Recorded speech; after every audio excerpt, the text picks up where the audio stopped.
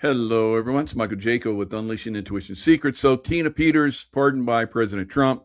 Did you really think she was going to be released right away? Absolutely not. This is a corrupt government in Colorado, the same government that tried to get Trump kicked off the ballot, that voted all of them to kick Trump off the ballot for president. And then the Supreme Court had to come in and say, no, you can't do that. It's unconstitutional.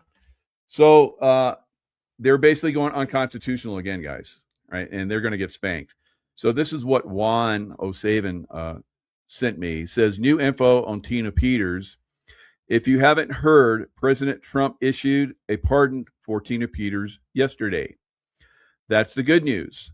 The bad news is that Colorado Governor Polis has made it clear that he will not allow federal intervention into a Colorado state case, and he's not letting Tina out. So let me read on. I need to send that man a lot of love, and we'll see what happens to him. All right. What is not widely understood is that this was fully anticipated and researched.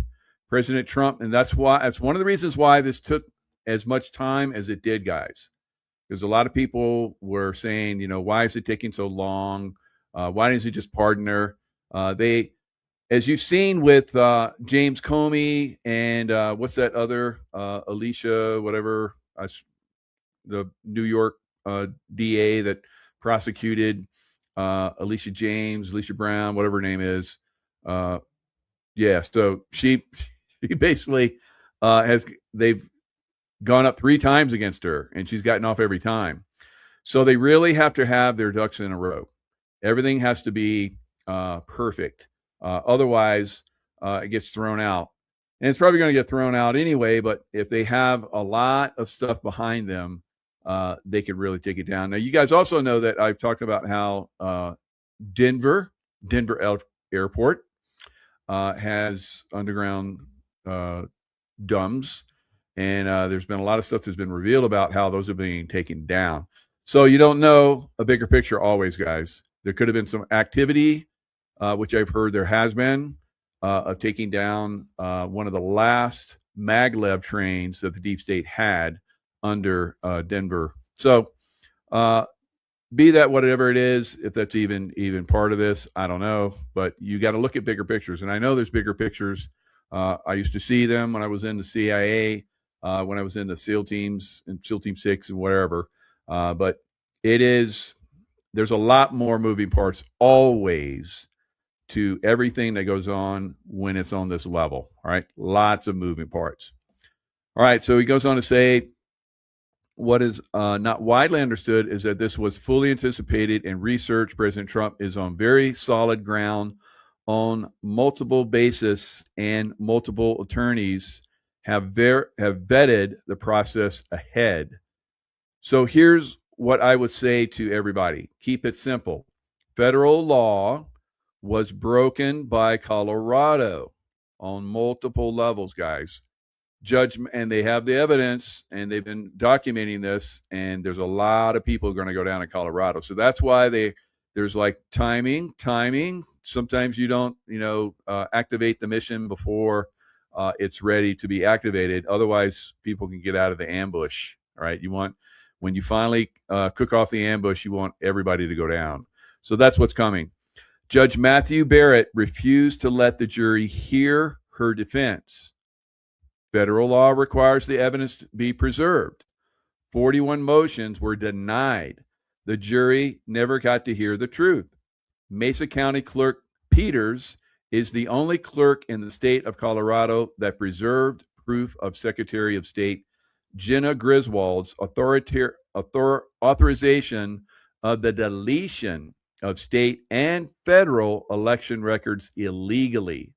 Dominion Vote Systems did the deleting in violation of their contracts, both state and federal. So you see how many laws have been broken by how many people?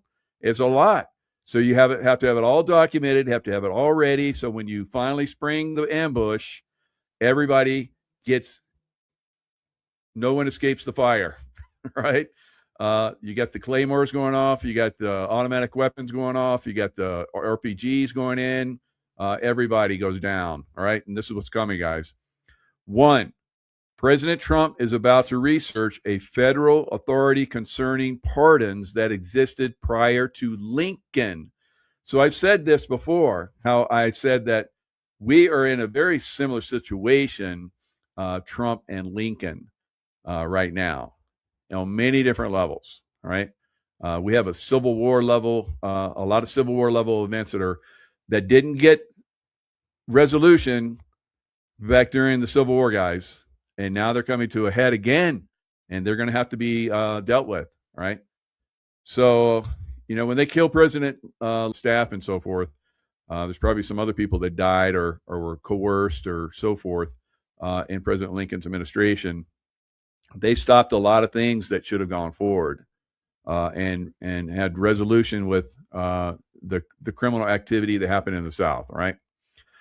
So they broke federal law in the South. Right. And they're breaking federal law now in a lot of these different states. Right. It has to be resolved, guys. Just like a previous court was wrong about Roe versus Wade.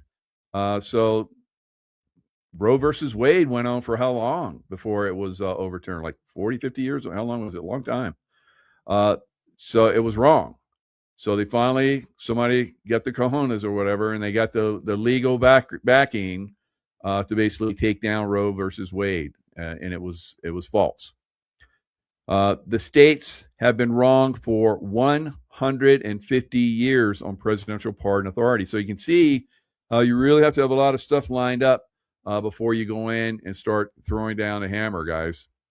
That is about to be challenged hard, and Trump will easily win, just like he did when Colorado courts unanimously worked to remove him from the ballot, and the Supreme Court unanimously trounced the Colorado courts and put Trump on the ballot for presidency.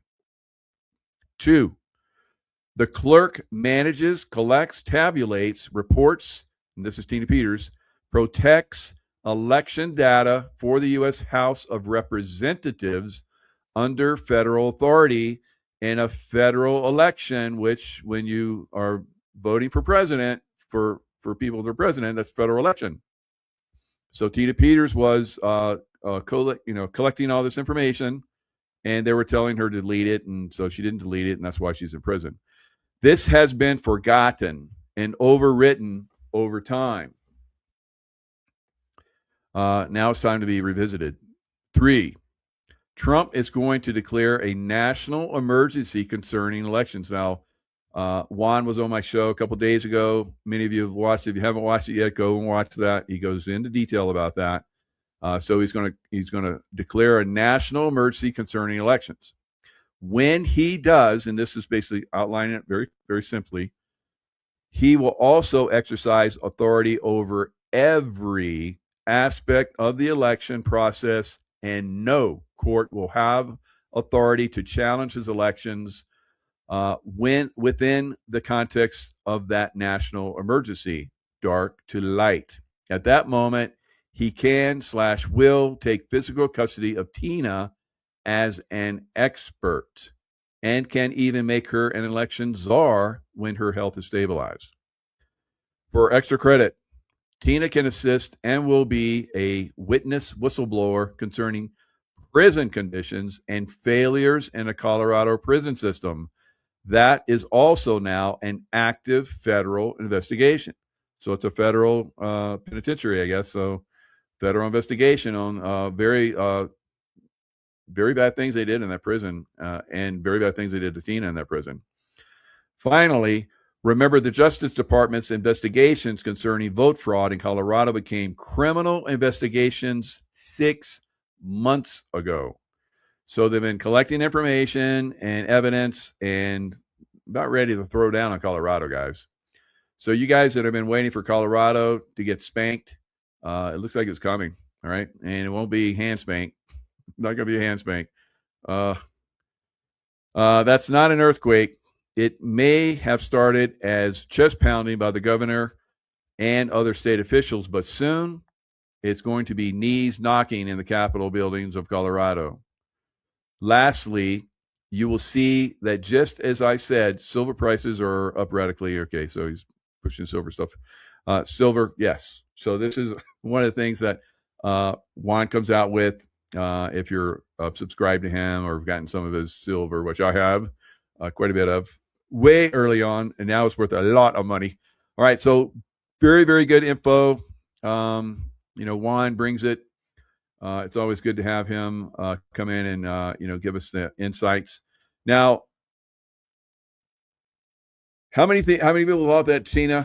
Now I saw when he pardoned Tina that it would be all right, be observant, don't jump out there, all right, don't jump out there. There's nothing more that you can say now because they're not gonna free her. So a lot of you guys, I saw it online. Millions of people were like, Tina Peters is free. No, she's not free till she's out of that prison, guys. So there's more to go through.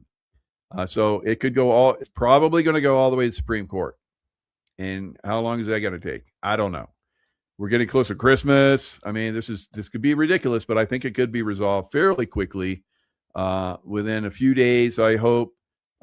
Sometime next week is my best guess that this is going to get resolved. Because no one wants to, push this past the holidays. They want to get this resolved, get her medical care that she needs for her lung and so forth. So I think it's going to be, Crenshaw equals Eye Patch McCain. That's a whole nother story. Eye Patch McCain. Yes, that's very good. So I've been calling him out for a long time. And so, Mike, what's your opinion on Crenshaw threatening? I don't think it was a threat. He was just saying there was, some guys at SEAL Team 6, maybe, I don't know. But I don't think guys at SEAL Team 6, because I was a SEAL Team 6, are going to have a problem with Sean Ryan. If the guys at SEAL Team 6 are smart and know what's going on, they're going to have a problem with Crenshaw, all right? Because he's a bad foe, right? Needs to go bye-bye. Texas needs to vote that bad little boy out of there. All right. So I've talked about this for a long time. I'm not going to go into detail about Crenshaw, Eye Patch McCain. I've done many shows about him. Other people have done many shows about him. If you still are clueless about Eye Patch McCain, go back and see some of the shows. He's a bad mofo. He should not be. He has gone against Trump. He has done some very bad things. You're like, what, Mike? It's like, come on. Sometimes it's like my kids.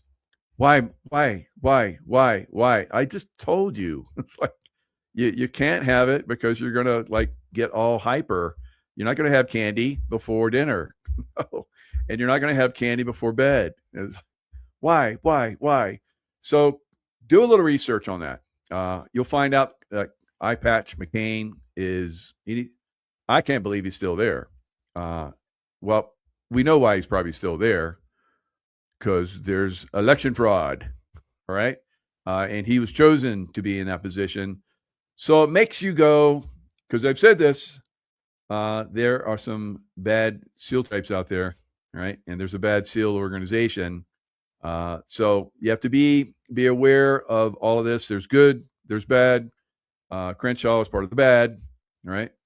And if you support that, you support that. There's a lot of people that I've called out that people still support. And it's like, I followed you until you this guy. And I was like, I'm like a military expert beyond belief. All right. And if I call somebody out, do a little research. Do a little research on your own. And if you can't do a little research, then fine. I'm a bad guy. So that's kind of the way it is. All right, so moving back over to because there's a lot of, to me, that is so sophomoric. It's so low on the totem pole for what's going on. Dan Crenshaw should have been gone long ago. He's still there. He's still making millions of dollars every year, and he only makes $150,000 a year. I don't know whatever hell he makes. I've met the guy. I can tell you that I got a super bad vibe from him. And he came to an event back when we had, you know, the COVID nonsense, and everybody's wearing masks. I wasn't wearing a mask. Everybody backstage at the event that I was doing free, me and other military veterans were doing free, pretty much security for. And so he walks up, and I introduced myself, said I was former Navy SEAL, blah, blah, blah. And he couldn't wait to get away from me. That is not normal. I come up on other SEAL bros, and it's like old school, even if I don't know them, right? And he was embarrassed. That's very suspect. All of you should be going, red flag, red flag, red flag.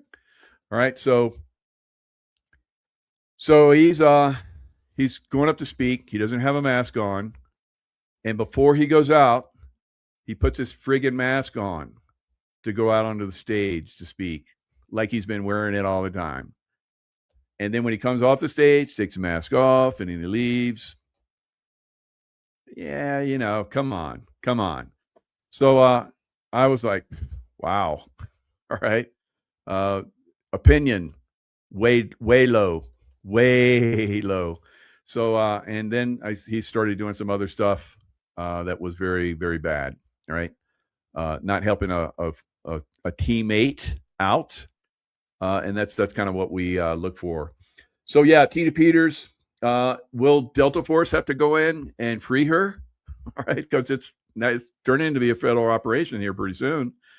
Just like when I was in Panama invasion, I watched the Delta guys practice over and over, several times a week, and then they went in and got Kurt Buse out of the Panama prison because he was doing free speech in the radio broadcast, and Noriega was like, no, you can't tell people what I'm really about. So he put him in prison.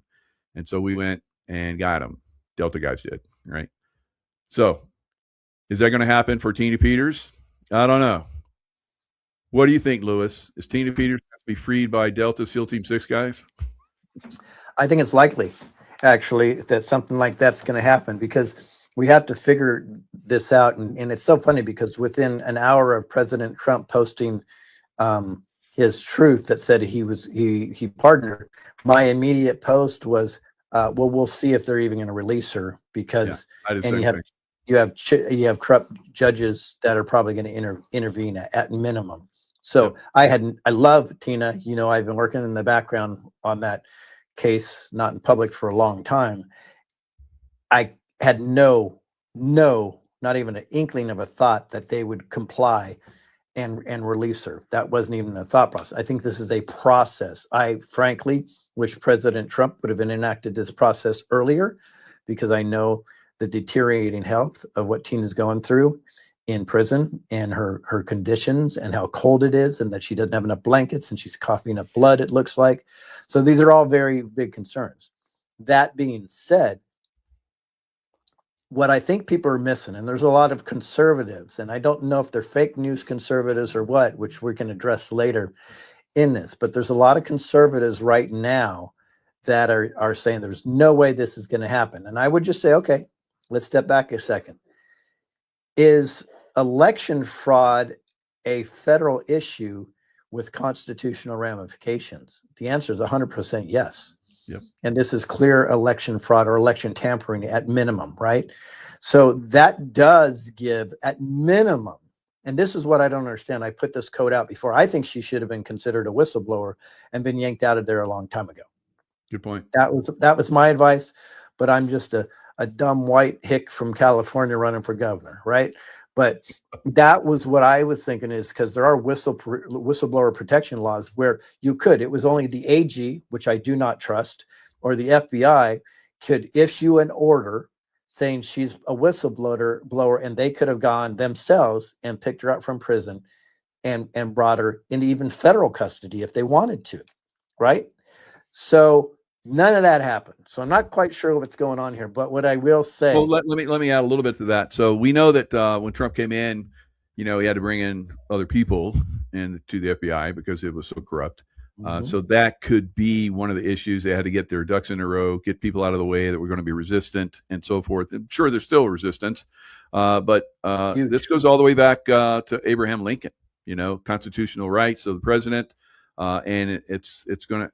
I think they had to really get their ducks in a row because once they moved, there's a lot of different dominoes that are going to start to fall right now. Yep, I agree. And this is a process. So I don't pretend to know what President Trump and his team knows.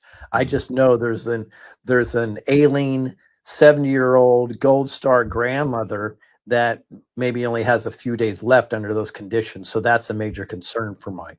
Now, in regards to going in there, I believe we have everything that we would need to send Delta Force in there and take care of business. Now, I will say, if we're going to send Delta Force in to get Tina, you need to go pick up Jenna Griswold and all her cronies the exact same day.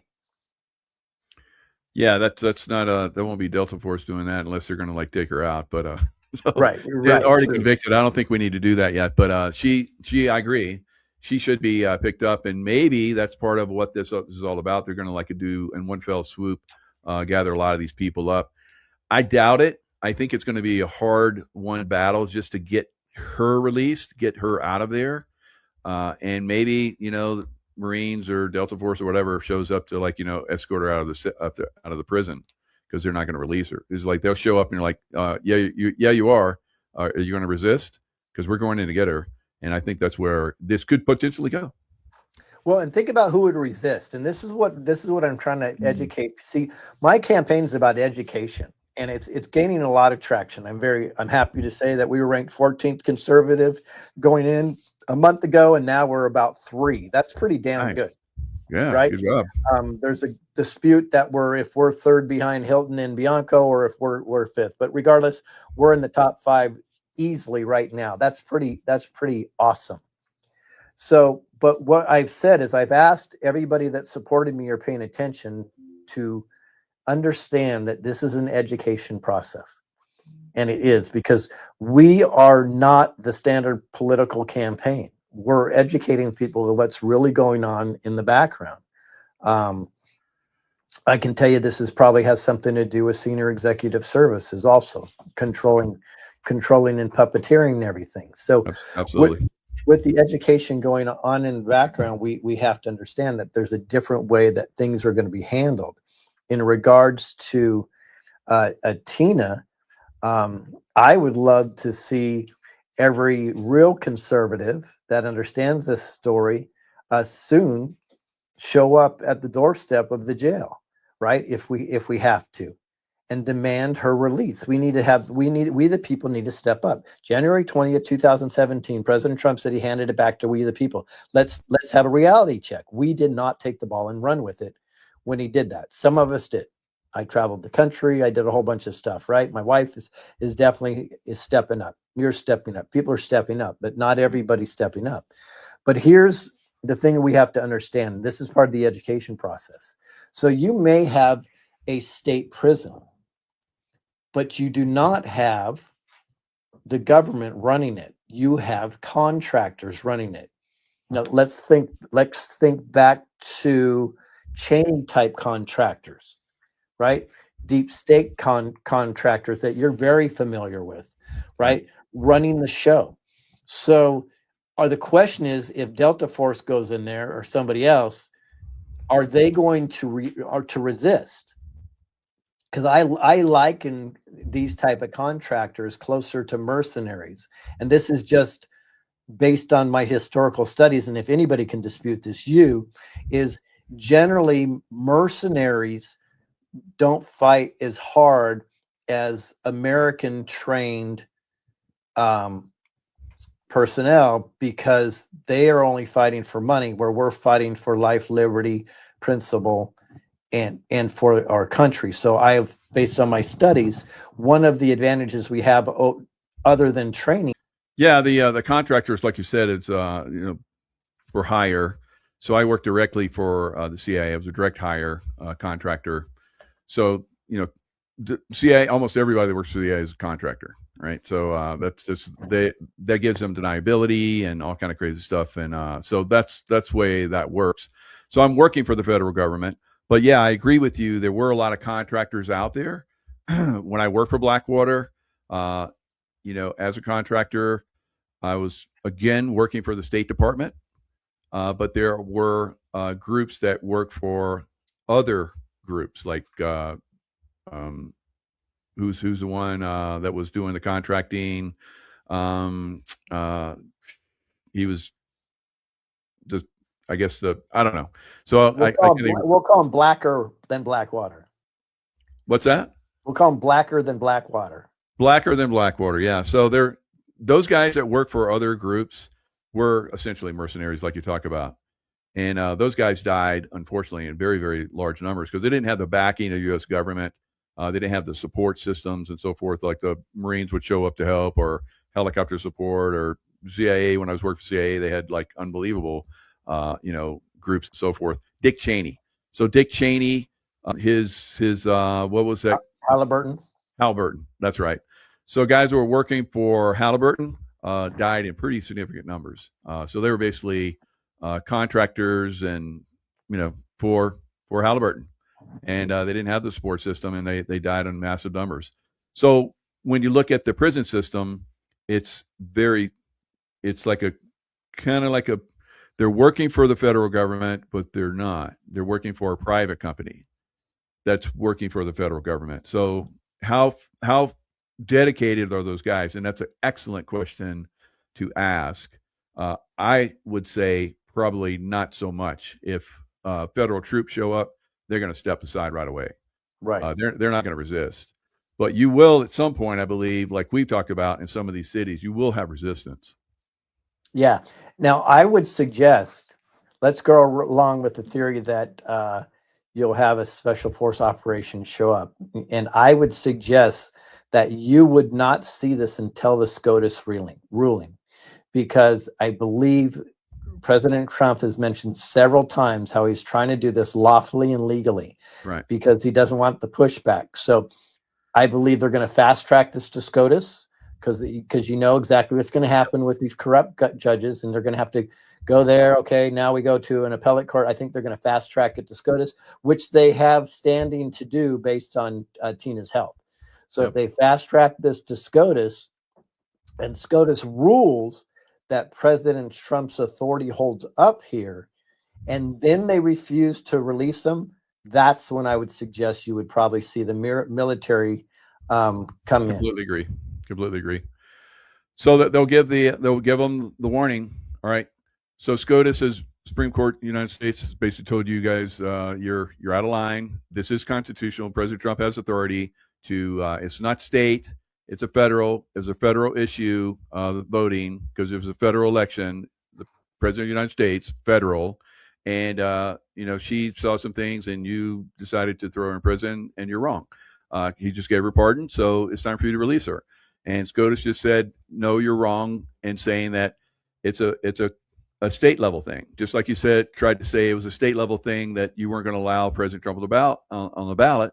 SCOTUS came along and said, no, you will, and you did. So here we are in the same situation once again.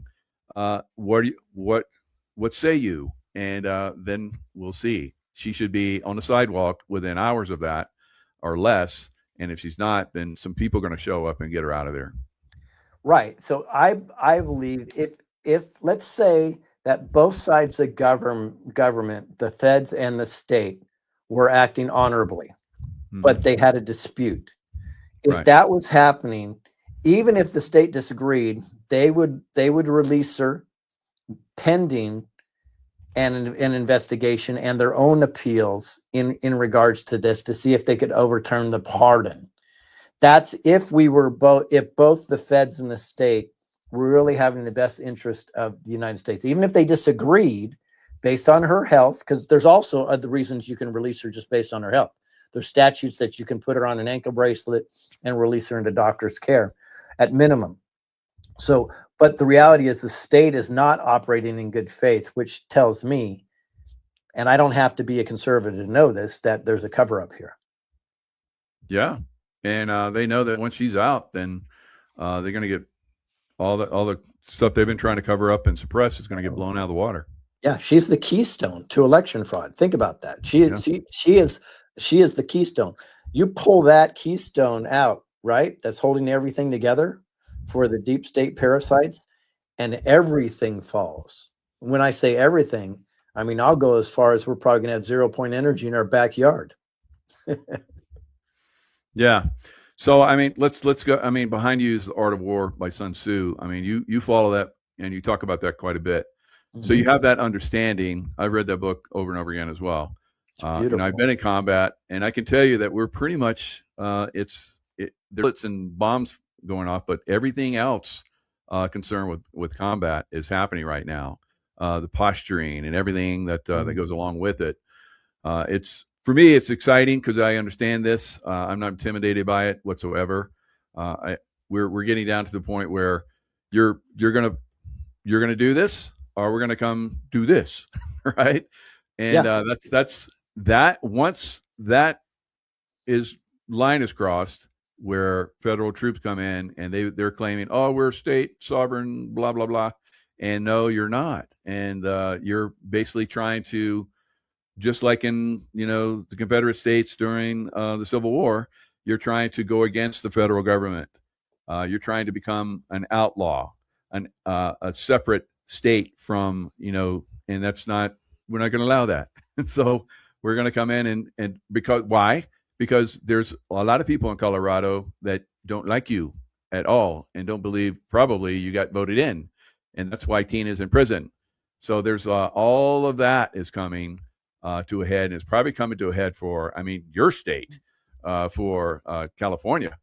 If this happens in Colorado, like I said, we're looking dominoes happen around the country. Well, I already know there's investigations into a Texas prison, a Colorado prison, a New York prison, and I think 2 prisons in California that are being investigated and audited right now for mistreatment of prisoners who would be political prisoners. I'm going to say probably, i.e., Robert Young would be one as well. Absolutely. And there's been many of us have talked about him, and that's just another thing that is one of their manipulation things, executive services and all that stuff. So it goes all the way back to Nazi Germany, really. So, I mean, you're going up against the very corrupt and some of the people that are at the top positions that you're up against. Quite frankly, there's no one that come close to you. And I think the people, once they see that, then those other people that are posturing and won't come to debates and so forth are probably going to be pushed out very quickly. Yeah, I think there's going to be a reckoning on January 10th, because I'm in a debate with there's just 5 of us, and think about this. There's a Daniel Mercury, David Serpa. By the way, I'm going to publicly say both good guys. I think they have the right intentions. I think my negotiating skills, my will, and my solutions are a bit better than theirs, but they're both good guys and have great intentions, in my opinion. Very good. And then you have Steve Hilton and Chad Bianco, who are the pick of the establishment, right? Exactly. So we have 5 of us in that debate. That's going to be fascinating. And we'll see if there's a no-show. Because I'm going to say publicly right here, 5 months ago, I put on my website, and you probably remembered, that we're going to eliminate taxes, income, state taxes, and property taxes in the state of California. Bianco just mentioned that he's going to do that. So let's see his plan, because it's interesting. It took 5 months for him to do that after I already had it on my website. I also said I'm going to have a website called exposure.ca.gov, only we're going to host it before then, which we've been building. It's an extensive website. It'll be a place for whistleblowers and get the information out. And what did Hilton just do this week? He released a whistleblower site. His is, I would be scared to enter anything in there, because it's like, we'll protect your information, don't worry about it. They're not going to post it. They're not going to do anything with it. He's not in a position to do that. Yeah. Yeah. They can completely bury it. Right. So I would say, if you're a whistleblower, I had to be careful. If you truly want to get information out, you'll be able to go to my site soon, and we'll actually post the information that you're talking about, which will actually do something and protect you. But my point is, if I was such a nobody, why why are they using the same solutions that I Because posted? it's a high appeal. People are like, "Holy moly, he's going to do that!" And so Yep. they know there's a big appeal about that, and so they're trying to get their 2 cents in there too. Now, Right. why didn't Chad Bianco come to the debate that you were at just recently? Well, I'm going to give two sides to that story. In fact, in Mhm. the film that I'm producing right now, which is going to release Wednesday, I go into that a little bit. Okay. Which I think you guys are going to love the film. But so what it is supposedly Kim Yater had a conversation with them. They said they were going to go, and then they couldn't. And then Kim rescheduled the whole event around Chad Bianco. Now, and then she mentioned that Bianco's take is different. That it she that he never was going to go there, right? So I'm going to let that play out. What I'm suggesting that both of them do, I would say if I was Kim Yater or if I was Chad with the information, that'll take care of that right there, and just say, here's the correspondence. Here's what we have. Neither of them have done it at this moment, but that would put a stop to this immediately. There, it's very interesting dynamic with Hilton and Bianco, right? Which I go through. This is one of many things I go through in this film, so we can show how we are actually being played by a conservative fake news media that Yes. people think is on our side, but it's not. Because if I'm going to use Fox News as an example, but they're not the only one. There's a lot of podcasters out there. There's a bunch of controlled opposition, Facebook and X accounts. There's all the other medias. We have to scrutinize OAN, Gateway Pundit. We have Newsmax, Blaze. We have to scrutinize all of them, because here's something that really got me to do this. I noticed almost unilaterally, I can find so many of those quotes from Noam Chomsky, from Sigmund Freud's nephew. Plato, 25 years ago, said this is how you can control a population. It's called an illusion of choice, which, by the way, the CIA and the KGB mastered the illusion of choice. Absolutely mastered this. And they ran it in elections all over the world for 4 to 5 decades before now. Hmm. So yeah, here you are. You have the psyop of silence, exposing fake news conservative, so, and that's Hilton probably one of those. I would absolutely have money to bet on that if there was a bet on that. So tell us another production you have. Even while you're running for governor, you have time to do this. Is absolutely amazing. So good job. I don't think I have time to do it. I'm just doing it. Exactly. It's just, you know what? It's a God thing. I was sleeping one night, and I'm like, part of it started out personal. I have to be authentic about that. Is I'm like, how could I do a debate on November 8th with Steve Hilton, somebody that was in all the conservative news media virtually every day, yet when it comes to him doing a debate, none of the media is talking about it. None of them. Mm-mm. Not even Fox News. Like, that's just weird, right? Good point. Yeah. Wow. Go up to the history and origins and talking to my wife, and I'm like, oh wow, we've been dealing this with for decades, and they're like, you mean there's more than two candidates? I didn't. Are you kidding me? People are like shocked, and I'm like, ah, I get it. It's the illusion of choice, even on the conservative side. So they are all in on it. And they're CIA controlled, but CIA is controlled by who? I'm going to go through that in the film, because maybe CIA is an underling to somebody else. And Wow. we're going to cover And that that comes also. out the 17th. Yes, it comes out the 17th, and I just had to go through this, and then it started rolling into other things, and I was thinking, I'm like, what other things are they hiding? And if they're hiding those, they're not on our side. And I think people are going to be upset. There's going to be some news media that is out there, they're going to say, well, no, of course they're on our side. And I go, okay, did they mention Tina Peters? Have they mentioned child trafficking? Have they mentioned all the deaths from you know what? No? Huh. Have they mentioned that in every single state there's multiple candidates running, not just the golden childs that would actually do good if they got equal coverage? No. Why is that? Well, because they're not on your side. You're being controlled. And the Right. conservative fake news media is much more dangerous than the liberal fake news media. Much more dangerous because they're controlling the direction you're going in and you don't even know it. You're very clear what MSNBC and CNN are doing. Yeah, I mean, we saw that with COVID, and pushing that narrative. So and we see the cover up with the child trafficking from that, mainstream media as well. And conservative newscasters, if you want to call them that, like Steve Hilton, how much of what he puts out is part of their narrative they want him to put out there. I think most of it. So uh, that's why he's coming in when someone comes up with a really good idea like you. He's like, oh yeah, I have this idea too, and this idea too. That's one of the problems with coming in with change everything like you're going to do in Mm-hmm. California, which I think everybody's ready for.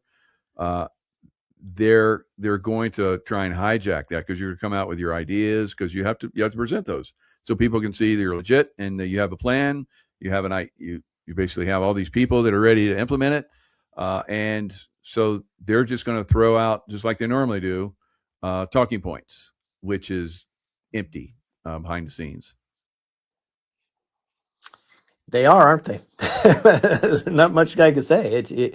You nailed it. And the reality is, this is our time. And I'm not talking about Lewis Herms. I'm talking about we the We the people. people. Beautiful. This Very is good. our time, and we are either going to take the ball and be accountable for the results, or we're going to sit on the sideline.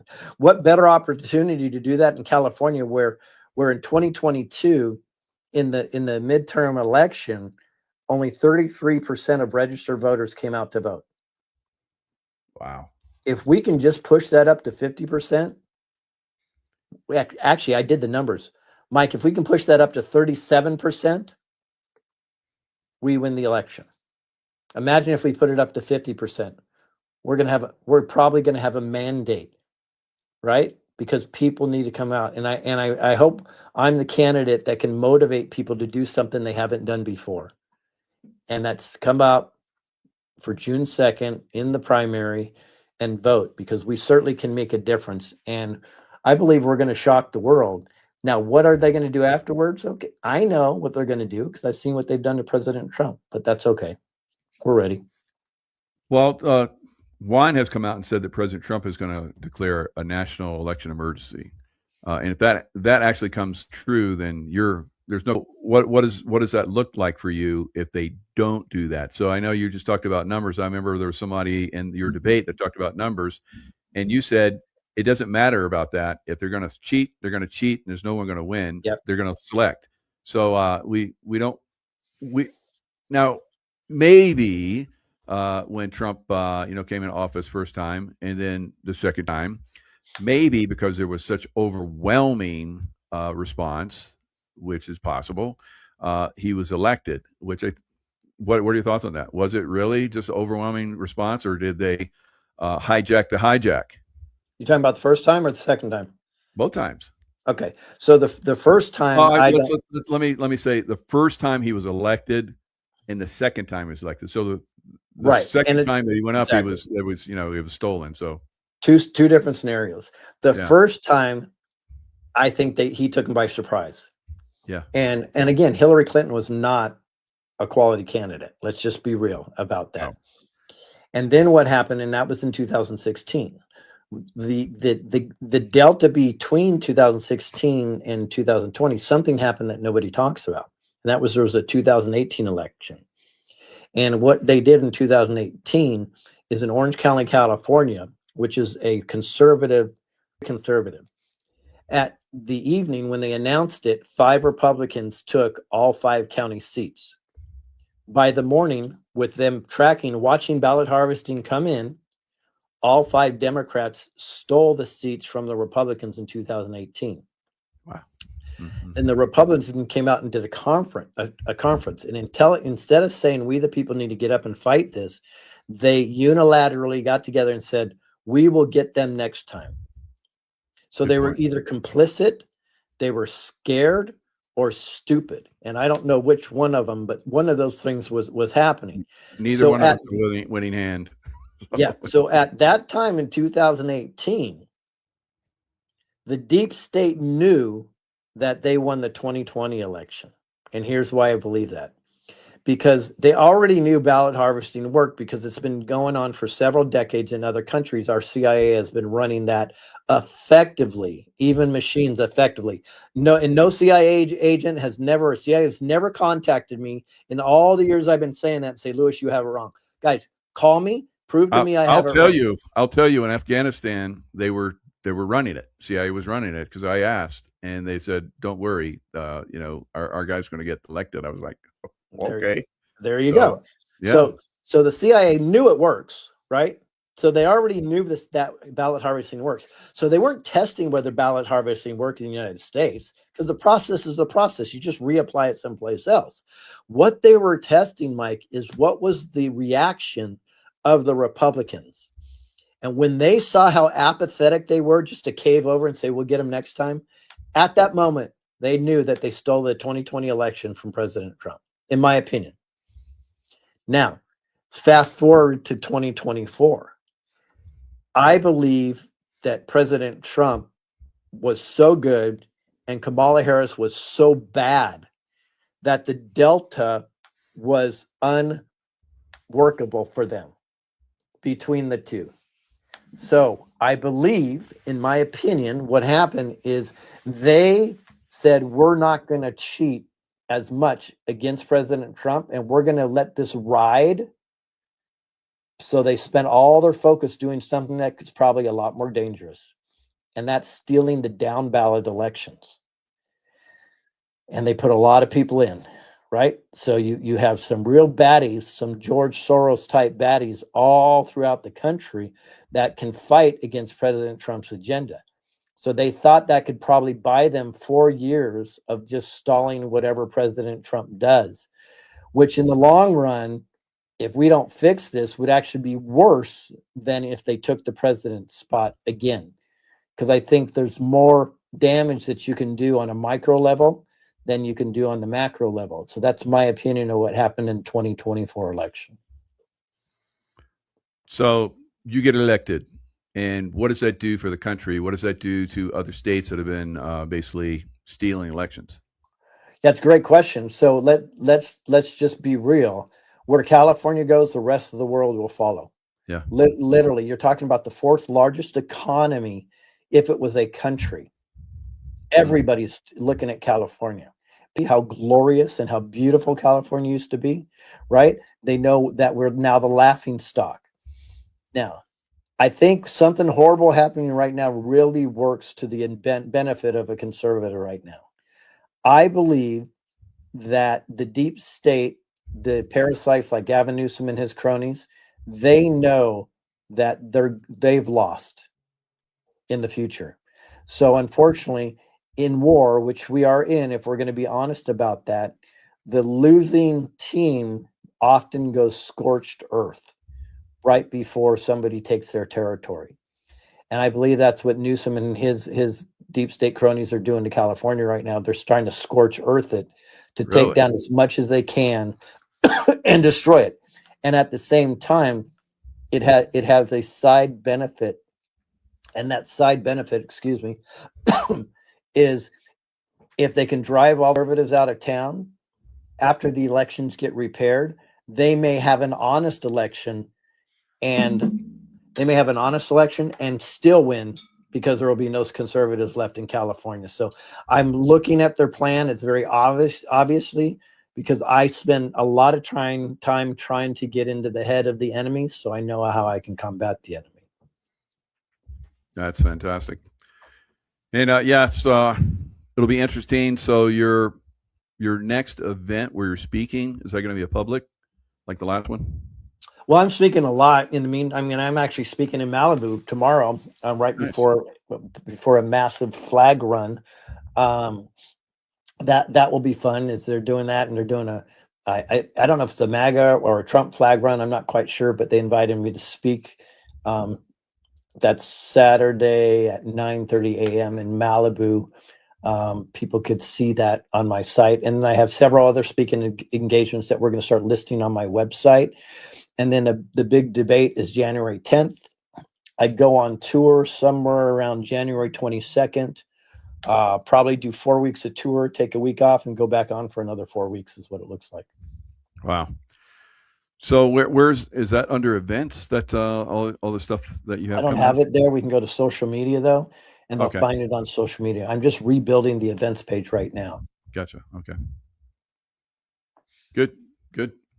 So I like the date that you're going to release that video, the 17th. That's a nice number. So, Yeah, I didn't even think about that. I don't so know how many times I've done something and it's landed on that date. I know you've done that quite a few times actually. Yeah, and I'm not ever thinking about it ahead of time. It just happens to happen.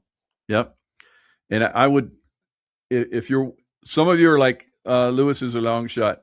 So Lewis was having these events where he would come and speak, and one of the events where he was down in I think it was Sarasota, where I was at one time in Florida, and we were going to go up and we are going to speak at the Georgia Guidestones, and we're going to pray for them. And they blew up before we got there. So that's don't ever discount Lewis. So you never know what's going to come. So I think you're going to blow it up in California and be the next governor. I thrive on being the underdog. Yeah. When I played sports, you played pickup games, sports, football, baseball, basketball. I was very undersized. I didn't really start growing until after I was 17, right? So I was super undersized. I would always get picked last. The next time I was always picked first. So I'm up for the fight, y'all. We've got this. Yeah, I was the same way. I was a runt, and then I just blossomed. Then I was on everybody's wish list team. So. Right, exactly. Yeah, and then went on to do the SEALs and all that kind of stuff. It was great. But from that, I started to learn all of the deep state activities and the stuff that they do, and I see that our country is in great danger. So we need patriots like yourself that are willing to step up and do the right thing, have the right background, love of our country, and so forth. You have great ideas. Wow, your ideas are really unbelievable. So you would work really in the presidency. So if you do get a good job in California, who knows? Maybe you go all the way if you want. So that's fantastic. So Lewis, thanks so much for coming on and giving us your insights. You're a great man, great brother, and I look forward to speaking in the future and being there to support you. Appreciate you, Mike. Y'all just go to hermsforcali.com, volunteer, donate, whatever you can. We've got this, but we have to do it together. That's just the way it is. Absolutely. And you're not under any party, are you? No, so which actually gives me an advantage that people don't understand Yeah. because it's a jungle primary, which is an open primary. So the non-political parties or the independents combined have recently surpassed the Republicans in numbers. Think about that. Yeah. So I'll grab the majority of them. I'll grab a good portion of the Republicans, and based on some common sense ideas, I can even grab the JFK Democrats. So we got a beautiful run. So if people are discounting me, they should probably That's right. So RFK Jr. Has he supported you yet? Come out in the open? Well, no, but I will tell you, I can officially tell you, as I'm working with 3 people from the RFK Jr. team, Yep. literally, somebody that's really friends with Bobby Kennedy just texted me while you and I were talking, and I sent her to voicemail. I'm sorry, she called me.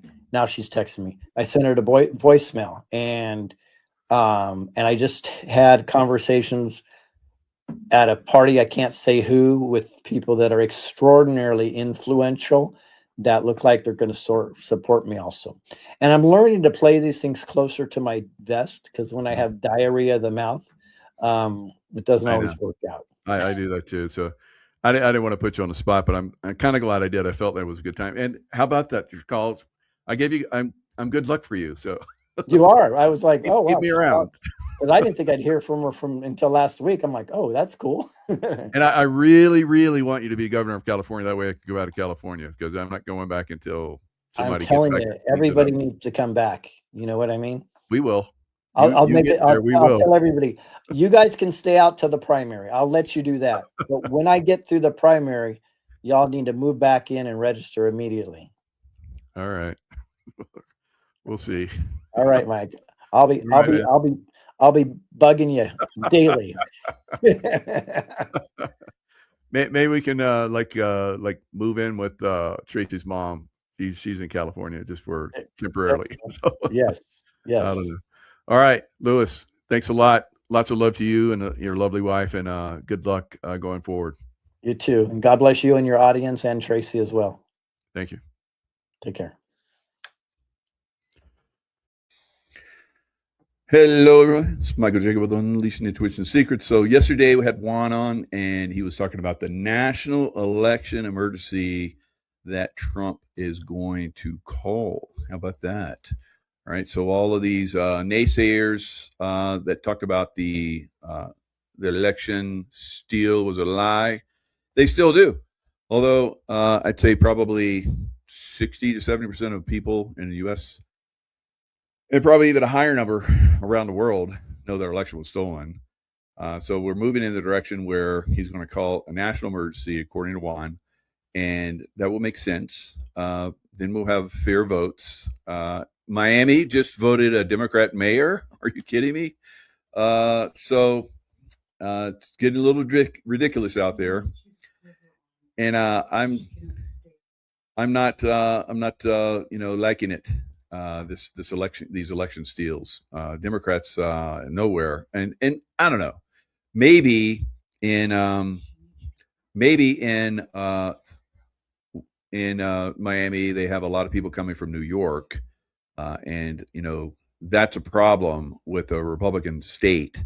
You get a lot of people that are infiltrating from they're running from Democrat hellholes and coming and creating hellholes within Republican good areas.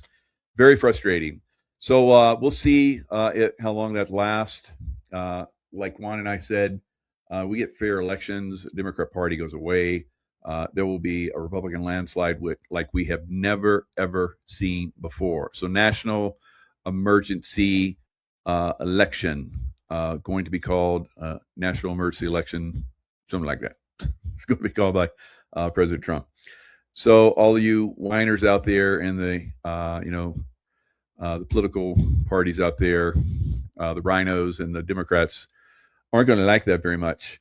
So that's pretty much what he talked about yesterday. If you haven't seen that video, a lot of you have.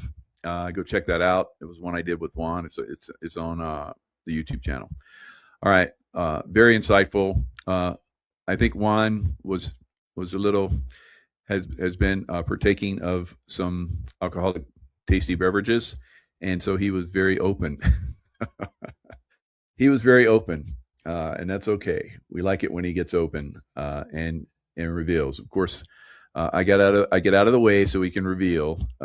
There's a lot of things I like to say, but he has to build a narrative. Because imagine if I were to tell you that you don't have your freedoms anymore, and you're like, well, what do you mean?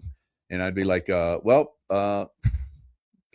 all I got for you. Yeah, there's, I can't tell you anything more than that. You'd want a story behind that, right? You'd want a story behind that, and of course, I have someone that can share a story behind that, and that's the author of Death of Freedom, Michelle Melendez. Michelle, Hey, aloha. wow, what an amazing view! Good job, thank you. I'm in Oahu right now helping a friend, and I just thought I'm going to sit outside and show you guys Diamond Head. Diamond Head, I love that. I haven't seen that in a long time up close. That's beautiful. Thank you. Yeah. My book, after I wrote The Great Maui Land Grab, so many people don't understand, how did we get into this mess? How did we lose our freedoms? And that's what the book is about. I'll just share with you guys really quickly how it happened. It was in 1871 when the District of Columbia was created, and they took the Washington and Georgetown, and they stuck them together and created a 10 square mile radius and called it the District of Columbia. And basically what that means, or what that meant to the country, to the nation, was that this district was outside of the United States of America. And it actually was run under Congress. Congress literally, this is where Congress sits. This is the nation. They didn't want to put the capital of the nation in any sovereign state, because they didn't want that particular state to have extra power over Congress. So they made this special area outside of the United States of America. And so what happened with this special area that Congress literally runs is it started creating agencies, the FBI, the CIA, the CDC, the educational department, all of it. And then those agencies, their power, their rules and regulations trickled in like fingers into all the sovereign states and took them over because of the rules and regulations of that of the District of Columbia. So that's how we lost our freedom. And I was talking to somebody who was like, how can we gain our freedom back? I said, we can gain it back if the sovereign states got rid of all of the federal government's programs and funding, and we created our own. This would be over. It would be done. And we'd go back to having our sovereignty back. But I don't know. The money's too important for these demons. Yeah, that's true. But we're taking the money away from them, and they're not liking that. Of course, they're trying to push back, but there's nothing they can do about it. And of course, your excellent work, sharing, the Maui, how it was basically a direct injury weapon attack. And then we had the same thing. You brought us a lot of great information about that. Same thing in LA. Mm-hmm. And seems like that's stopped now. Do you think maybe we've gotten No, upper hand on that? I think it's more, it's happening on a lesser scale. I live on the Big Island, so I'm on Oahu right now, but I actually live on the Big Island. And on the other side, we have the Hamakua Coast, which is beautiful. There's been 2 to 3 fires on the Hamakua Coast, 2 fires on Hilo, which is the second largest town on the Big Island. And Right. It's very interesting because you guys got to be looking at your general plans.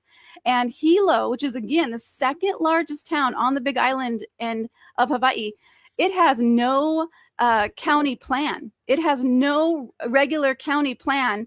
All of the other towns on all the Big Island have their community plans except for Hilo. So we've been going to the county council meetings and talking about this Hawaii General Plan 2045, which wants to turn all important ag land into natural land, which is literally going to force farmers to be having more restrictions on them. Maybe their organic material isn't natural. Maybe the new building they want to create for their farm isn't under natural. So we've been fighting our county council and going to every single meeting. I met with the mayor.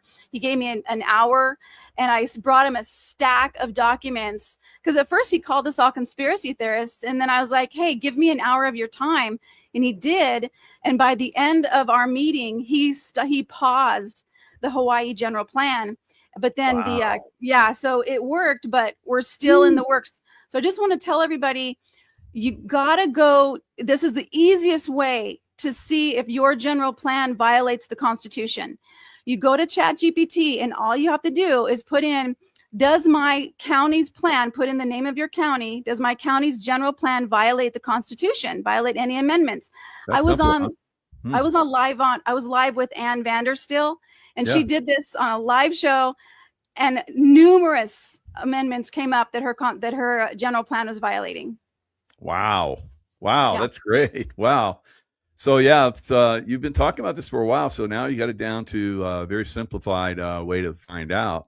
I looked when I was in Madeira Beach. I looked at our plan, and it was pretty good. Good. Although there were some problems when we had our flooding that we started to, those of us that were there started to, show that the city council and so forth was corrupt in a lot of different areas. So you have to be vigilant in a lot of different areas these days.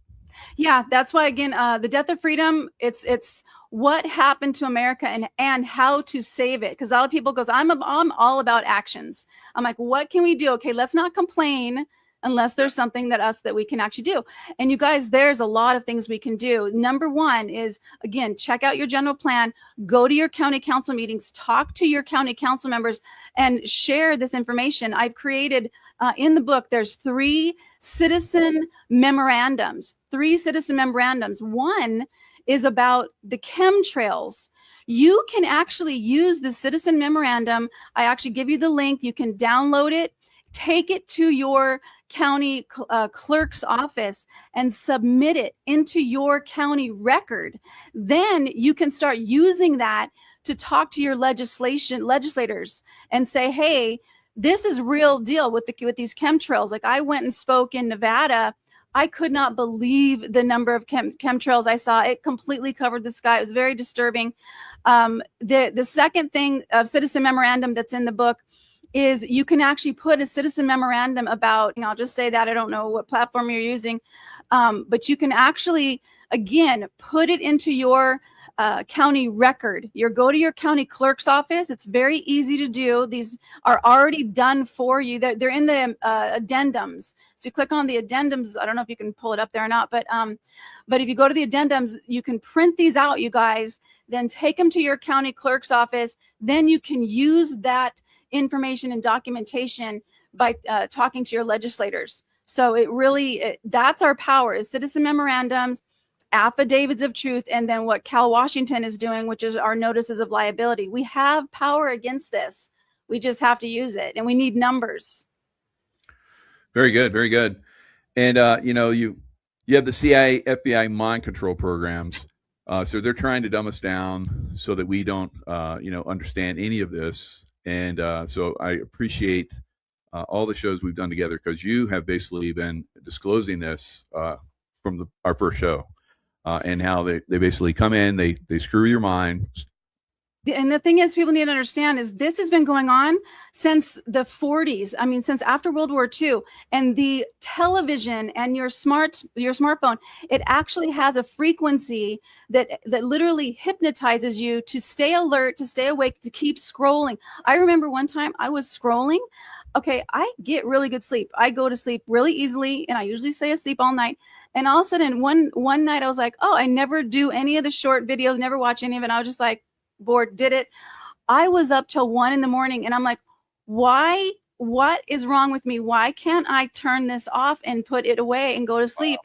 And then I was realized, oh my gosh, this is what mind control is. And so I stopped watching them, but it literally is an addiction, and it's by design, you guys. They know how to do this with your mind, with the frequency. Why in the world, 2009, why did the government, Congress, care about what if you had a digital television or what was that about? Everybody had to go to digital, is because of the frequency, the new frequency of that television. That's why. Because it was all mind control. That is the reason why everybody had to switch to digital. Incredible. Wow. So yeah, more great reveals. I got the audio book. I was listening to it when I was working out. So it's great. You have it in audio format that frees it up for a lot of other people too. So what happened? There's so many people that don't think anything is going on, but it actually explains how we got here. The founding fathers, it's all business related. It is all about commerce. In fact, the court system is based on what's called merchant law merchant. And this is an ancient law. Congress didn't create the system of our government, of our court systems. It actually is based on law merchant, and law merchant was based on the ships. So ships would go into different ports, and they needed one system if anything happened, and that they could go into courts very quickly, solve the issue so that they could get back on their ship and leave. And so what happened was they actually turned this into the system into what we have now, which is the court system. And here's another thing too. When you go into the courts, it's not under the Constitution unless you invoke the Constitution in the court system. And you can do that. And the way that you do that is you basically ask a question. You say, Judge, you and the prosecuting attorney have both signed an oath to defend and support the Constitution. Is that correct? Once the judge says yes, which he's not going to want to do. In fact, Captain Matt, who's in the first book I did, Great Maui Land Grab, he didn't have any plates, any state plates on his car. He was traveling, because you can travel under the Constitution. So he gets pulled over, goes to court.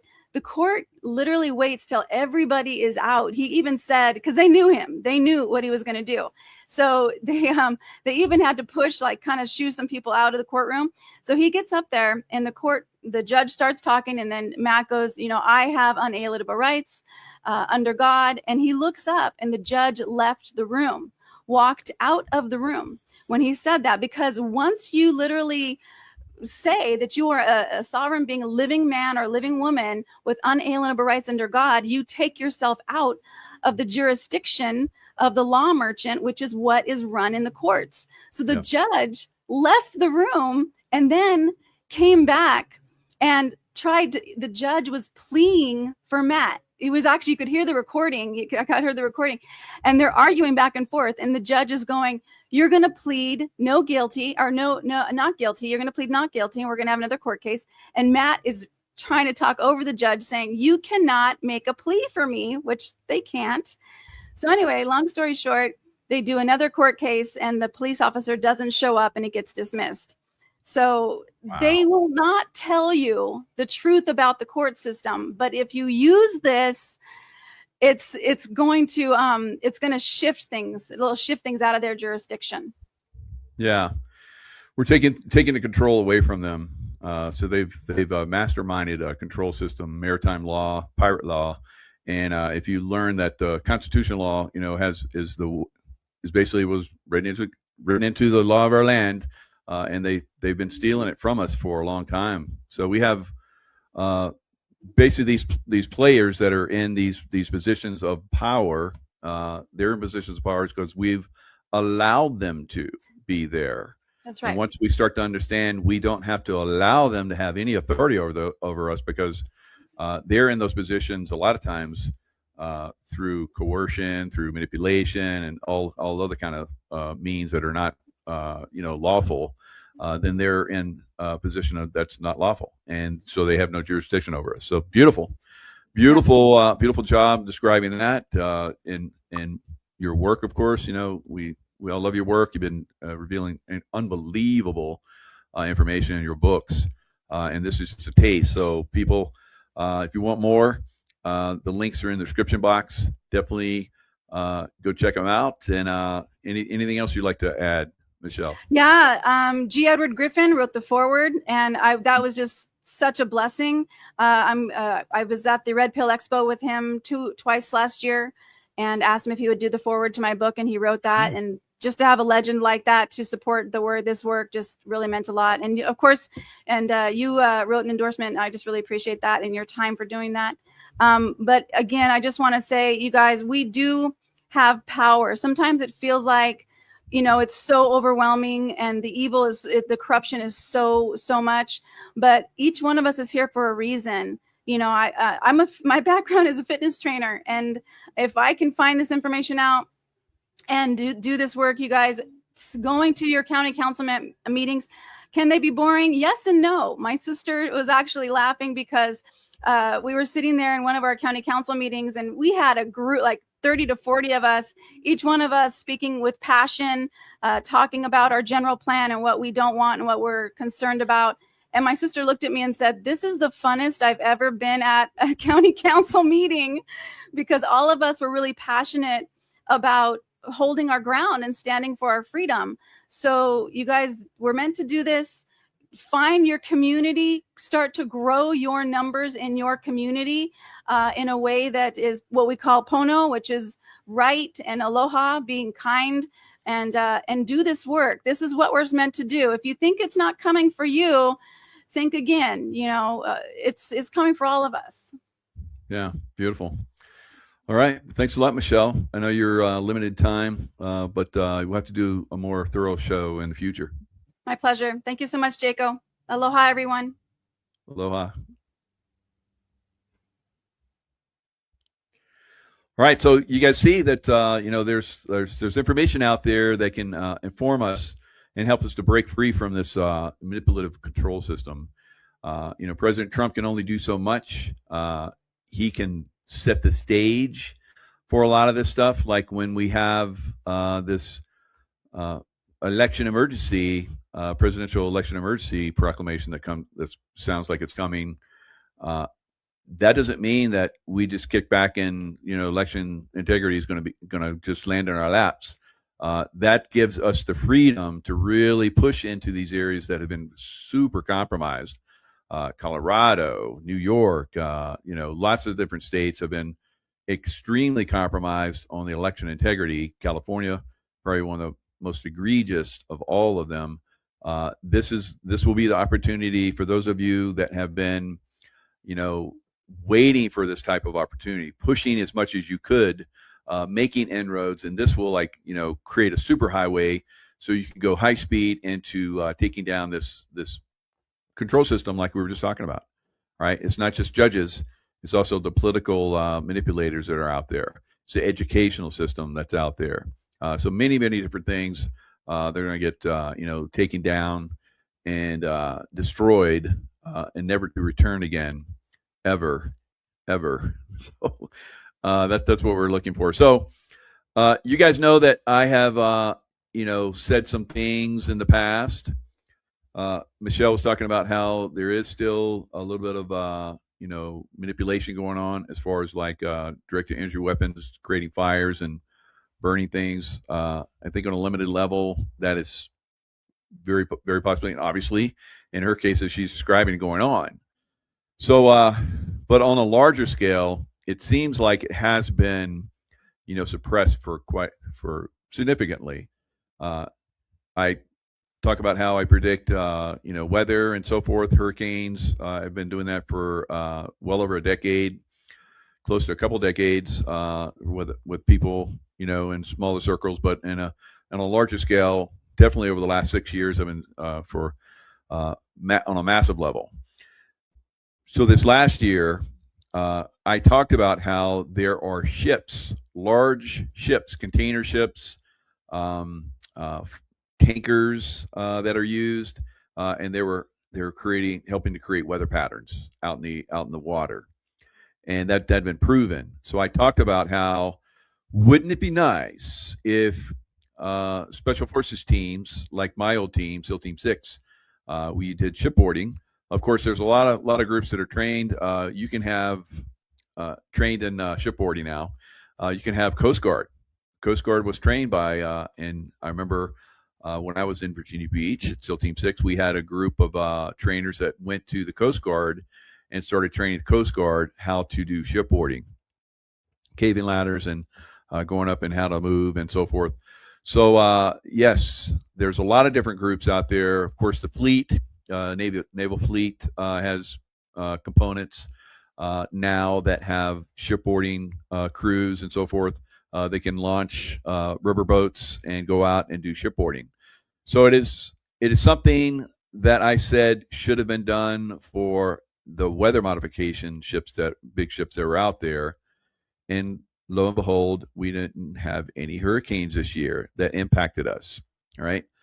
Now, I said, I think maybe a couple days ago, because there's all these people are making comments, because I think they've taken down probably a couple dozen of these speedboat, you know, that are out there, and I think 85 people have been killed, terrorists that are on these speedboats bringing drugs to America. Now, I've known for many decades that we have there are ships out there, like cargo ships, like tankers and so forth, that their rear area, just like you see on ships that are landing craft ships, where their backs basically or their fronts open, and then they have well decks and boats can come in and out. There are tankers and container ships that can do this as well, guys. All right. It's not anything new technology, but it is something that's been hidden from the public for a long time. So a couple of days ago, I talked about that. How about that? So I talked about that, and guess what? One of the headlines is today that we should go board those because that's where the speedboats are going. They're going to these tankers and these vessels that have large, container ships and so forth that have well decks that are allowing these boats to come in. So today we have breaking news, that Trump confirms U.S. forces interception and seizure of sanctioned oil tanker off the coast of Venezuela. How about that? So I think, I've known this for a while, that Trump and team have been paying attention to what I put out. So not that it hasn't been already going on, but because I reveal it or other people reveal it, not just me, but it comes into the public domain through one of us influencers, then it can go into the general public, like we're seeing right here. So you see that gentleman that looks like he's going up a ladder. It looks like I don't know if it's doesn't look like a caving ladder to me, but maybe it's a more stationary ladder. So a little bit easier to go up. The caving ladders are just wire. It's wire on each side, and it's got a little piece of metal that goes in between. And on that metal, we would put what's that? That slip, non-slip stuff that we put on decks. I can't think of the name of it right now, but slips, non-slip stuff, right? So it's been a while. So we put that on the ladders, on the caving ladders, on where the little pieces of metal go, so your boots don't slip. And if you're wearing booties like I used to wear, because I'd be the first one up, that are slick, can be slick even though they have a nice firm sole on them. They can still slip if the metal is just bare metal.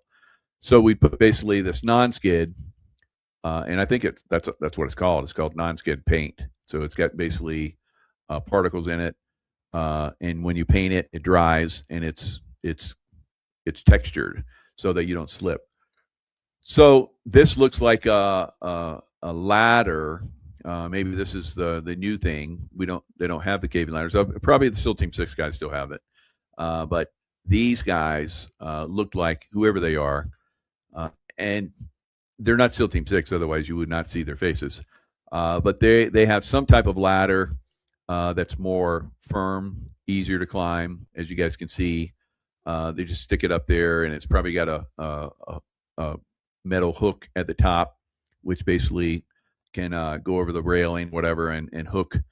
Then the first guy goes up, and he'll like do a carabiner, so the next guys come up, they're safe, right? So that's what I would do. I would be the lead climber. That's why they call it lead climber. So you're first one up. You could be the first one shot too. So you had to come up with the, after being smashed in the boat for hours, in heavy seas, and then you like climb up this ladder with the boat up and down, and then you get to the top, and you like have to break out your pistol just before you come over the top, and nope, there's nobody there to shoot. Put it, and then get up and then make it safe and signal down to everybody to come up, and then everybody comes up, and then you take down the ship. So that's what, and by when I say take down a ship, you head for the bridge. Now, this can be multiple things that happen at once. So we would have snipers that would come in, little birds that would cover us, and then we would have C-60, or not C-60, but MH-60s, Blackhawks that would come in, and guys would fast rope on the Blackhawks on either side, and then they go up and take down the bridge, and then we start deck by deck, taking over the ship, right? So this is probably what's going on out there now. So you had these speedboats that were going, so they weren't letting on that they knew where they were going, right? But they knew, of course, they knew.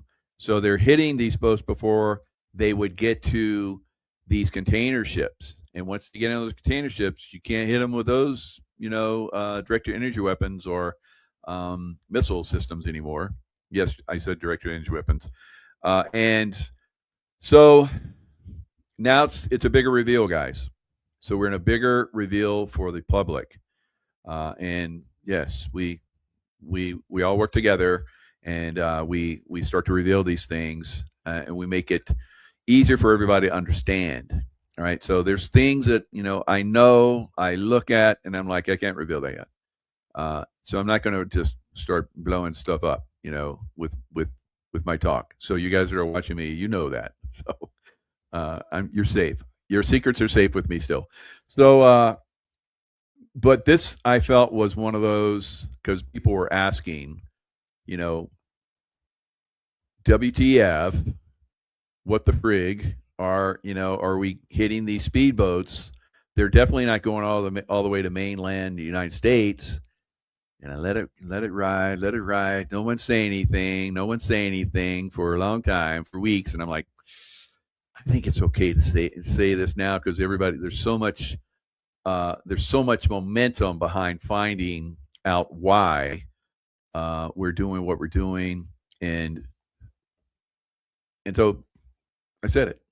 I said it, and now it's out in the news. It's crazy how that works, right? There's a lot more things I could be saying, but they'll have to wait for the perfect time. All right, so not only am I well informed, from decades of working within that environment and working with systems that were extremely advanced, and are still so advanced that you're not going to see them probably for, I don't know, maybe a couple of years until some of those secrets start to be revealed that everybody can benefit from. But it's also from my remote viewing. All right, so I see things, and if I see or hear someone else say something that I have remote view that I know is like, it's kind of sketch. It's on the cusp of, maybe I shouldn't be revealing this yet, but if I hear someone within administration say something along those lines, and I'm like, bam, here we go. I'm putting it out there. So it is a very we all have these abilities. I've talked about this for this is before I became an influencer. I was a teacher of remote viewing and remote influencing, and intuition. So I use these skills. That's how I became so popular. I use these skills basically to look and see where things are going and who's doing what. Of course, YouTube did not like that I was very, very informed, so it took me down. So freedom of speech is back for a certain extent. Now, I saw just recently where some people within administration have been saying that free speech is back, but I can tell you that it's back, but not in everything. In healthcare, all right, there's still things that can get you in trouble. But I've been saying a lot of stuff that I said 5-6 years ago that got me taken down. But I'm just full on a lot of this stuff. I have Juan come on. Juan just goes off. I think he likes to come on and build the narrative, like I was talking about before Michelle came on. So Michelle, kind of came in just the perfect time to let you guys know you have to have a story behind, like for instance, we were talking about the freedoms, right? So freedoms have been taken away from us. We can get those back, and we are getting them back. And one of the ways we're going to get them back, we don't have them all yet, but one of the ways we're going to get them back is to have a national election emergency, so that a lot of the people that have been manipulating and controlling us, controlling our consciousness, just like I mentioned with Trump derangement syndrome. When I had Kathy O'Brien on, I wish she had mentioned that while we were having the show, but after the show, we talked a little bit, and she's like, yeah, this Trump derangement syndrome, that's part of the MK Ultra program. And I was like, Ah, yeah. Okay. That totally makes sense now. Ah, yeah. So, and then Juan yesterday said, you know how they keep doing this Russia thing, and they tried to blame Trump for the Russia collusion and all that kind of stuff, which was all false. That's how they killed JFK, because JFK was behind the scenes having communication with his other in Russia, so that we didn't go to war with them. I think that's pretty cool, right?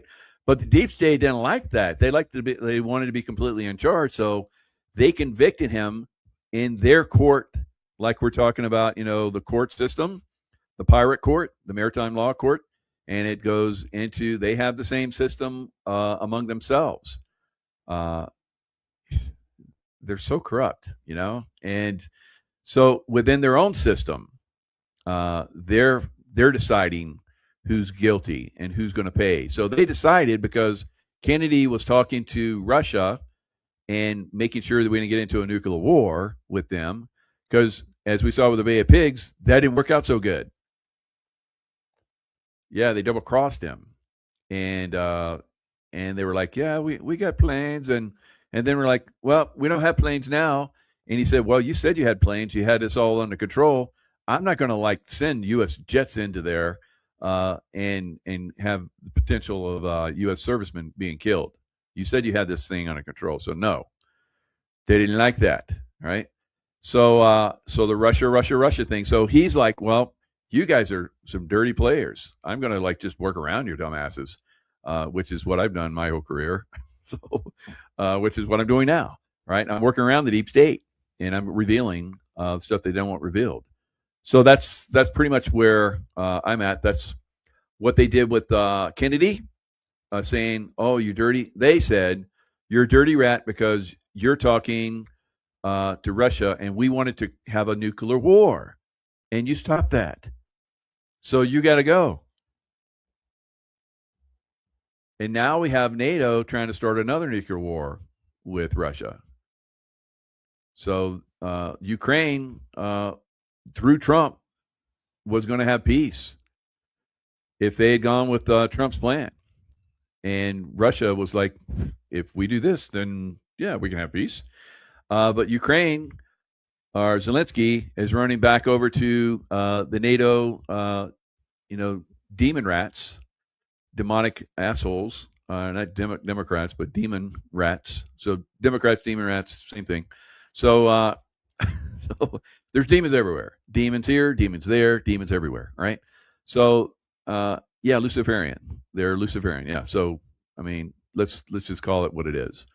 So these people basically are, yeah, we'll give you money. Screw Trump. He's a Russia collusion guy, so we can continue to knock him down because there's Russia involved, just like there was with Kennedy. So they're like, Russia. Yeah. So that's how they attacked Trump for all those years. It's the same thing. That's what Juan revealed last night when I talked to him. And I was like, oh my God, of course. That's why they did the Russia collusion thing.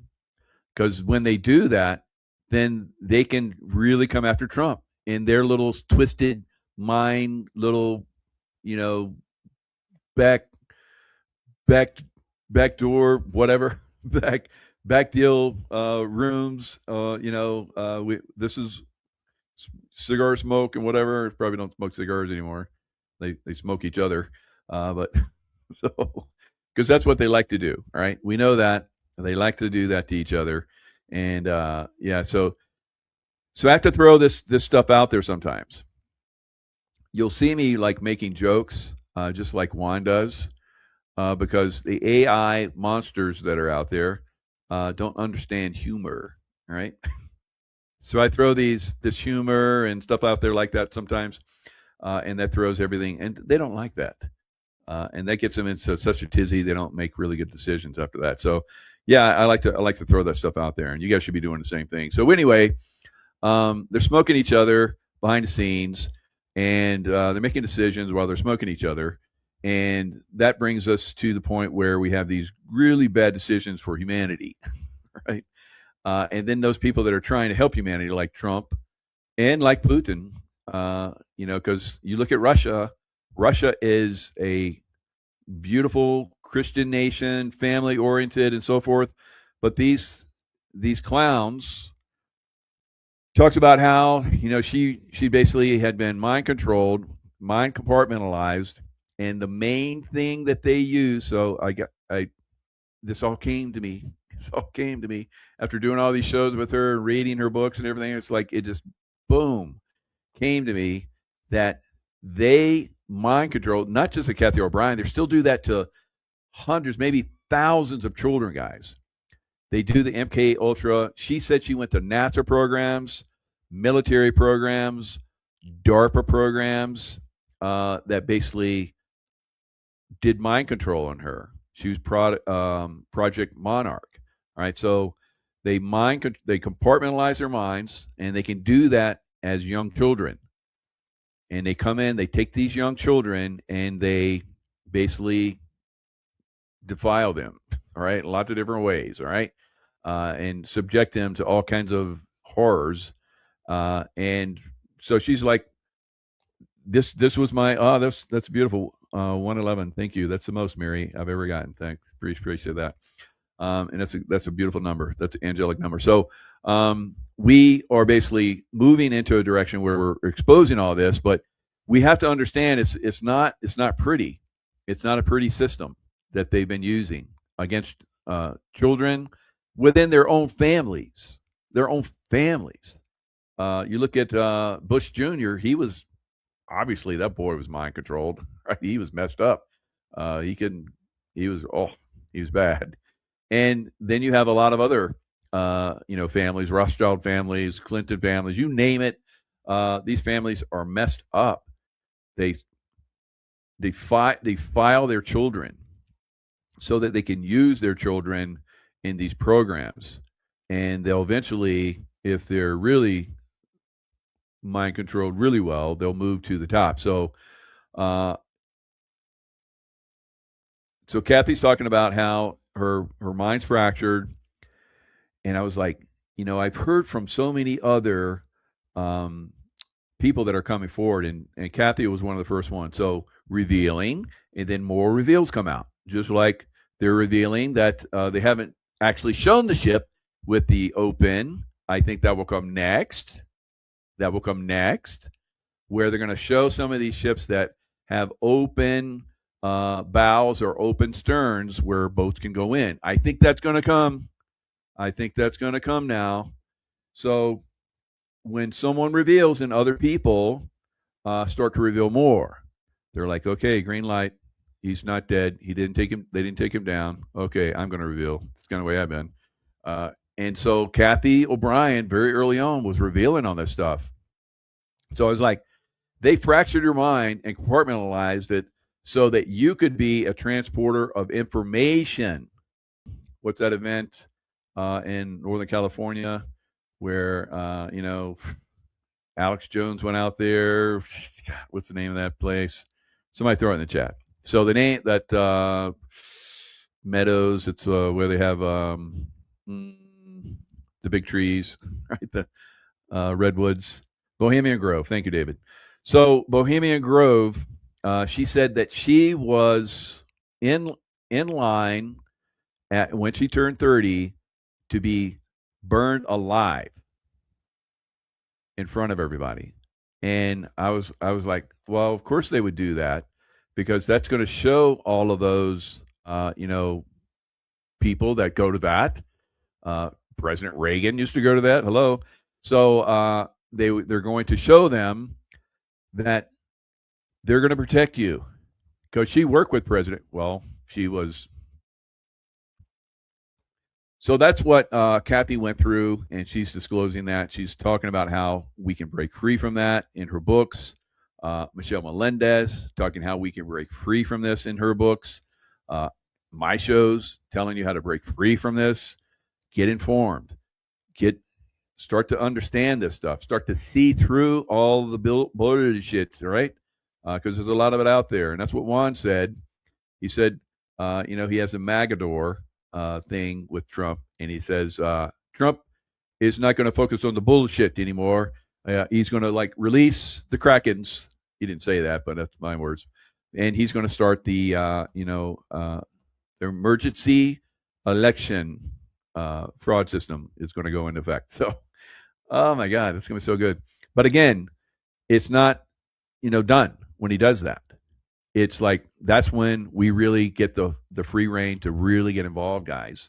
So he's creating an environment where we can take back our country and get more involved, kind of like Michelle was talking about, where you get involved with what is your city council doing? What kind of laws have they passed that are unconstitutional that you need to be aware of so that you can push back on? And you can get groups of people that go into the city council and say, you guys are doing unconstitutional stuff here. You're going to have to reverse that. All right. So, or we're going to vote you out of here, and we're going to like make this extremely public, and with your names, and your lives are going to be ruined, and so forth. No. So that's what's going to happen. Tactical civics. That's really good, Arlene. Thank you for bringing that up. Tacticalcivics.com. There's lots of different ways. You should be paying taxes, federal taxes. All right. So there's lots of ways that you can stop that.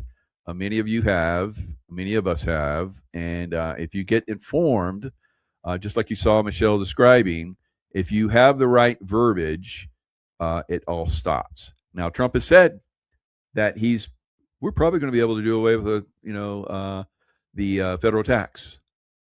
No more federal tax because we are making so much money with taxing all of these countries. So today, the Federal Reserve manipulator came out and said that President Trump's taxation, where he's taxing other countries and so forth, is causing inflation. Bullshit. All right. So let's look at that.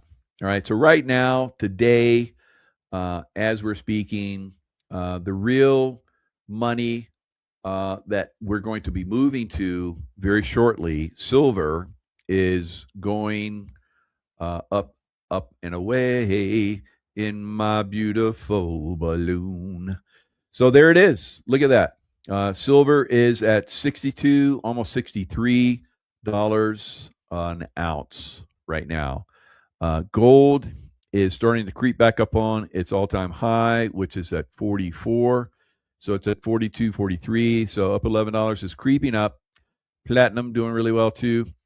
And then the miners, as you guys can see here, SIL and SIL Silver juniors. So the majors and the juniors both are doing well. Majors are up 1.64 and juniors are up 1.3. Usually juniors really rocket fast. I don't know why they're not right now, but anyway, keep an eye on that. All right.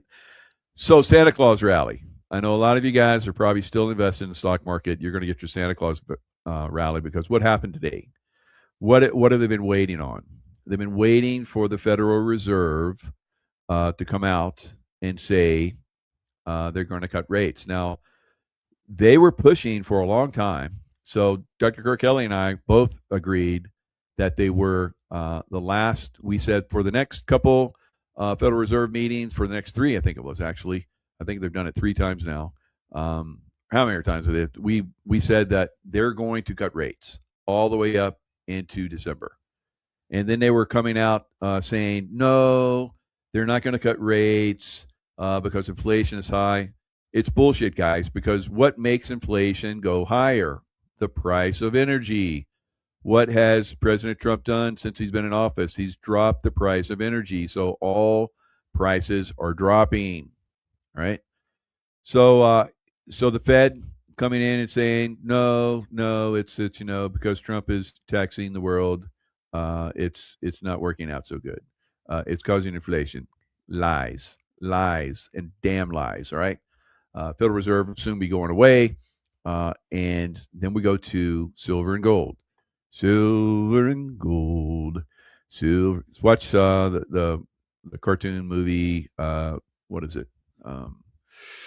Rudolph the Red-Nosed Reindeer. So you have Burl Ives in there singing silver and gold. So that's what we're going back to, silver and gold. right? So right now, silver is above $63. Woohoo! So it's up $2 right now.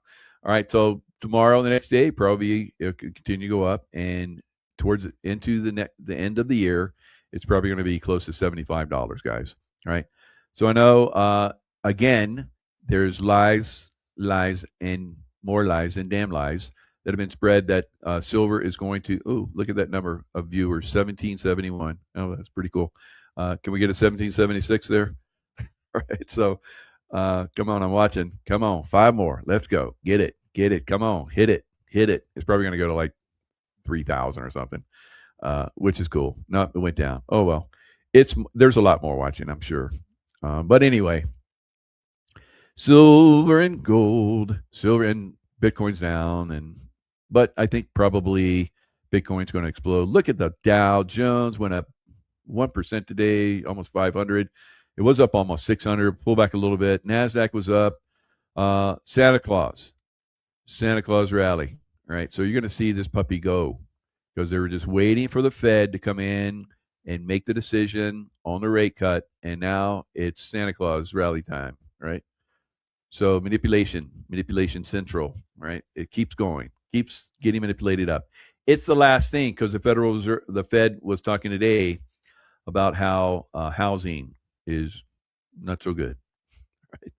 Which your boy said was going to be going down. I've been saying it for a couple of years, and yeah, over the last year and a half, 2 years, it's been going down for a lot of areas, and it's going to continue to fall very significantly. Now, I think that the Federal Reserve is going to be replaced. The head of the Federal Reserve will be replaced, and we will see potentially a rate cut all the way into the midterms so that the economy keeps cranking, right? So I don't know, but I think it's a possibility economy could like crank downward real hard, but I don't know if they keep pumping the money out there. That's what makes that greases the skids and keeps everything going up. We could potentially, if we see a rate cut, so we're at 3.5, I think, right now, something like that. So that'll bring it down to like maybe about 2, which would be fair, right? Should be 0, but it'll bring it down to about 2, right? And that will make a lot of things easier to buy. I don't know. I think if we get that, as you guys can see, January, March, May, June, July, quarter point each one of those. Then we get a little pause in August, in September, and October. All right, that's 1, 2, 3, 4, 5, 6. So that makes it if it's quarter point every time, that's 1.5 points total. That's easy because we're at 3.5. Easy. And the guy that Trump looks like he's going to get into the Federal Reserve position is a guy that's probably going to lower those rates, guys, every time. All right. So interesting times we have. It'll be interesting if that's what happens. So maybe there'll be just a very slow and deliberate squeeze of the financial institutions, and they'll be ejected out, held up on charges, and all of them will go to jail forever, maybe executed. New polling puts President Trump in landslide lead when it comes to the economy, defying Democrats' biggest midterm narrative. That's another indicator for me that this gravy train is going to continue, guys. All right. So if we're going to continue to see the stock market reach even greater heights, which it needs to go to like ridiculous. I guess it hasn't gone to ridiculous level yet. In 1929 and 2008-ish, whatever, it went in the dot-com bust. It went to ridiculous levels. Right. We haven't seen ridiculous yet. So we can't have a really good crash unless we have ridiculous levels. Right. So I'm pushing for ridiculous. Right. So when we get ridiculous, we're going to see everything else go ridiculously high, like crypto, like silver and gold, and we'll see even stocks go up. they'll pull back, yeah, occasionally here and there, like they have been, but they're probably going to go like ridiculous, and ridiculous can get. You can think there's no way it can get more ridiculous, and then it'll go more ridiculous, right? So don't think that it can't go super ridiculous. I think we need a super ridiculous, but you never know. It may not. So, if given the binary choice of going back to the Biden Democrat policies of the last presidential term or going forward with Trump, the GOP appears to be in good shape. And there is a guy that I follow that prognosticates elections, and he's been a dead ringer for going back 3 cycles, or even before Trump came in. He's saying that the midterm is going to be a red wave.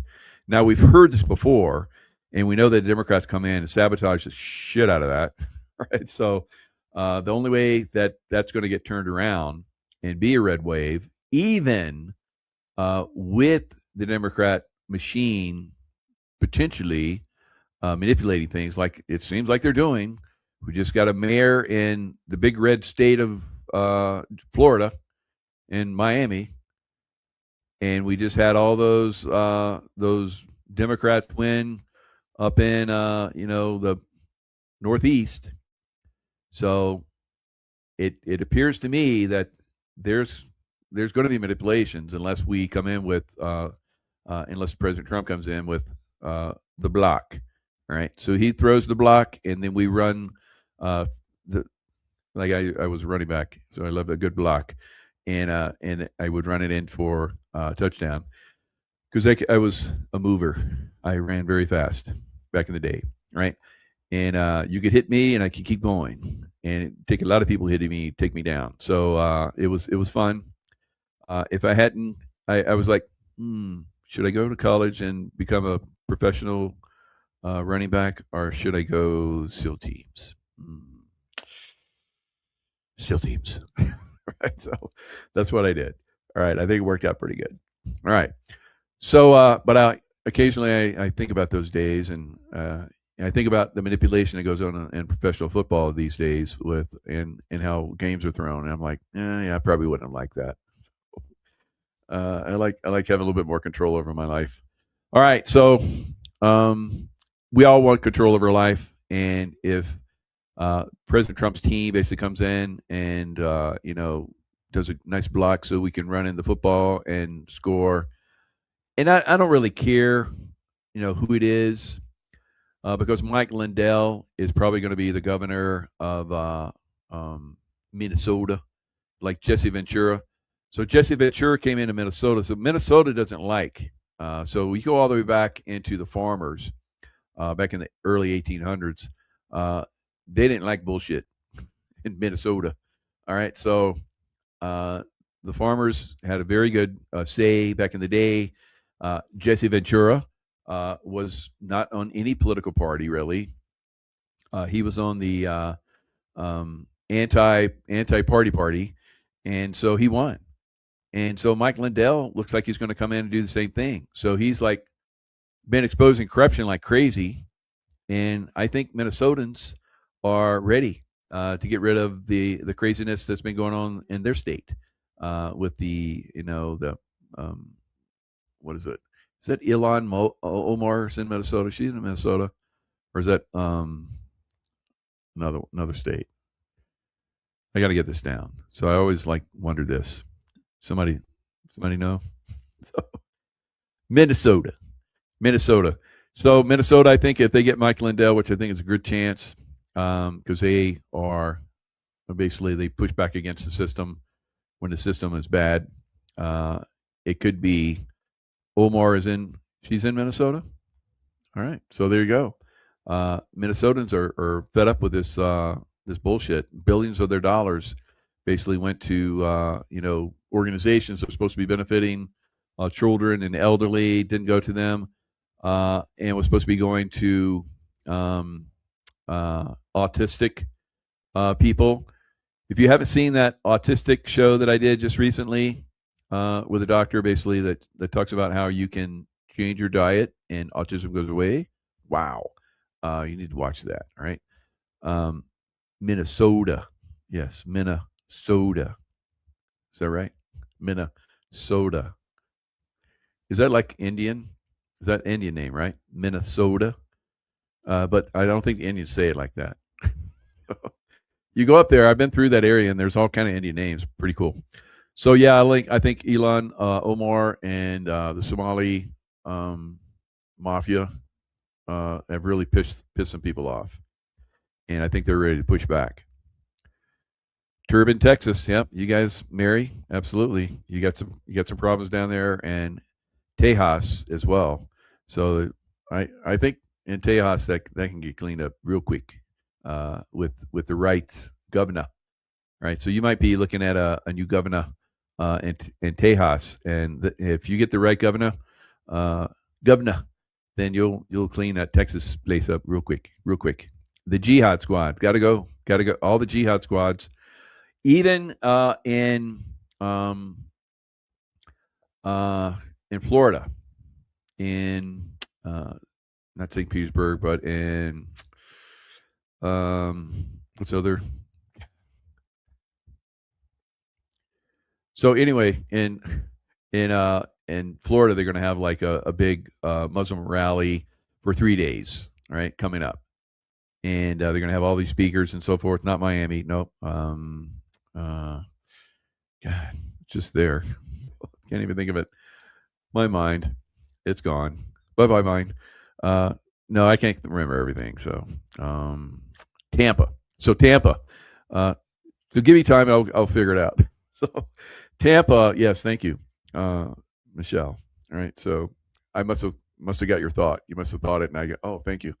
All right, so Tampa, they're going to have a Muslim rally, and they're going to have tens of thousands of Muslims going to show up in Tampa, and they're going to demand for Sharia law in Florida.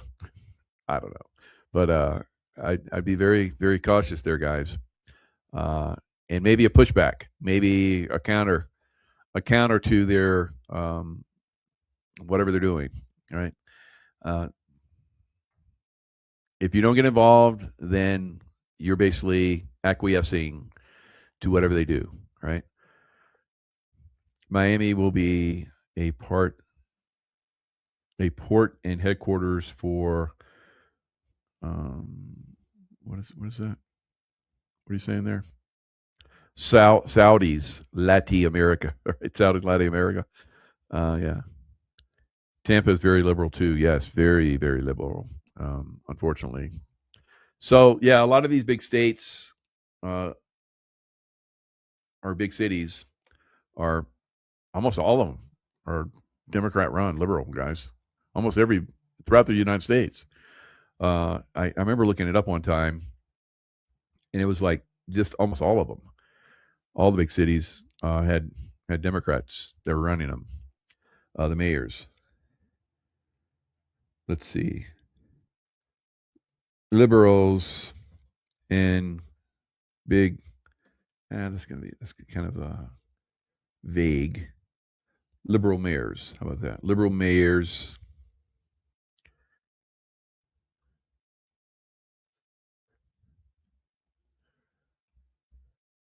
You can do it at home too. Liberal mayors in big cities and big U.S. cities.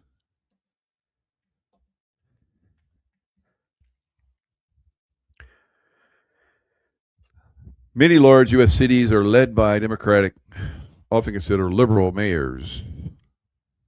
Many. That's AI overview.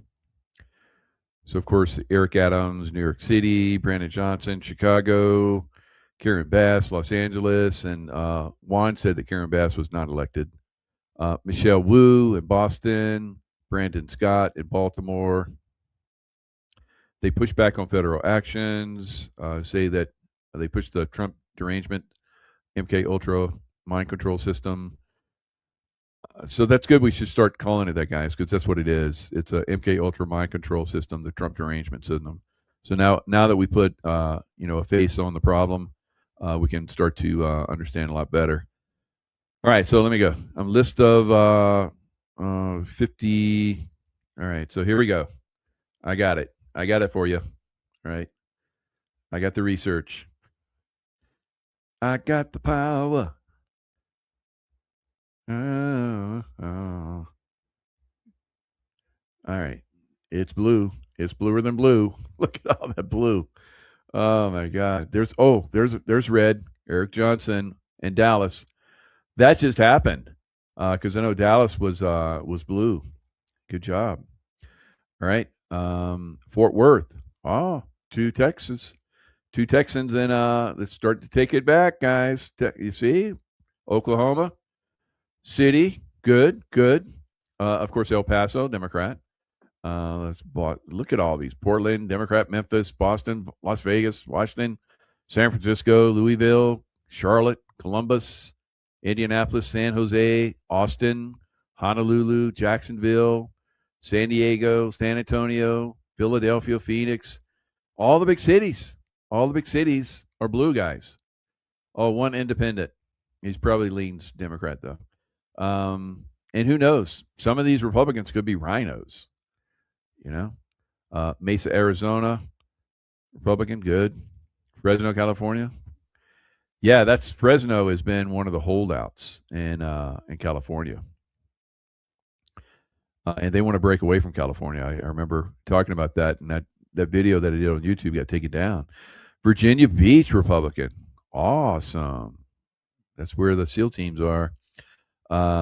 So Suarez, Nomas there in Miami. So he's gone. He was basically rhino. But yeah, 50 largest cities.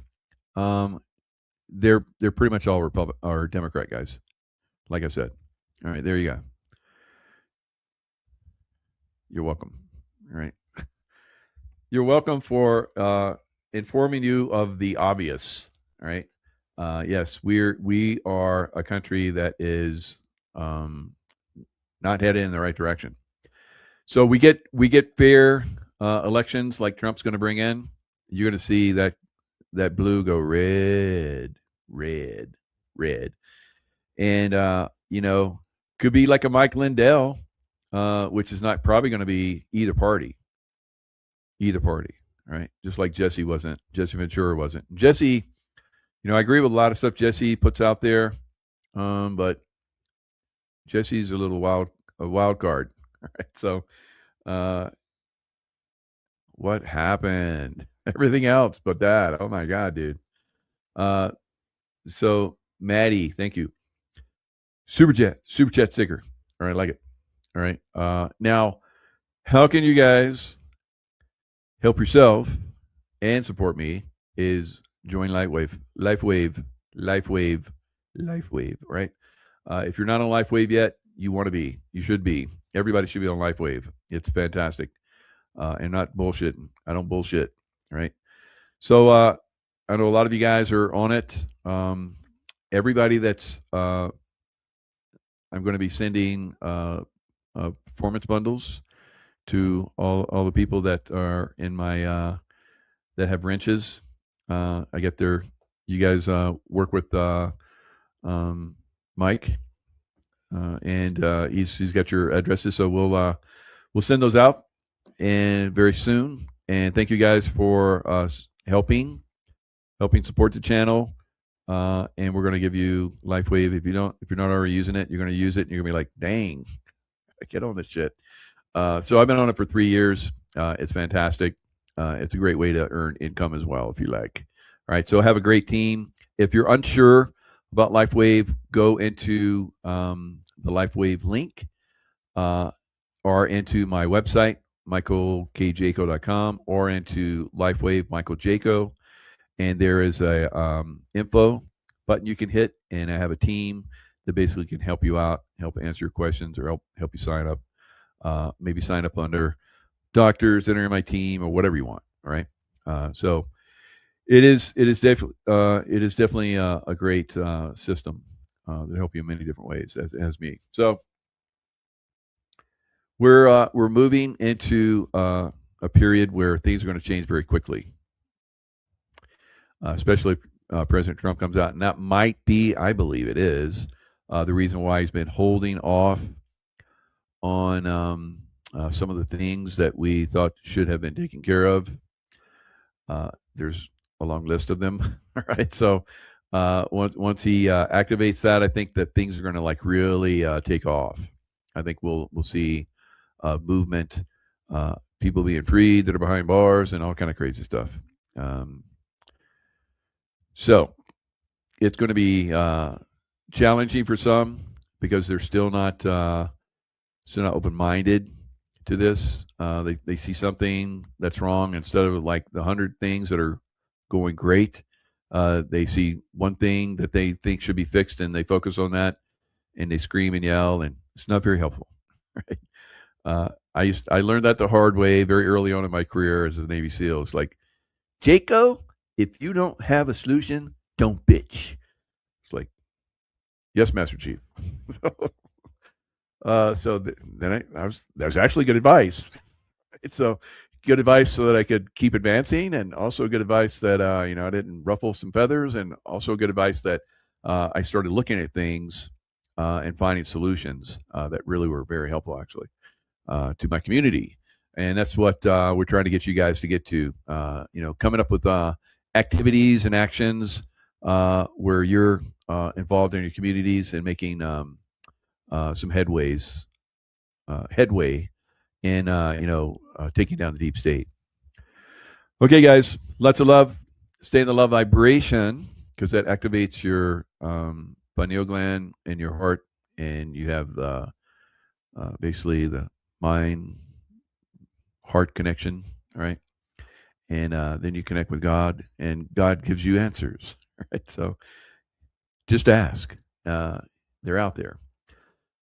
Stay in the love vibration, and that basically frees you from the control system, because the control system is a control system of fear, negativity, anger, and so forth. So being in the love vibration, you break free from the controllers, like I've been talking about in this whole show, and then it gives you insights, great insights. Gosh, my wife has like been coming up so many great insights. I was like, dang, what?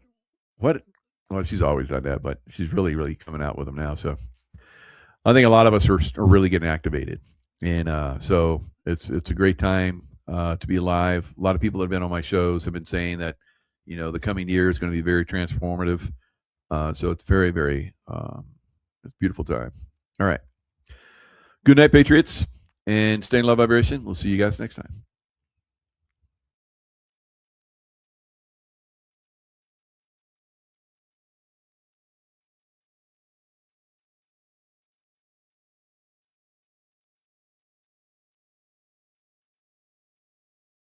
Hello, everyone. It's Michael Jacob with Unleashing Intuition Secrets. So Juan O'Savin will be joining us in a little bit. And so we're going to be talking about Venezuela airspace basically being penetrated by F-18 Hornets. Probably because I heard him talking about it on Nino's show, because he sent out a text to a bunch of us. Nino wanted to jump right on with him, but probably get some more insights from Juan maybe on this. So I think that this is probably they're supporting special forces movement within Venezuela. That's what and the tier 1 guys usually get the big jets like that, and they can move on a dime. They can travel anywhere on Venezuela in seconds, right? So they're in the Gulf of Venezuela. And it's I'll pull up the screen so you guys can see that. But it is, I think it's very interesting. We're getting to see exactly what's going on. So here's the Gulf right there. It went there very quickly, right? So now if you look out here, here's Aruba. I was in Aruba, I guess about 3 years ago with a LifeWave event. So it's right off the coast of Venezuela. And so Caribbean, right there in the Caribbean. So here is the Gulf of Venezuela, where that little red dot is. So somewhere in here possibly is where Maduro is. So if Maduro is within that area, then we're probably got special forces groups trying to get him, right? And they're probably really close to actually acquiring him. So F-18s, like I said, pretty high speed jet, can bring a lot of missiles and so forth to bear very quickly. So it'd be very devastating if they actually got involved. So very interesting time. Very interesting, what's going on with Venezuela, Maduro, and all that kind of stuff. So uh, we'll just have to keep our eye on this and see, where it goes. So um, F-18s. Let me pull up real quick what the background on that. And you guys might remember I said that I thought that they were going to send Trump would probably go into Colombia, Mexico, maybe even Brazil. So the Daily Mail right now has Trump sends shockwaves through Latin America as he hints two more nations are in his sights for a Venezuela-style crackdown. Trump did not rule out expanding U.S. military operation beyond Venezuela to Mexico and Colombia. So we're going after the cartels. The cartels are running a lot of the Democrat cities and states. One of those being, of course, Colorado. Colorado did not want Trump to be in the most recent 2024 election. Remember that? There were a lot of states where like they were going to disqualify him because he was involved in J6. And so that didn't work out so good. All right. Supreme Court said, naughty, naughty. You can't do that, you little corrupt state, you bad governor, you. So it is, of course, we have Tina Peters there because she exposed the Dominion voting machine manipulation that happened in Colorado. So they put her in prison for, helping out the people of Colorado and the people of America and really the world overall, because there's 72 different countries that have been manipulated through Dominion voting machine fraud. All right. So the fraud goes far. And we'll probably see not only will we go into Venezuela to basically get Maduro and the cartels out of there, and Mexico and Colombia and probably Brazil, but also we're going in there to expose the voting fraud. And that leads back to Colorado, back to Tina Peters, right? So it's going to be very interesting going forward. And if we don't see resolution, I think by I don't know, early part of next year, it's not going to make for a very good July 4th celebration in 2026, which is the 250th anniversary of independence from Britain. Of course, Juan has actually talked about how we're still pretty much at war with Britain.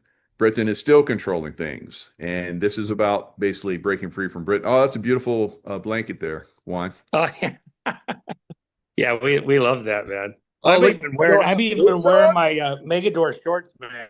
Nice. That's the Oh, first I time have I fun see at that the boots pool. on. Well, Mrs. Seven gets a little animated when I track sand in from outside my shoes. So I'm Okay. not wearing my boots or my shoes right now to save my life. Otherwise, I'll be scrubbing the floors on my hands and knees with the So I'm toothbrush. holding up my Juan blanket too. Yeah. Magador. Well, it is Japanese style too, by the way, just so I know. Oh my gosh. Very nice. Looks like a little tropical location there. Nice. Yeah, we got the trees outside and all that. Yeah. So I'll go out and show the beach in a little bit here. I was just cooling down for a minute. Boy, what's going on? Oh my gosh. It's busting loose right this second, just so you know. Yeah. FA-18 Super Hornets over the Gulf of Venezuela. Well, and what they did is they were top cover while they were bringing out the real president of Venezuela, uh, uh, Maria Machado, and Maduro, needs to be in fear because we got her out of the way, so she's safe. And now other fun and exciting things can begin to happen there, believe you me. So she was exfiltrated. If anybody so much as passed gas, those Super Hornets would have. I know those guys were all excited, ready to do some fireworks. I can guarantee you that. Oh yeah. When they were out there, by the way, so they brought their airspeed down to about 205, and they were just, that's like, these are bricks, okay? You can only go so slow in them, and they're out there at 205, just hanging where they can be seen off in the distance, waiting for anything to happen, and those things, should they go vertical, they got so much thrust, but they could change zip codes in seconds. So, yeah, it would have been fairly dramatic, and probably will be before this is over at this point. Yeah. So I was just telling the audience that with those jets out there like that, sounds like back in the old days when I was in SEAL Team 6 and we had air cover for operations we were doing. So I figured maybe there was something going on out there. So Venezuela's Maria Machado, she's the Nobel Peace Prize winner and opposition to Maduro. So that's and she even said that this belongs to Trump. That was very generous of her, but this is very interesting. She could be the next president of Venezuela. How about that? Well, technically, she won the election probably, at some level, and so it's arguable that she isn't already the president. But we'll go in there. Again, everything that's about to happen, and I've told your audience this before. The most important thing Trump will do in his entire time in public office is declare a national election emergency and then take actions related to that. And it's not just for the United States.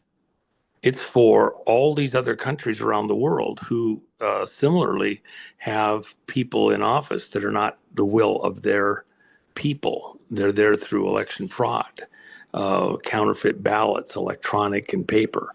And so, starting where it all started with the electronic machine, Smartmatic, and everything since.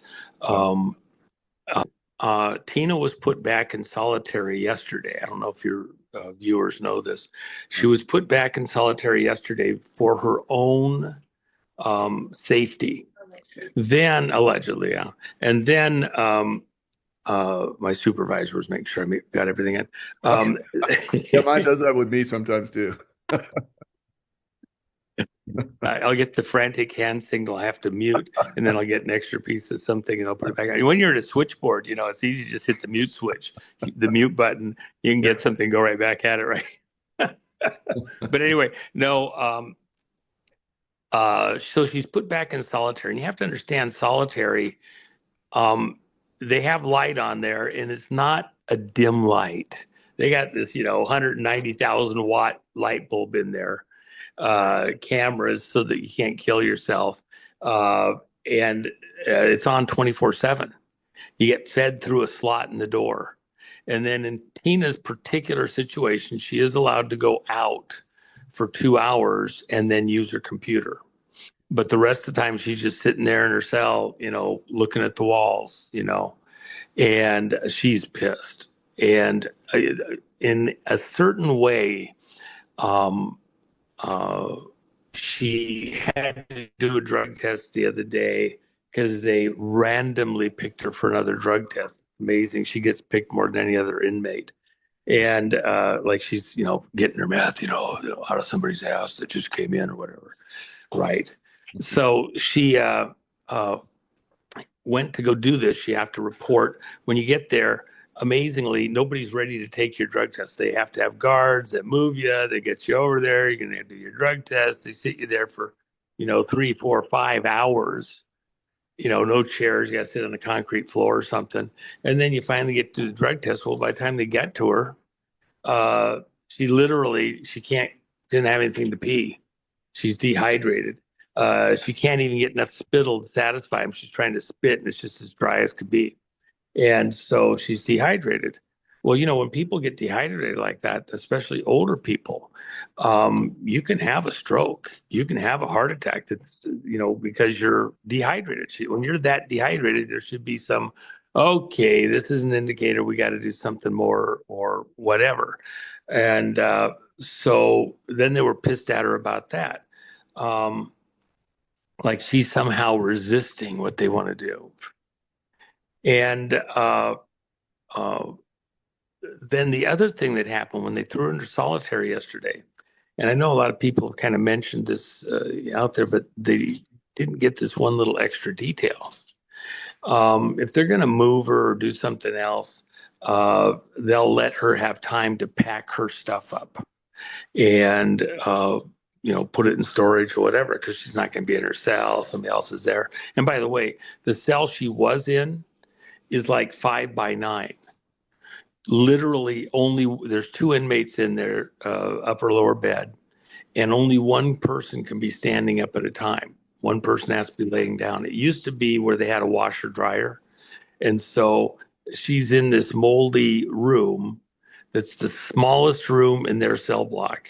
And that's where she's assigned with this other person, bumping into each other. But then what happens next is she doesn't get to pack her stuff up. Everywhere else she's at, she packs her own stuff up.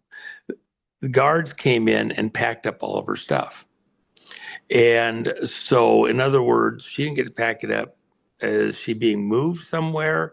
Are they planning on keeping her in solitary permanently? You don't get the same stuff in solitary you do out in the rest, areas. And so, it's just bizarre. Now, here's the other thing that I will tell you. For anybody out there and they're cussing and swearing and beating their fist in the air, Trump, blah, blah, blah, listen. President knows in excruciating detail what the situation is with Tina right now and is praying for her. It's like Nebuchadnezzar outside the lion's den when Daniel's in there and praying through the night, Daniel, are you okay? Yes, an angel came and shut the mouths of the lions. I lived through the night. I know that Trump is sweating bullets for Tina, but when Tina got so pissed, got her blood pressure up, that kind of fight helps you just to hang on a little bit longer. She may be despondent and everything else. They're still fighting her. She's pissed off. And Trump is working diligent. Trump is working diligently, but he cannot blow certain other moves that he has in place. Yeah. And as much as it sounds like he should just do this or that or something else, well, for those that, there may be other stuff he could do. It doesn't mean that it's without consequences or doesn't have other ramifications. Or even in any sport, if you telegraph your next moves too precisely, the other team anticipates and goes and blocks you off. It's this art of war, and you have to kind of dodge and dive and everything else. Now, I can tell you that I know what the next move is. I'm very comfortable, but nobody in the mainstream and nobody at Congress and nobody of President Trump's enemies is actually listening to us because they don't think it's really possible precisely. But Trump is going to sign a national emergency order related to elections. Even when I've told your audience and others that this is imminent, they haven't actually grasped the full magnitude of this. As I've said, this crisis is worldwide. Now, we've got Maria out of harm's way. We know other countries where drama has happened: South Korea, South Africa, other countries across South America, Brazil, etc., where election manipulation has been occurring. It's not just the presidents and governors and things like that. It's all down the ballot. Here in America, seriously, okay, you can be as left as you want to be. You can be as off the rocks as you want to be. As messed up as Los Angeles is at some level,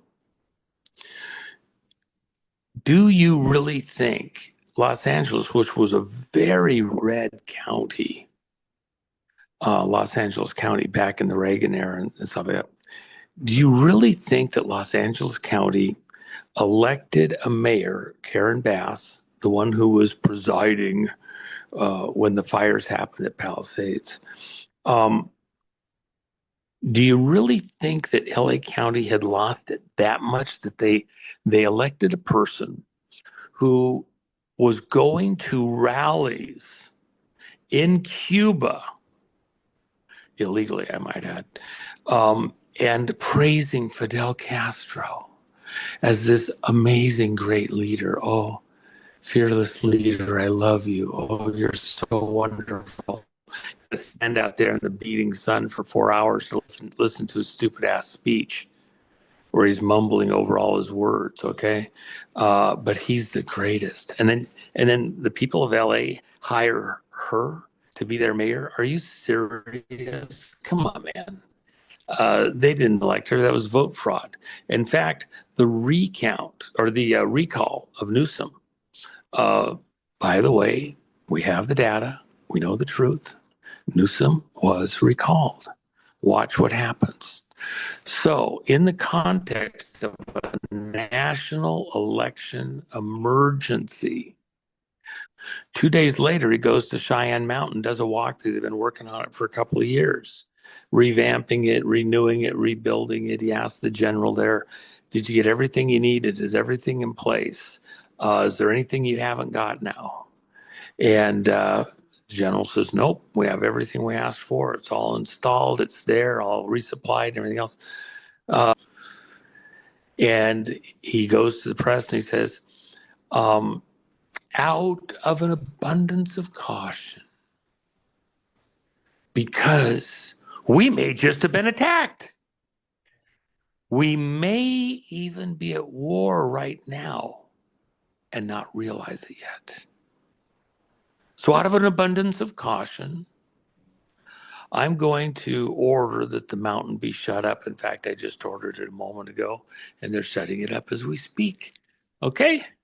So Biden says, no, we're opening the mountain back up during his term.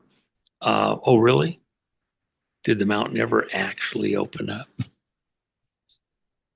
It's never been opened up. Trump had all those generals gathered in Virginia. Mm-hmm. And then the key moment in this whole speech, he's getting all of these people, why in the world did he drag them all out there? What was the point of that? What was it, just a cheer rally meeting with the generals or whatever? They called them from all their commands all over the world. Get your ass in here. And then he's standing there and he says, I am 45, 46, and 47. And you got generals keeping their heads just straight forward, rolling their eyes in their head, looking at their buddies next to them, nudging them with a little teeny nudge, the tiniest nudge you have. Did you just hear what he just said? Do you hear what that lunatic just said? What the fuck is he talking about? He's 46. Well, they never got nuclear command, nuclear and beyond. Okay, that's what a Q clearance is all about. It's an energy department clearance, by the way, not a Department of Defense. Well, he said you run the Pentagon. No, let those guys run that shit. He's running the more important stuff. Who has the bigger gun? Whoever's got nuclear. So now Trump is about to do the most important thing that he will do during his entire time in public office since he came out into the government side of operations. And he's going to declare a national emergency related to elections. Brace yourselves. All the things that everybody hears, but why does he do this? Why he could just do that? He could do this other thing. He arrest those people. He could get Cheney out. He could do this other stuff. Watch what the fuck happens next, because it's far broader. He'll be operating in his role as commander in chief, not merely president. And when he does that, there's things that need to be done all over the world because it was foreign interference in our elections. Those locations from which the foreign interference occurred need to be dealt with, like the server farm in Serbia, which is half owned by Brennan, former director of CIA, and the wealthiest man in Serbia, co-own that property. Other locations, and by the way, Cuba's in here. You think Cuba's going to be able to skate free?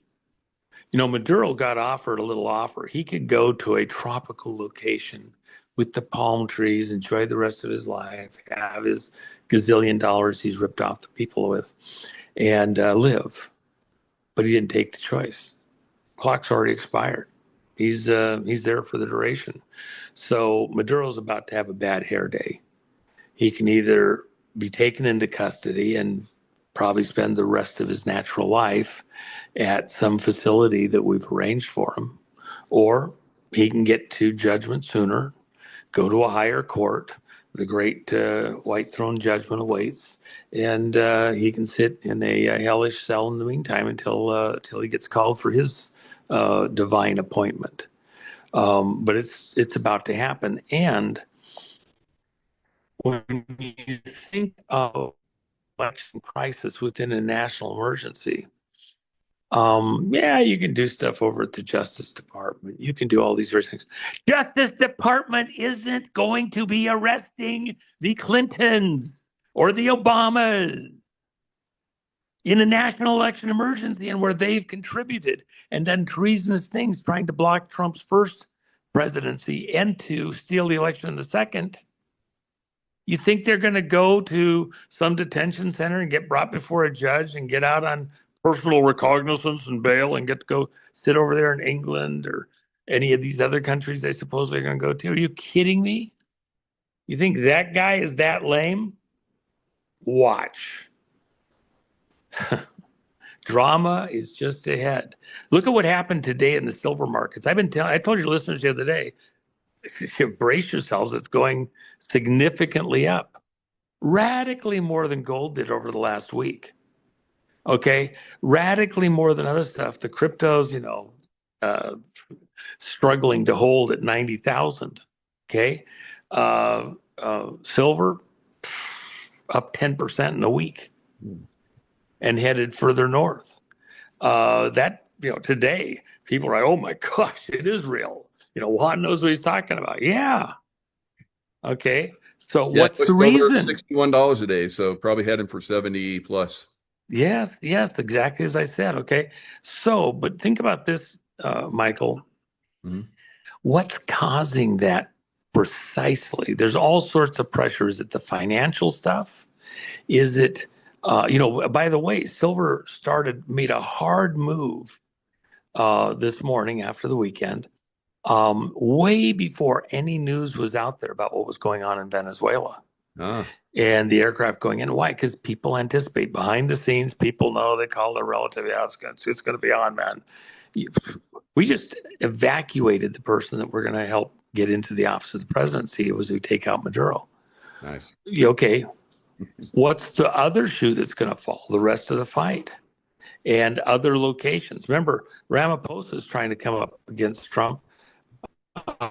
Next on the list, after we get Venezuela halfway under our belts, go deal with the Franken dictator over there in South Africa. The election machine system out of Serbia, before it was used in the U.S. 2020 election, gosh, you got to test this thing because they moved out of Venezuela to go to Serbia and they had to make sure everything's working right. So where was it used? It was used a year earlier. So they had plenty of time to work out any bugs, whistles, whatever it is they needed. They went over to Franken, South Africa, and cooked that election. Ramaphosa isn't in there legally. He's in there through fraud.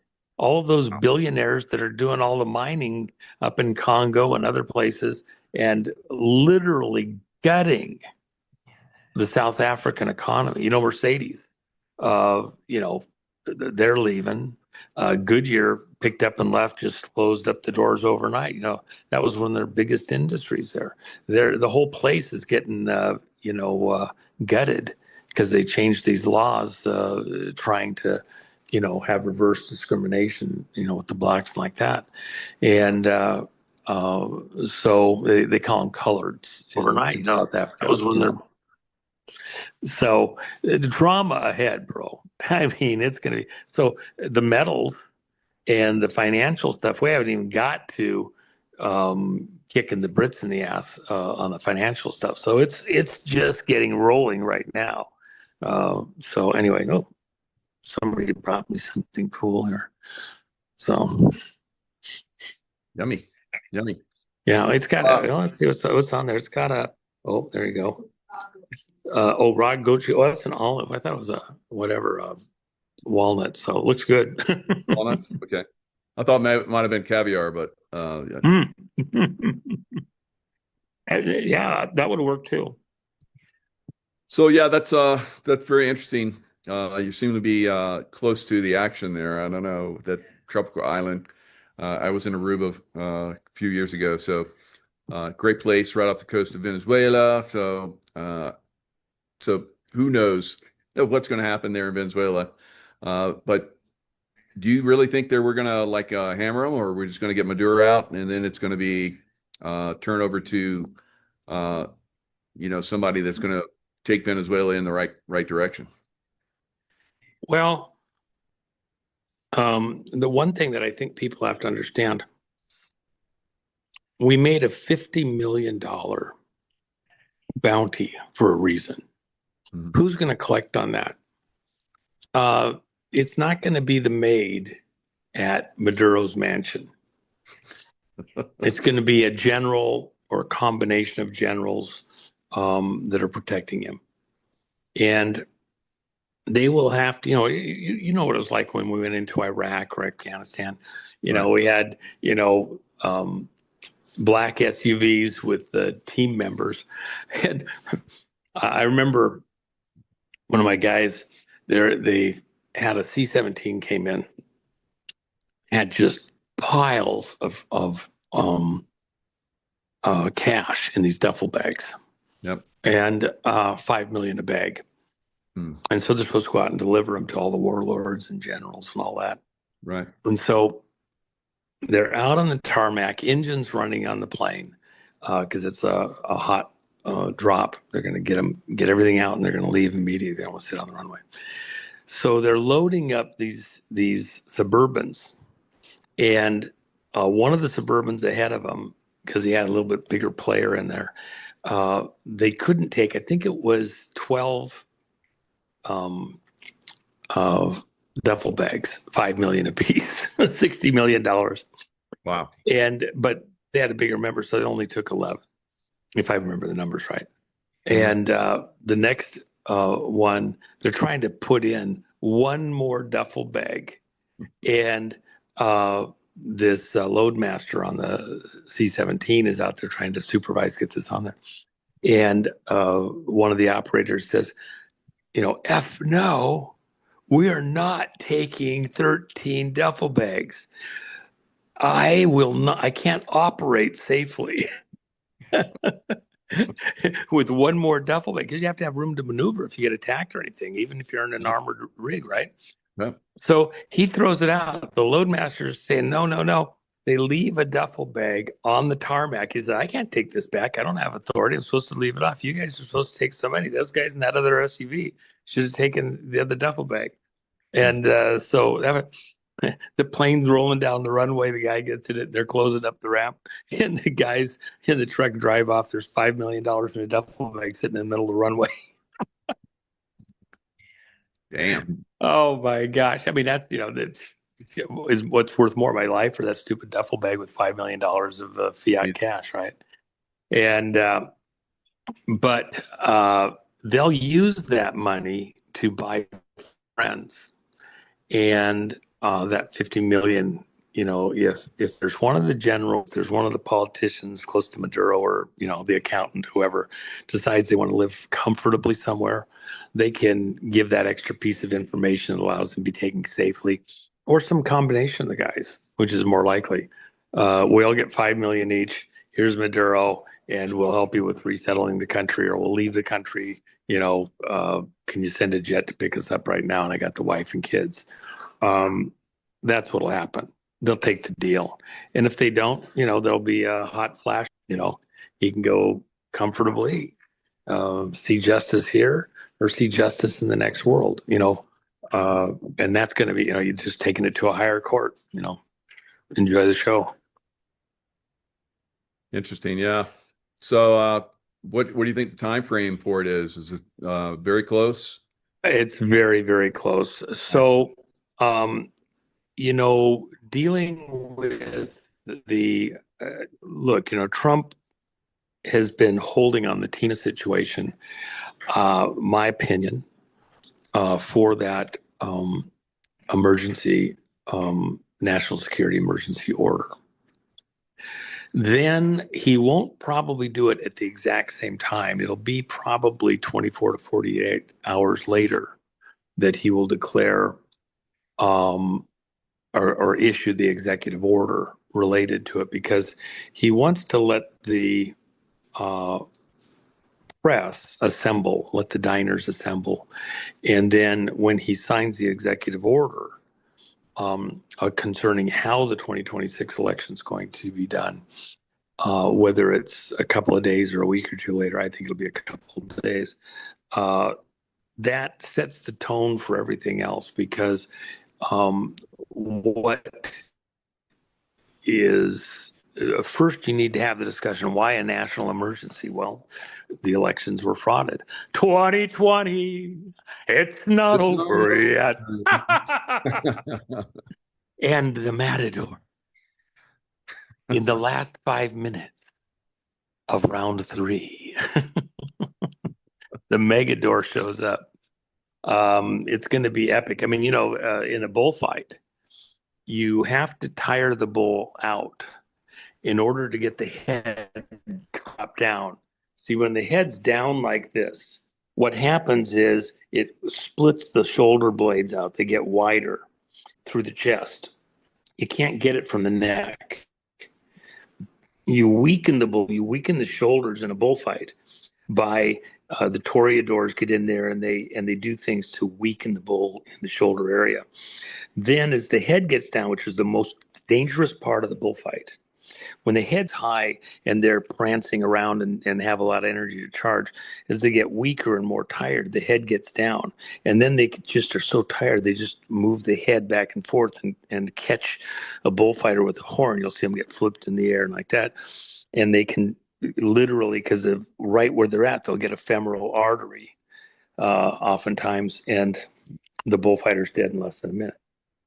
So this is the most dangerous part of the bullfight, because you have to get close enough to the bull to bring the sword in right between the shoulder blades straight to the heart.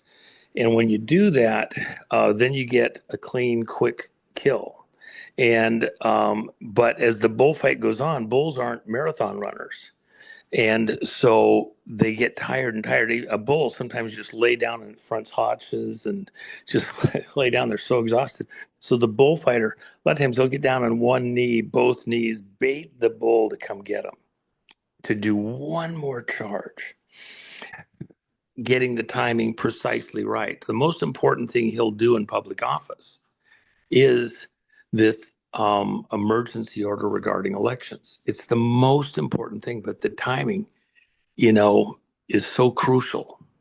And once you go to that national emergency related to elections, and then you do the executive order concerning all the criteria, how the election is going to have to be done, have to start from scratch on the voter rolls.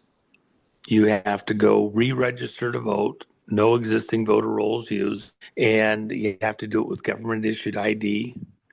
And then you show where you live, verify that, and sign on the dotted line under penalty of perjury that the information you're giving is true, and the person that receives countersigns it is the any of the clerks within a county vote registration system, and they're all notaries. So they notarize your signature on your voter registration card. Now they can even do that on the day of the election, but there's not going to be any mail-in ballots except in extremely limited extreme situations and for military.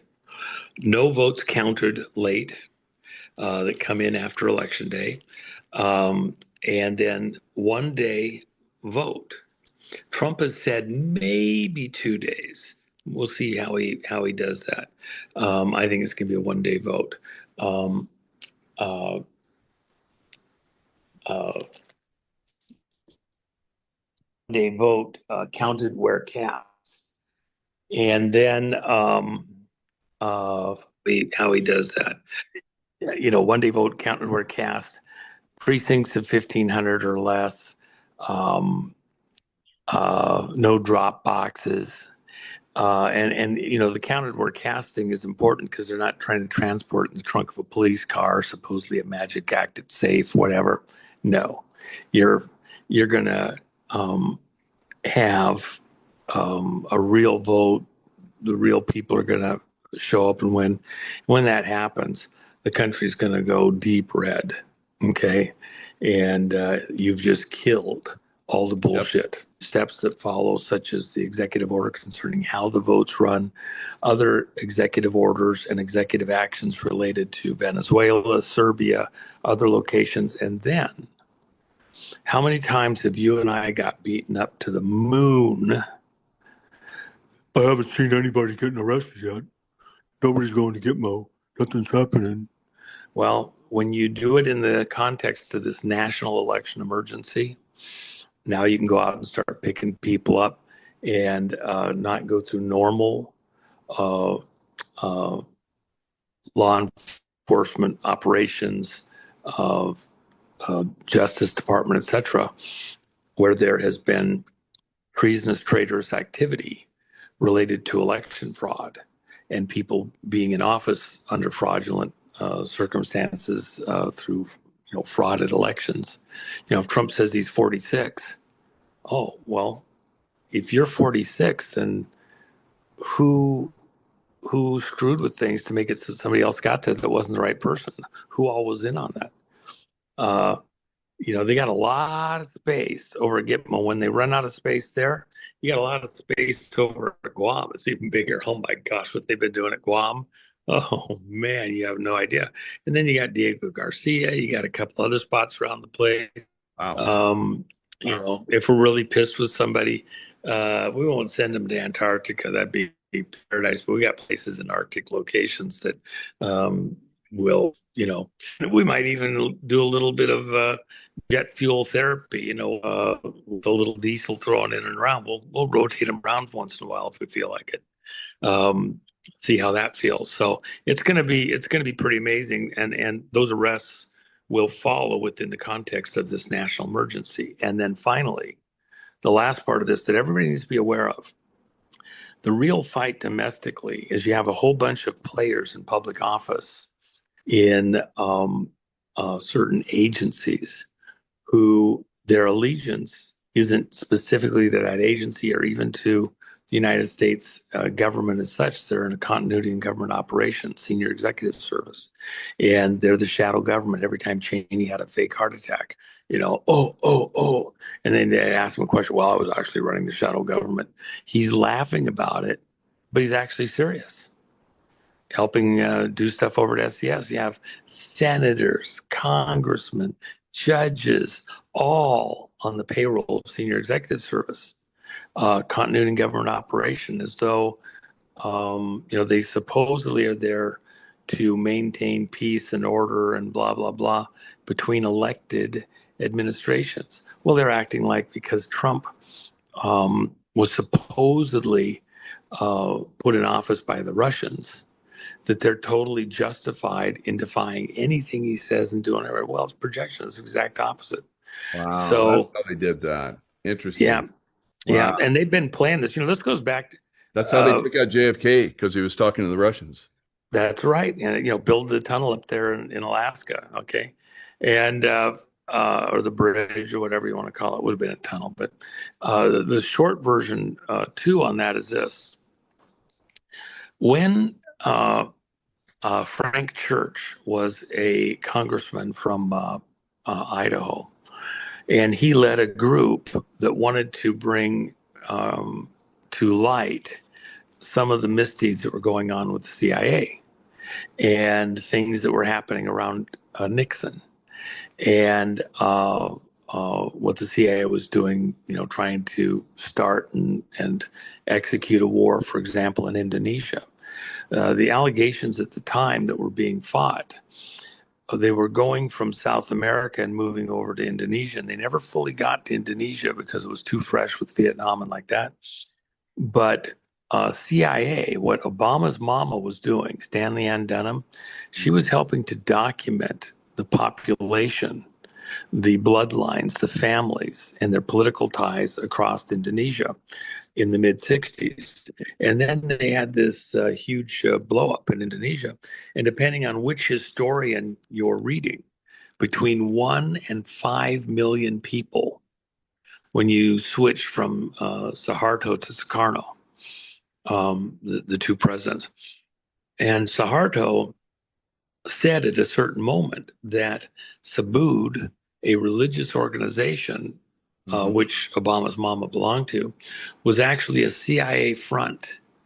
And they were trying to remove him from the presidency, covertly affect the elections, and then put Sukarno into office. And, again, election fraud going all the way back then, with CIA involved, in other countries, all the banana republics across South America. Well, Frank Church had the church committee hearings in Washington, D.C., and that's when all the family jewels were exposed over at CIA and stuff that they'd been involved in, all the mischief they were involved in. And so with that in mind, the hearings were closed soon enough. We didn't even get into the worst stuff. That's when we heard about drug testing on civilians and, LSD and things like that to see what would happen with individuals and small populations. There's stuff that has still not been brought forward. I was in a meeting, dinner in 75. And one of the people present was a person that was involved in the Disneyland stuff and Club 33. And he was describing a situation then where they had drugged half the people at this dinner, and the other half were there watching how people acted and reacted to note it. And I apologize. I got a call coming in. Let me just send this to. And I apologize on that. Anyway, he was describing how they did a whole group with an LA thing, and that one of the women had a horrible reaction. She wasn't as big as a lot of the other people. She was very slight, very small, and the dose appeared to have been higher than she got. And she was on a trip for days before she finally came back to her senses. That was all done by CIA. There's lots of stuff we still haven't heard. And of course, that's part of the stuff with the Snowden stuff more recently. And even stuff going into WikiLeaks like that. So we have a lot of disclosures yet ahead of us. But in the Carter administration, in the aftermath of the Church Committee hearings, George Bush Sr. was still head of the CIA there, a businessman. He'd been over in China as our business liaison because we didn't have an ambassador to China under Nixon. He comes back and, that's fantastic. I just got a piece of very important news that I can't tell you. So then, as we came out of the Church Committee hearings, George Bush, as director of CIA, He's the one that leads the way to get 2 executive orders that protect intelligence covert operations going out in the future. And the first one was the creation of the Inspector General's office, which controls the flow of money, and turns on the spigot or turns off the spigot at all these various government agencies. And that's, was done by executive order, create this Inspector General's office, supposedly control the intelligence and military industrial complex and all that. Then the second thing is they create the Senior Executive Service, which is about continuity in government. And of course, the question being, Nixon, when he was having to be taken out of office, and General Haig, remember, I'm in charge here.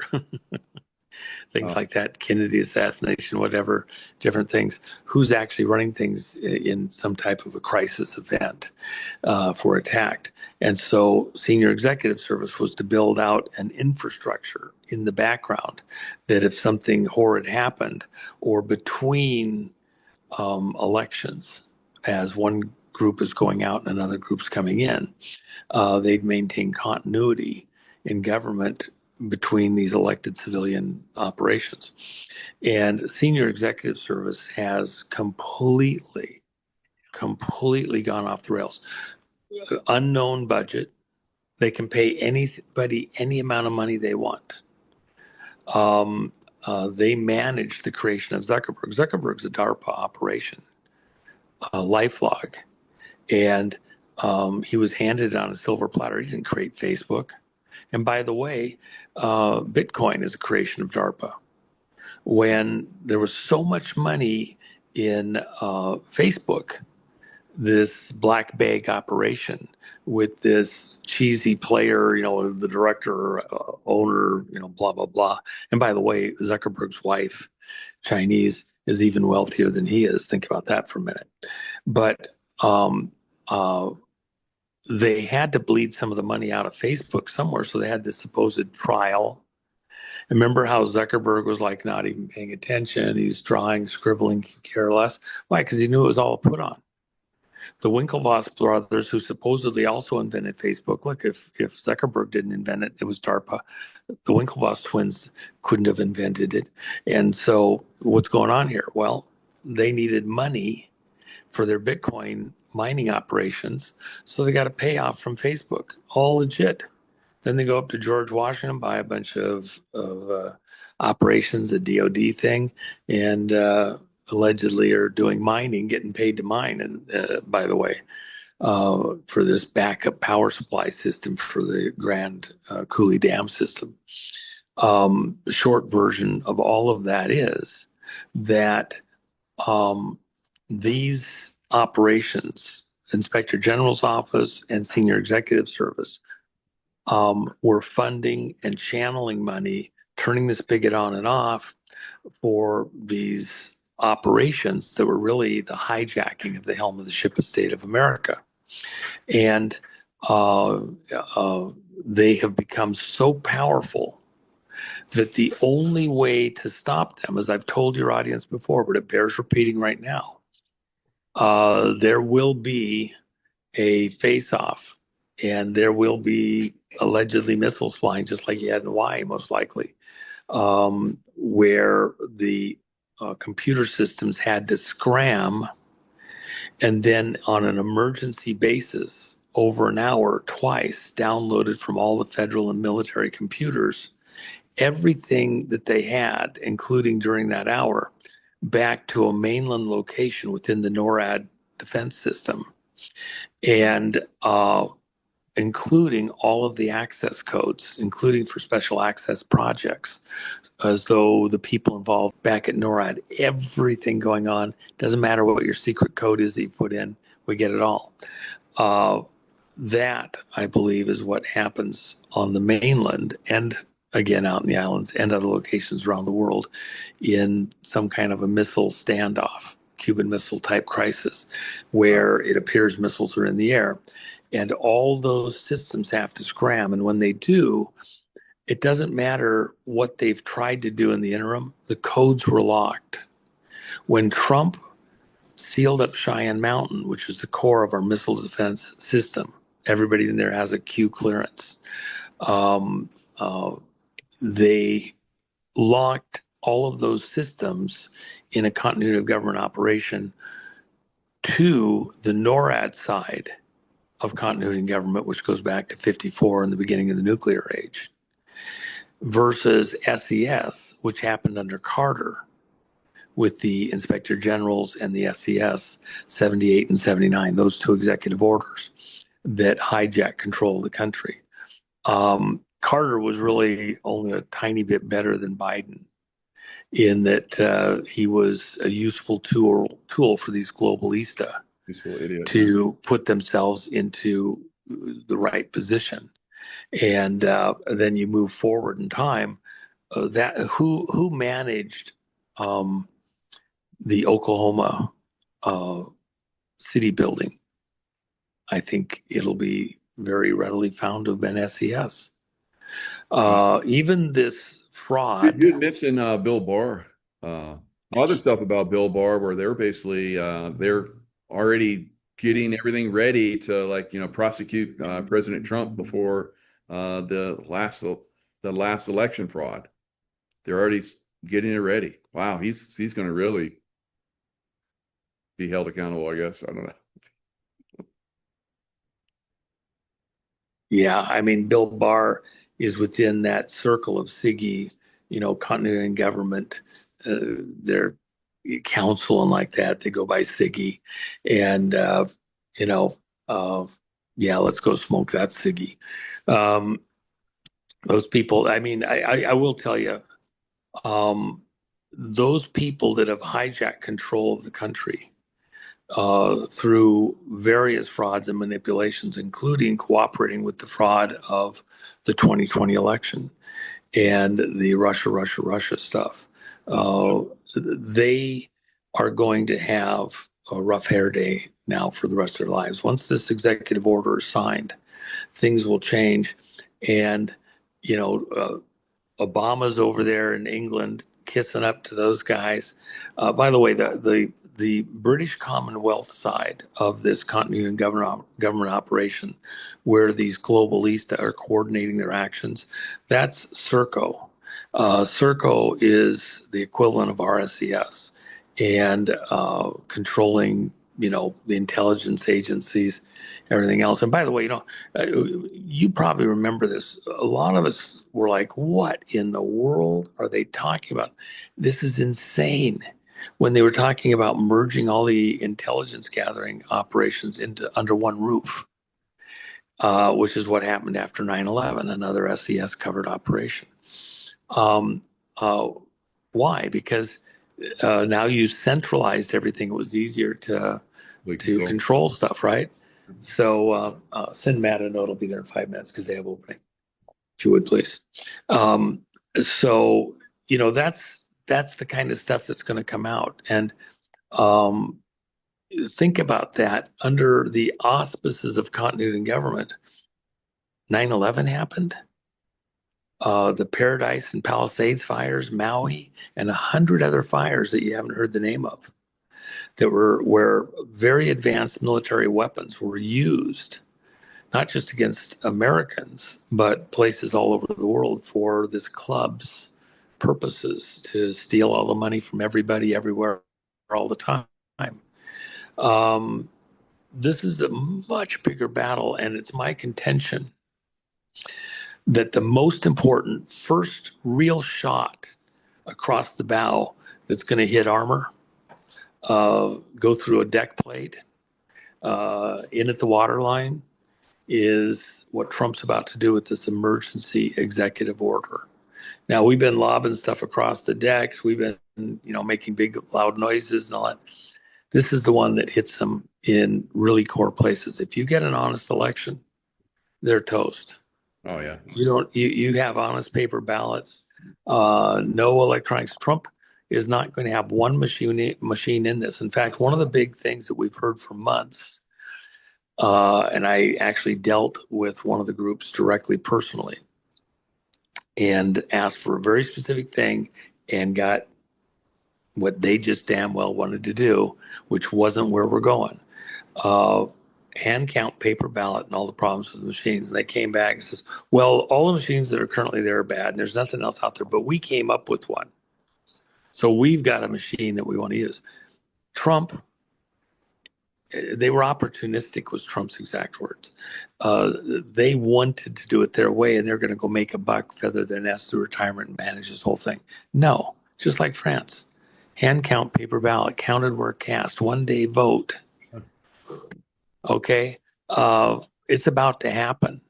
And that guy right there is about to bring you back to honest elections in America. And once we get ours under control, the rest of the world, it's going to be unbelievable.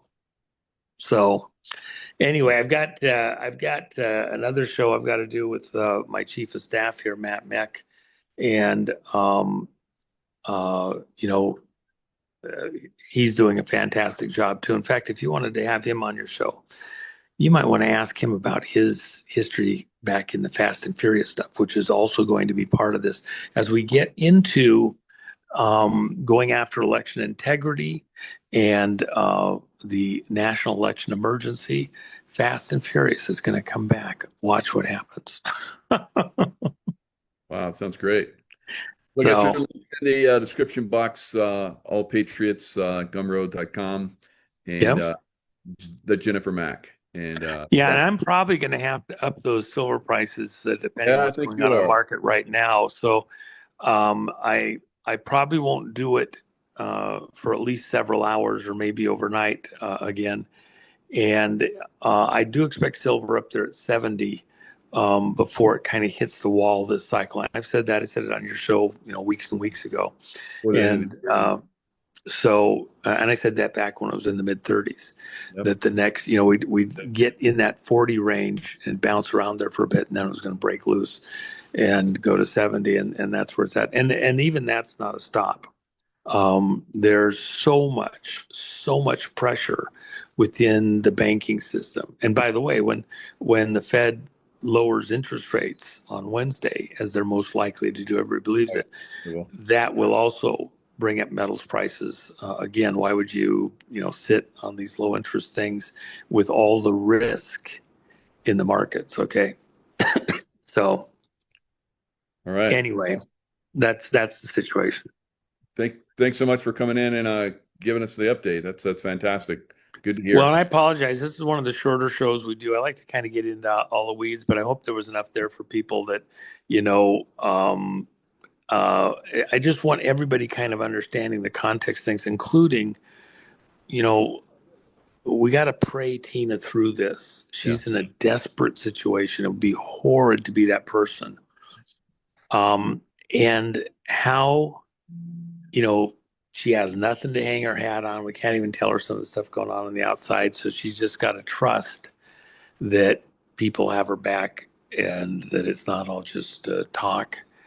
And that's really hard to hang on in that kind of situation. By the way, I sent a letter out to all of my Gumroad customers, on my mailing list Sunday about the Battle of the Bulge.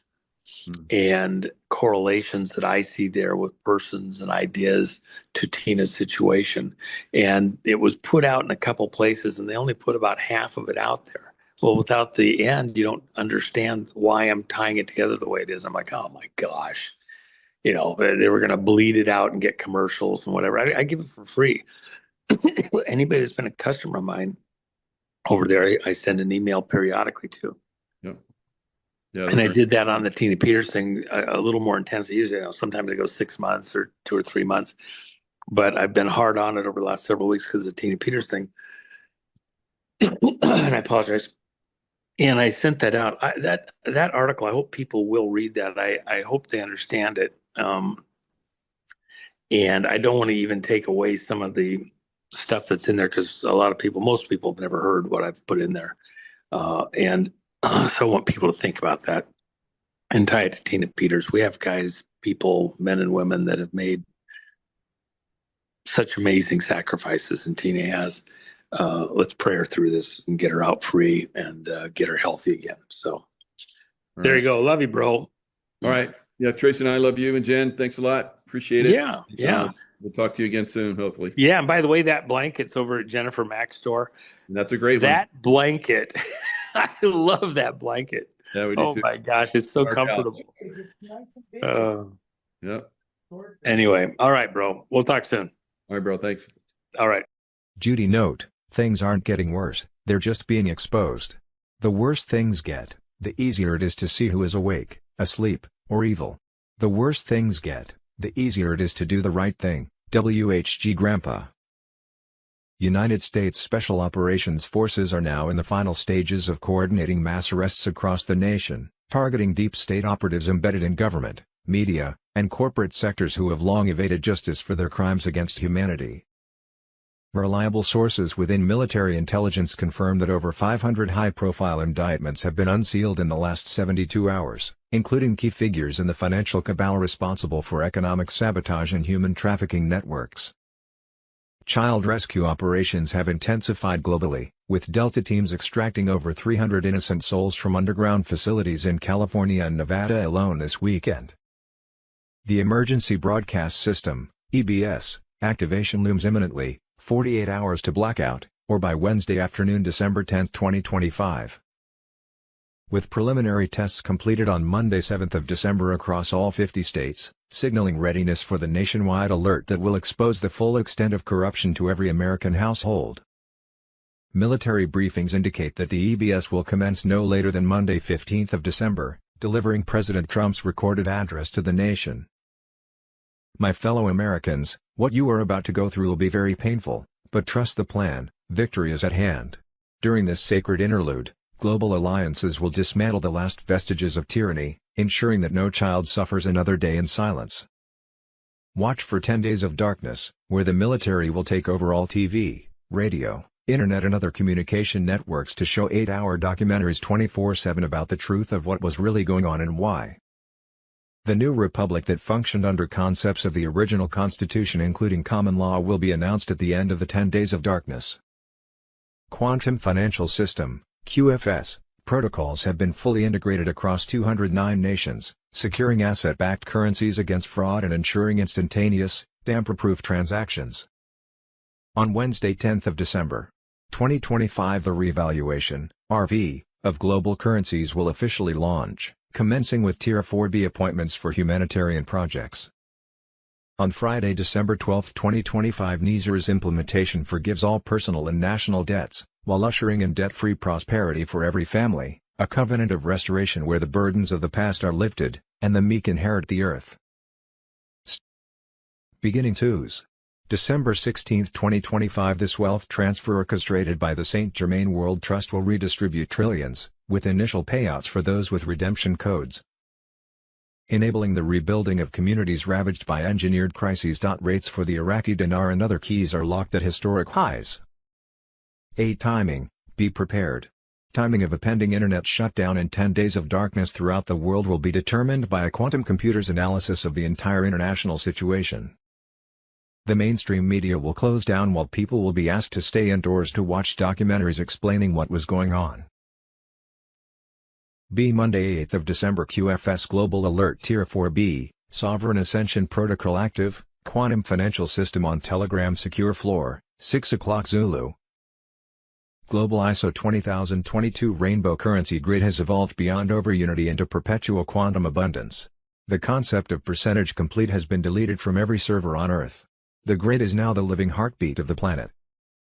The GCR/RV shotgun start became mathematically irreversible at 1914 Reno time on November 28, 2025, exactly 9 days, 10 hours, and 46 minutes ago. That timestamp is now taught to children in the new curriculum as Liberation Zero. Tier 4B milestones confirmed in the last 10 hours, straight from the master wall. 3,800,000 plus Tier 4B accounts upgraded overnight from redeemed to sovereign creator status with unlimited gold-backed digital certificate minting authority.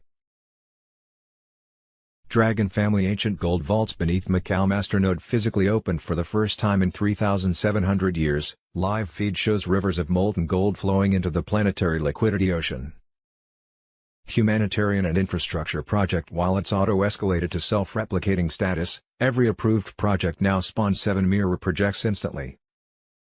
Quantum entanglement security locks upgraded to galactic standard. Any remaining 0.0000003% dark signatures vaporized by Andromeda Council tachyon pulse at 5:59 Zulu.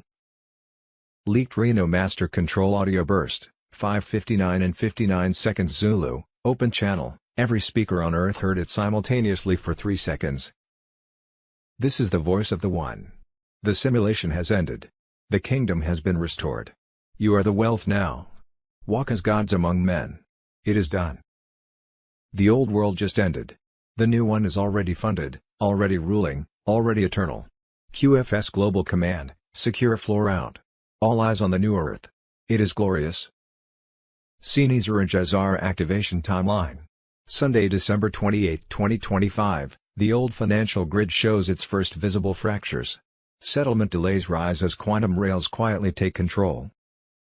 Thursday, 1 Jan. 2026, sovereign protocols begin sinking. Debt registers freeze. Gold-backed valuations enter internal calibration. Wednesday, 7 Jan. 2026, public phase alignment initiates. Notification channels open. The shift becomes impossible to hide. Monday, December 8, 2025, 48-hour final countdown just started. 3 channels close forever when the blackout hits. 1. At 10 days of darkness, 2s.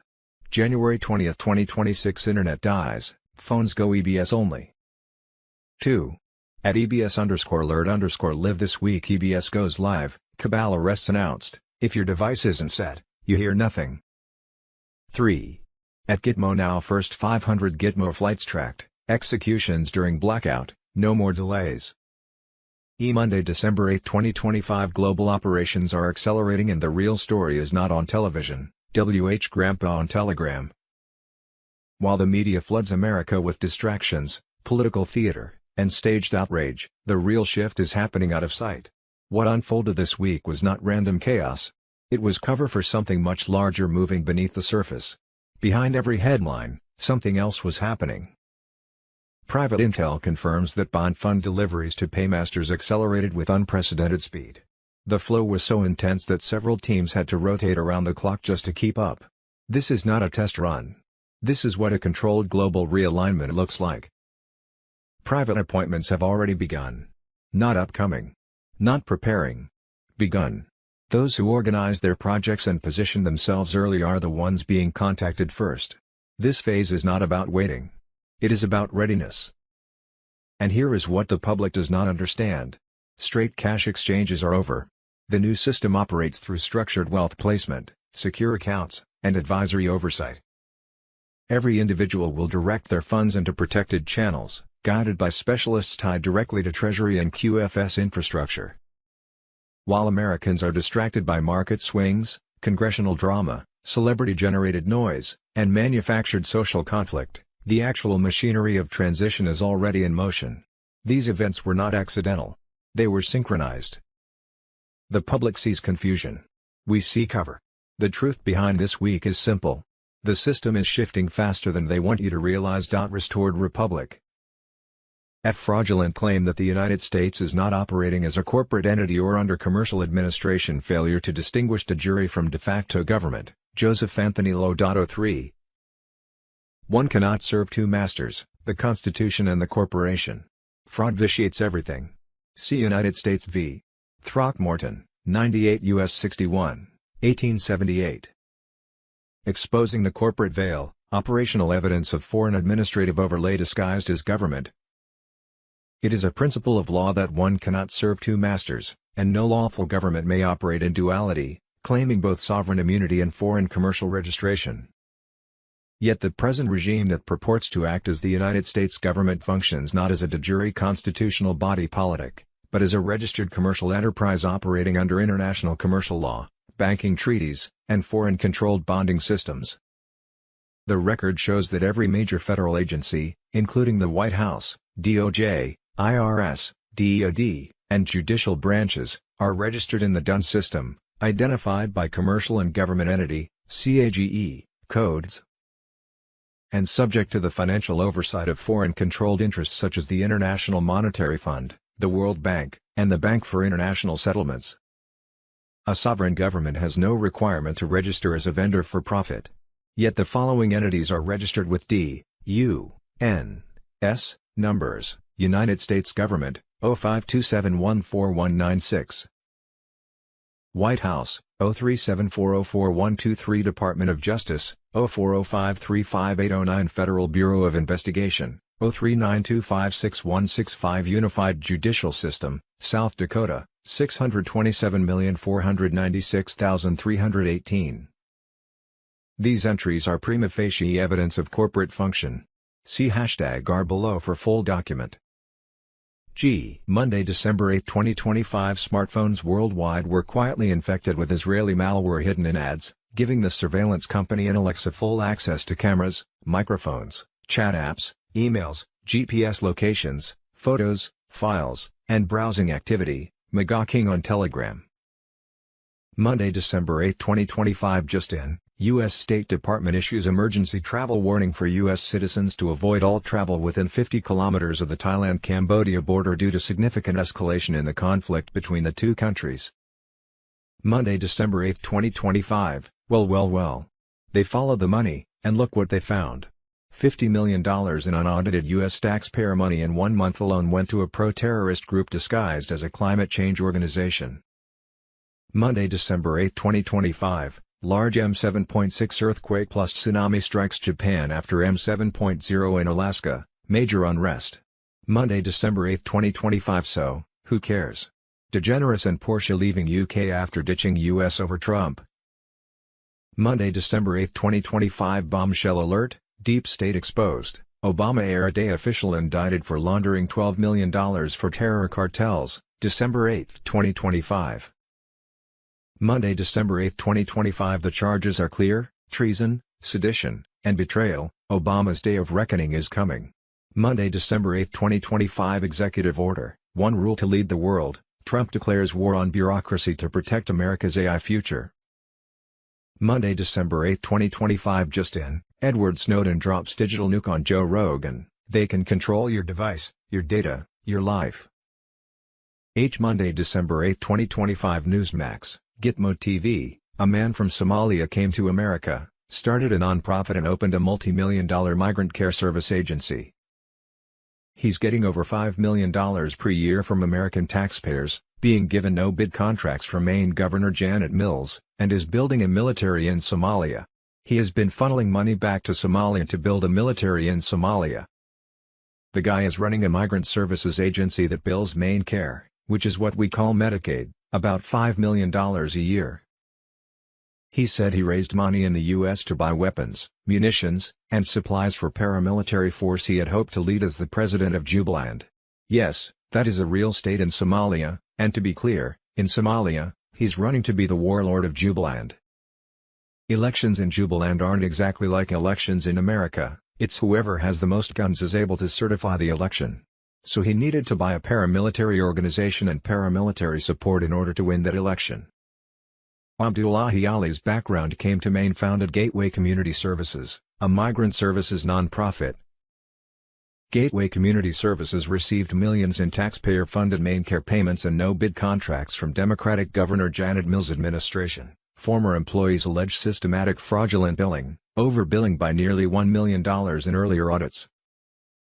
Governor Janet Mills created the Office of New Americans, whose sole employee, from Sudan, is a former Gateway Community Services staffer. Monday, December 8, 2025. Dr. Oz, you've probably heard the news by now. Minnesota fraudsters stole over $1 billion from Medicaid. And you deserve an explanation. Our staff at CMS told me they've never seen anything like this in Medicaid, and everyone from Governor Tim Walz on down needs to be investigated, because they've been asleep at the wheel. Based on what we know now, this is a clear dereliction of duty. First, the facts. In recent years, Minnesota Medicaid launched several new programs, including housing stabilization services, which help disabled homeless individuals, and early intensive developmental and behavioral intervention, which reimburse therapy costs for families with autistic children. Some bad actors in Minnesota's Somali community decided to game the system. And when they got away with it, They decided to go bigger. The housing program was supposed to cost $2.6 million annually. Last year, it paid out over $100 million. The autism program ballooned from $3 million in 2018 to nearly $400 million in 2023. These scammers use stolen taxpayer money to buy flashy cars, purchase overseas real estate, and offer kickbacks to parents who enrolled their kids at fake autism treatment centers. Some of it may have even made its way to the Somalian terrorist group Al-Shabaab.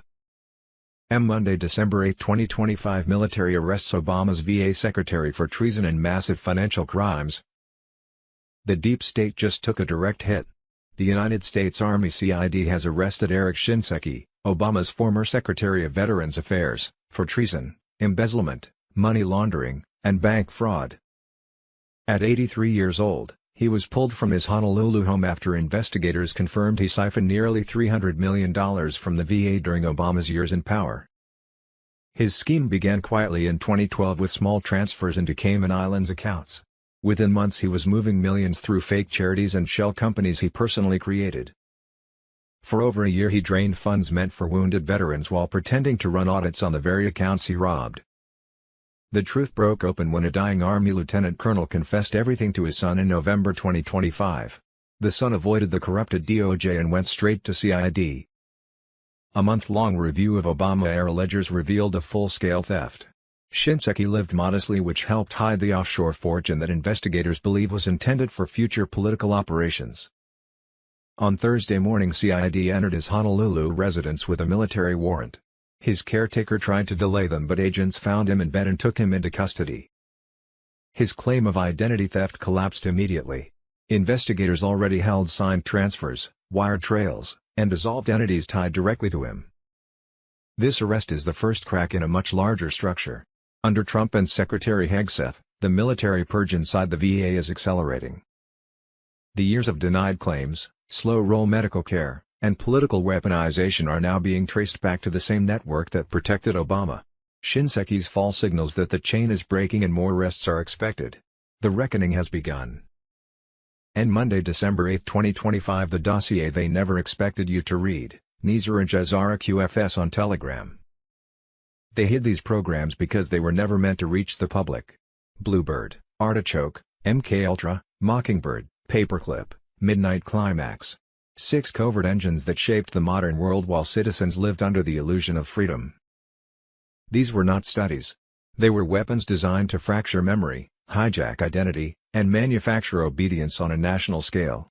Every newly opened file confirms the same truth. The government was not researching control. It was mastering it. Bluebird began the descent by testing hypnosis, chemical amnesia, and identity stripping on the most vulnerable. Artichoke pushed further, exploring how to erase free will entirely. The story is not that these programs existed. The story is that their architecture never vanished. It evolved, adapted, and moved deeper underground, waiting for a moment when the public no longer questioned who built the world they are living in. Monday, December 8, 2025, military operational tactics exposed during the Charlie Kirk assassination, aka the Maroon Boys.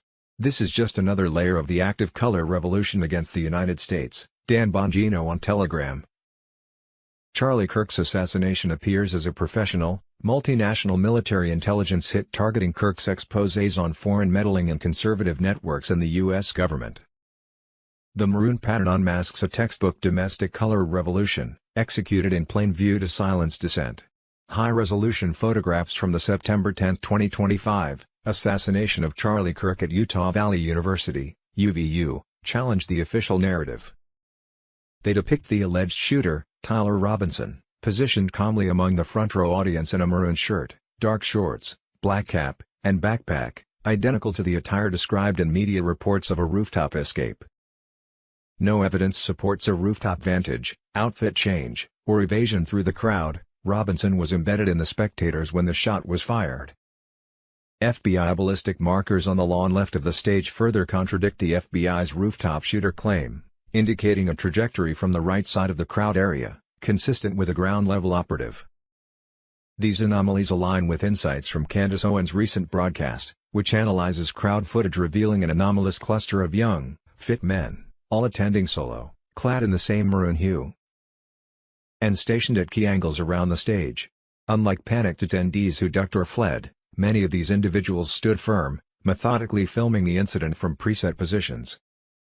Critically, the viral videos that defined the lone gunman storyline, all amplified rapidly across platforms, originated from these maroon-shirted figures, simulating grassroots dissemination. Veterans from US, UK, French, and other special operations units have corroborated to Candace Owens that maroon serves as a global identifier for airborne and elite forces, often as a color of the day for undercover federal or quick reaction teams. In high-chaos scenarios, it enables instant ally recognition amid extraction or protection protocols. This orchestrated uniformity exemplifies CIA-owned color revolution tactics, deployed in regime change efforts like Ukraine's 2014 Maidan Uprising. Such operations fabricate spontaneity through pre-positioned assets, controlled narratives, and visual cues to mask coordination as organic unrest. Here, the Maroon cadre ensured narrative dominance while the FBI has offered no explanation for their positioning, composure under fire, or the suppression of contradictory family-submitted footage. Military operational tactics exposed during the Charlie Kirk assassination, aka, the Maroon Boys. This is just another layer of the active color revolution against the United States. Charlie Kirk's assassination appears as a professional, multinational military intelligence hit targeting Kirk's exposés on foreign meddling in conservative networks and the U.S. government. The maroon pattern unmasks a textbook domestic color revolution, executed in plain view to silence dissent. High-resolution photographs from the September 10, 2025, assassination of Charlie Kirk at Utah Valley University, UVU, challenge the official narrative. They depict the alleged shooter, Tyler Robinson, positioned calmly among the front-row audience in a maroon shirt, dark shorts, black cap, and backpack, identical to the attire described in media reports of a rooftop escape. No evidence supports a rooftop vantage, outfit change, or evasion through the crowd. Robinson was embedded in the spectators when the shot was fired. Monday, December 8, 2025. The Clintons, CIA and MENA, the core allegations, condensed, Stormwatch 17 on Telegram.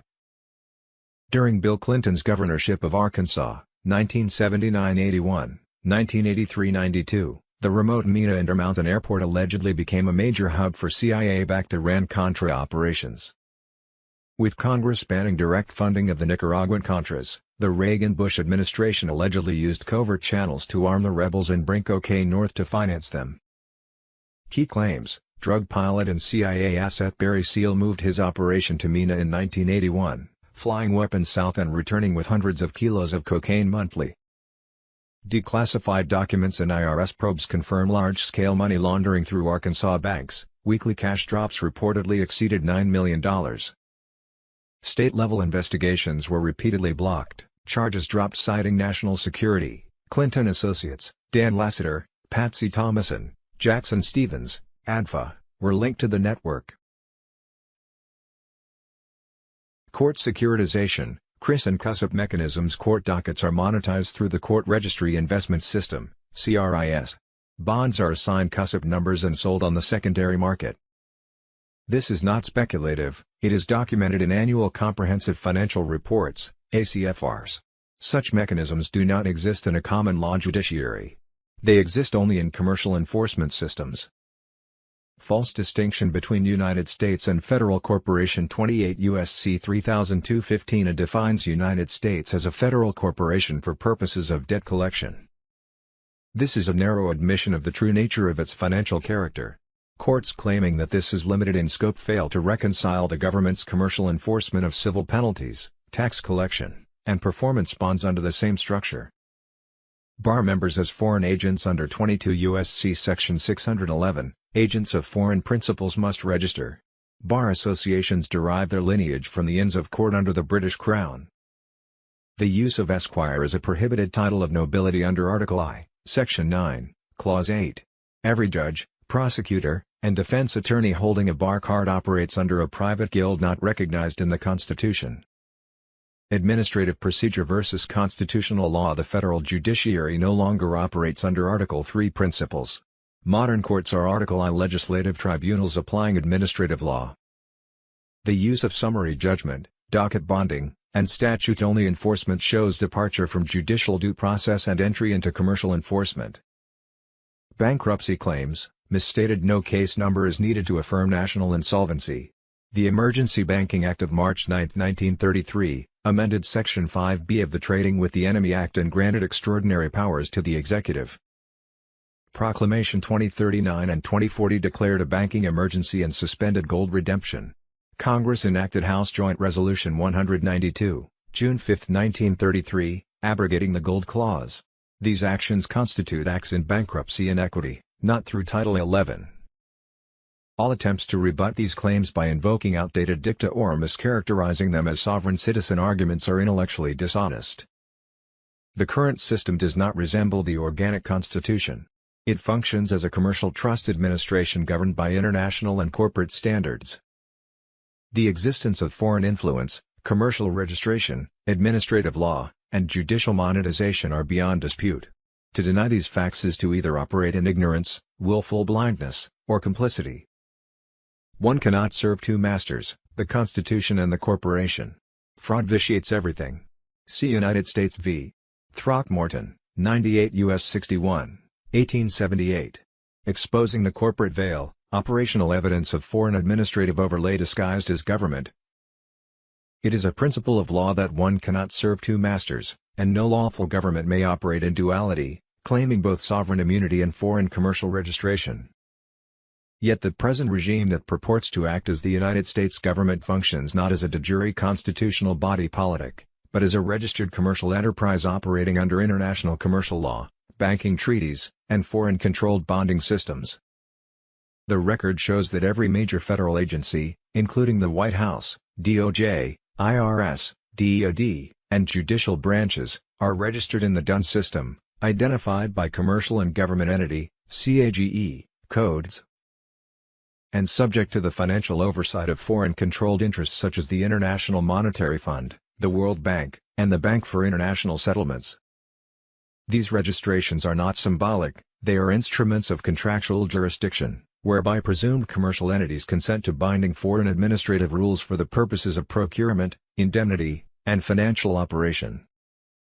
Through the Court Registry Investment System, CRAS, court cases are securitized, assigned CUSIP numbers, and traded as bonded instruments.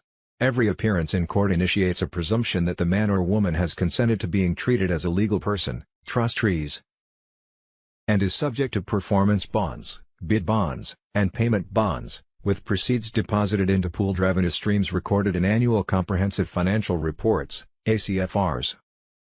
These are not hypothetical or theoretical constructs, they are present in the internal ledgers of federal, state, and municipal entities. Furthermore, the Bar Association monopoly is a foreign guild structure, with lineage tied to the Inns of Court under ecclesiastical crown authority. No member of the bar has proven lawful delegation of constitutional power to interpret or enforce the organic constitution. Under 22 U.S.C. Section 611, any person acting on behalf of a foreign principal is a foreign agent and must be registered. No bar member adjudicating matters in court presents proof of such registration or rebuttal to the presumption of foreign allegiance. The merger of law and equity in 1938, via the Supreme Court's ruling in Erie Railroad Company v. Tompkins, and the implementation of the Federal Rules of Civil Procedure, destroyed the separation of common law and chancery. Courts ceased operating under constitutional authority and began applying commercial codes and statutory equity, converting tribunals of law into administrative enforcement venues. This administrative switch created a presumption that all parties appearing are either decedents, wards, or incompetent sureties, as in the construct of the Sestui vi trust, historically derived from Roman civil law and canon law under the Vatican system. When a court, judge, or attorney engages in this framework without full disclosure, they commit constructive fraud. When they conceal the existence of fiduciary bonds, commercial trading of case instruments, and the use of foreign commercial law in place of constitutional due process, they participate in misprision of treason under 18 U.S.C. Section 2382. This entire system operates on presumptions, that the man or woman voluntarily consented to be treated as a commercial entity, that the name in all caps signifies the living being, and that jurisdiction is proper. None of these presumptions have been proven, and their enforcement without disclosure constitutes fraud, ultra vires action, and violation of the organic Constitution. Judicial denial, willful ignorance, and the fraud of legal excuses. A pattern emerges wherein agents of the current legal industrial complex rely upon outdated judicial opinions, disjointed statutory interpretations, and categorical dismissals of lawful inquiry under the rhetorical branding of frivolous, sovereign citizen, or baseless conspiracy. This tactic serves not only to discredit lawful investigation into structural fraud, but also to insulate a privatized administrative apparatus from legitimate challenge. The judicial citations commonly relied upon: United States v. Maurice, 1823, United States v. Perkins, 1896, Dinghy, 1831, and others, predate the commercial and financial reconstruction of the federal government following the Act of 1871, the Federal Reserve Act of 1913, the Emergency Banking Relief Act of 1933, and the United Nations Charter of 1945. These transformative events implemented wholesale structural overlays and cannot be rebutted by case law that precedes their legislative enactment. Further, the disingenuous invocation of 28 U.S.C. Section 3215, while simultaneously denying its relevance, is itself a legal contradiction. The statute clearly defines United States as including a federal corporation, a statutory definition crafted within the context of commercial debt enforcement. To suggest that this classification has no bearing on the operational nature of federal agencies, many of which operate as bonded corporations for procurement under UCC titles, is to willfully ignore the construct of functional jurisprudence, where conduct outweighs label. The claim that there are no articles of incorporation is both misleading and misdirected. Sovereign governments do not require articles of incorporation under private corporate law. However, incorporated municipal entities, such as the United States as defined post-1871, do operate as legal persons under corporate charters passed through congressional acts. The government of the District of Columbia, which now serves as the federal seat, is a corporate entity per statute. The U.S. Government Printing Office, GPO, the Department of Treasury, and other departments publish registration identifiers and DUNS information clearly affirming corporate capacity to contract. The claim that no bankruptcy court or trustee exists ignores the construct of reorganization via emergency powers, wherein the President of the United States, through the Treasury and Federal Reserve, assumed commercial trusteeship over all citizens and assets via the Trading with the Enemy Act, 1917, and the Emergency Banking Relief Act, 1933. No formal Chapter 11-style bankruptcy is required when reorganization occurs by proclamation, executive order, and statutory debt instruments. Ignorance of these facts, intentional or negligent, is not an excuse. To cite modern court opinions that mock, dismiss, or label such analysis as frivolous is not legal refutation, but circular logic and judicial gaslighting. Courts, as commercial venues monetizing securitized proceedings, hold a vested interest in denying the existence of the construct that sustains them. To serve this system while denying its existence is to commit fraud by silence. The bar-controlled judiciary, the bonded fiduciary officers, and foreign-aligned agencies are not immunized by habit or legacy. They are subject to the rule of law, and that law includes the maxim that fraud vitiates everything it touches. To say that a government which bonds its officers, securitizes its cases, contracts via foreign identifiers, operates under international treaties, trains its enforcers through guild-based associations, and treats its people as trust property as sovereign, is a mockery of language, law, and logic. Fundamental breach of constitutional trust and the return to principle: a lawful government derives its just powers from the consent of the governed, not from secret financial instruments, foreign registration schemes, or adhesion contracts buried within administrative codes. The transition from de jure constitutional governance to de facto commercial administration has never been lawfully ratified by the people, nor publicly disclosed. It is thus null, void, and ultra vires. The Constitution's Article I, Section 9, Clause 8 forbids any title of nobility, yet all judges, attorneys, and officers bearing the title esquire operate under a crown-derived guild that was never authorized by the people. The 10th Amendment preserves all powers not delegated to the federal government to the states and the people, yet the administrative overlays imposed by the Uniform Commercial Code, International Monetary Fund, United Nations, and Federal Reserve System have supplanted constitutional delegation with foreign-derived contract law. Article V states that treaties are the supreme law of the land, but this clause does not authorize treaties that contradict or override the Constitution's protections. Treaties cannot create foreign fiduciary obligations or debt pledges that strip the people of unalienable rights, nor can they place public offices under control of non-republican, supranational entities. The International Organization Immunities Act, 1945, unlawfully extended privileges, immunities, and foreign status to organizations never ratified as sovereign authorities over the American people. The Vatican-based trust model, through Roman civil law, canon law, and the Cestui Que Vie construct, treats all individuals as missing, thereby enabling the seizure and management of their estates via commercial instruments and administrative courts. This juridical conversion, combined with the posterior merger of equity and law, enables a silent transfer of sovereignty from the people to the corporate state. These facts are not theories, they are operational realities, confirmed through audit trails, public financial reports, agency registrations, and statutory code.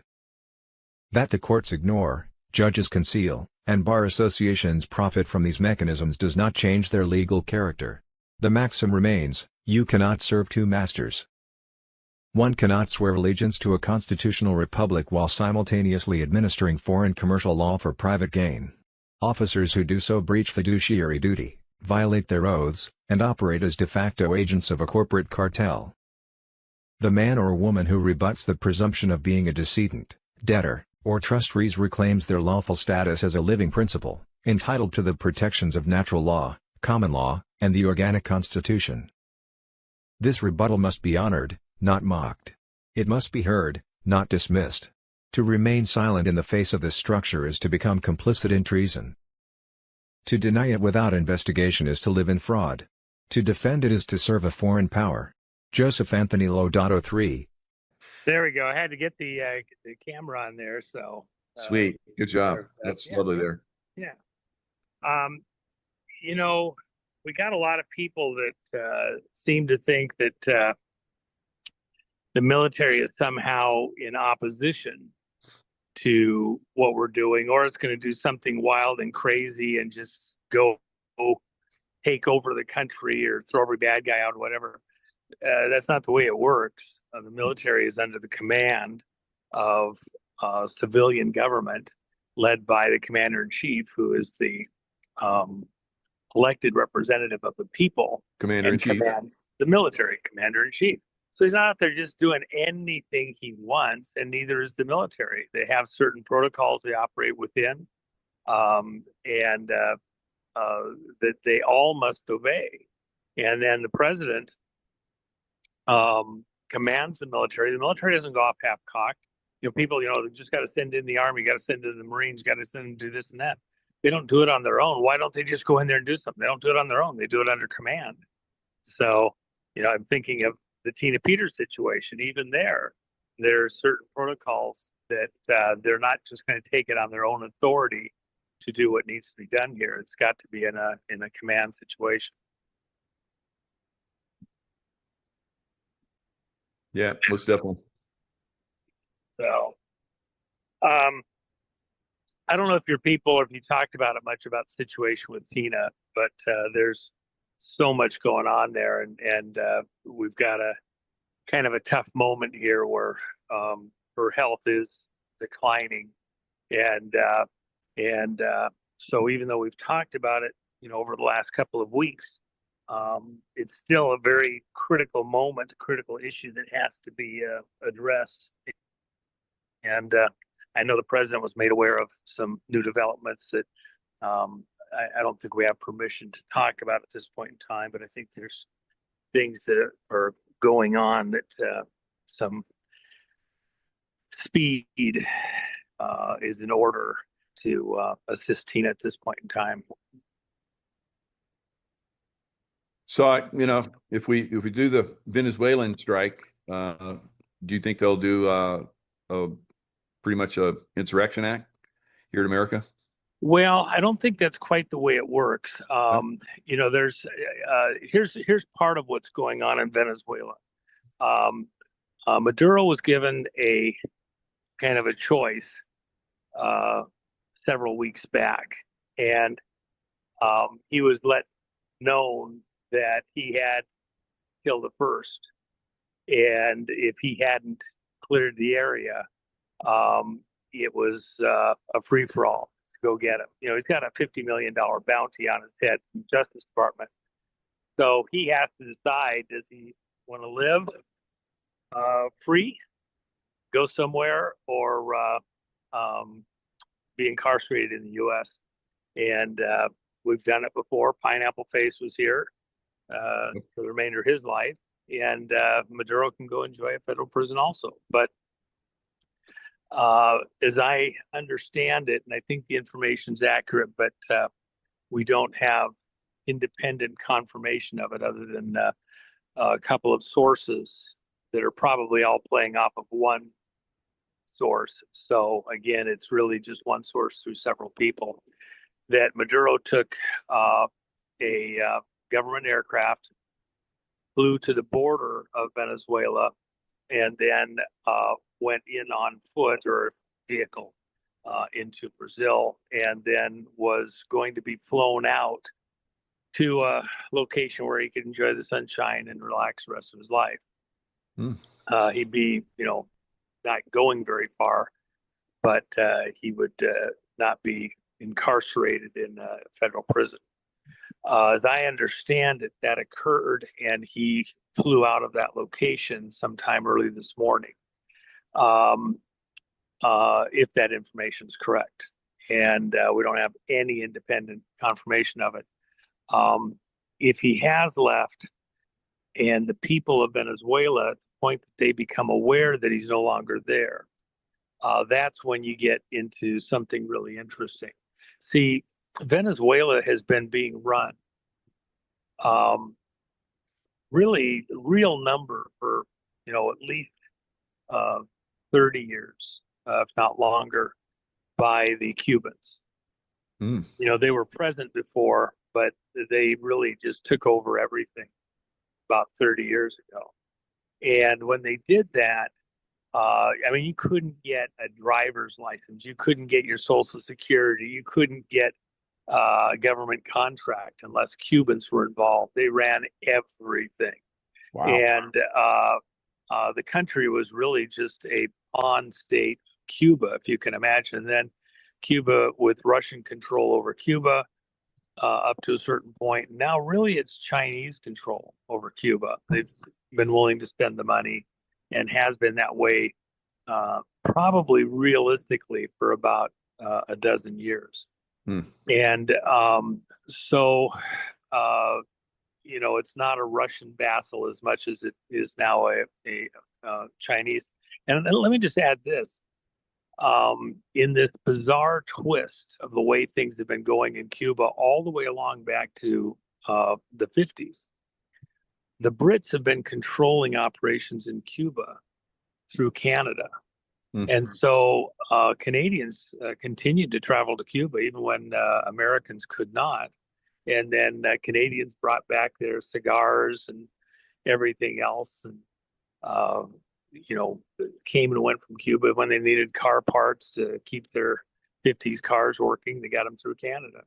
So that connection to the Brits, who've really been doing stuff in this very obtuse way of doing it through Canada, a Commonwealth country, that is also going to be challenged. So what it's most likely going to happen, the Venezuelan people understand that they've been under the thumb of the Cubans for so long. Every dictatorship, even the vote stuff, was controlled by the Cubans. And so they're going to revolt. And the moment that Maduro is known to no longer be in the country, I expect that to be on. Oh, yeah. And the real issue is going to be, will the Cubans that are there stay and fight? There's a large number of them. Or where will they go? They don't have a private aircraft to get to the border. Will they be allowed egress to get back to Cuba or to some other location?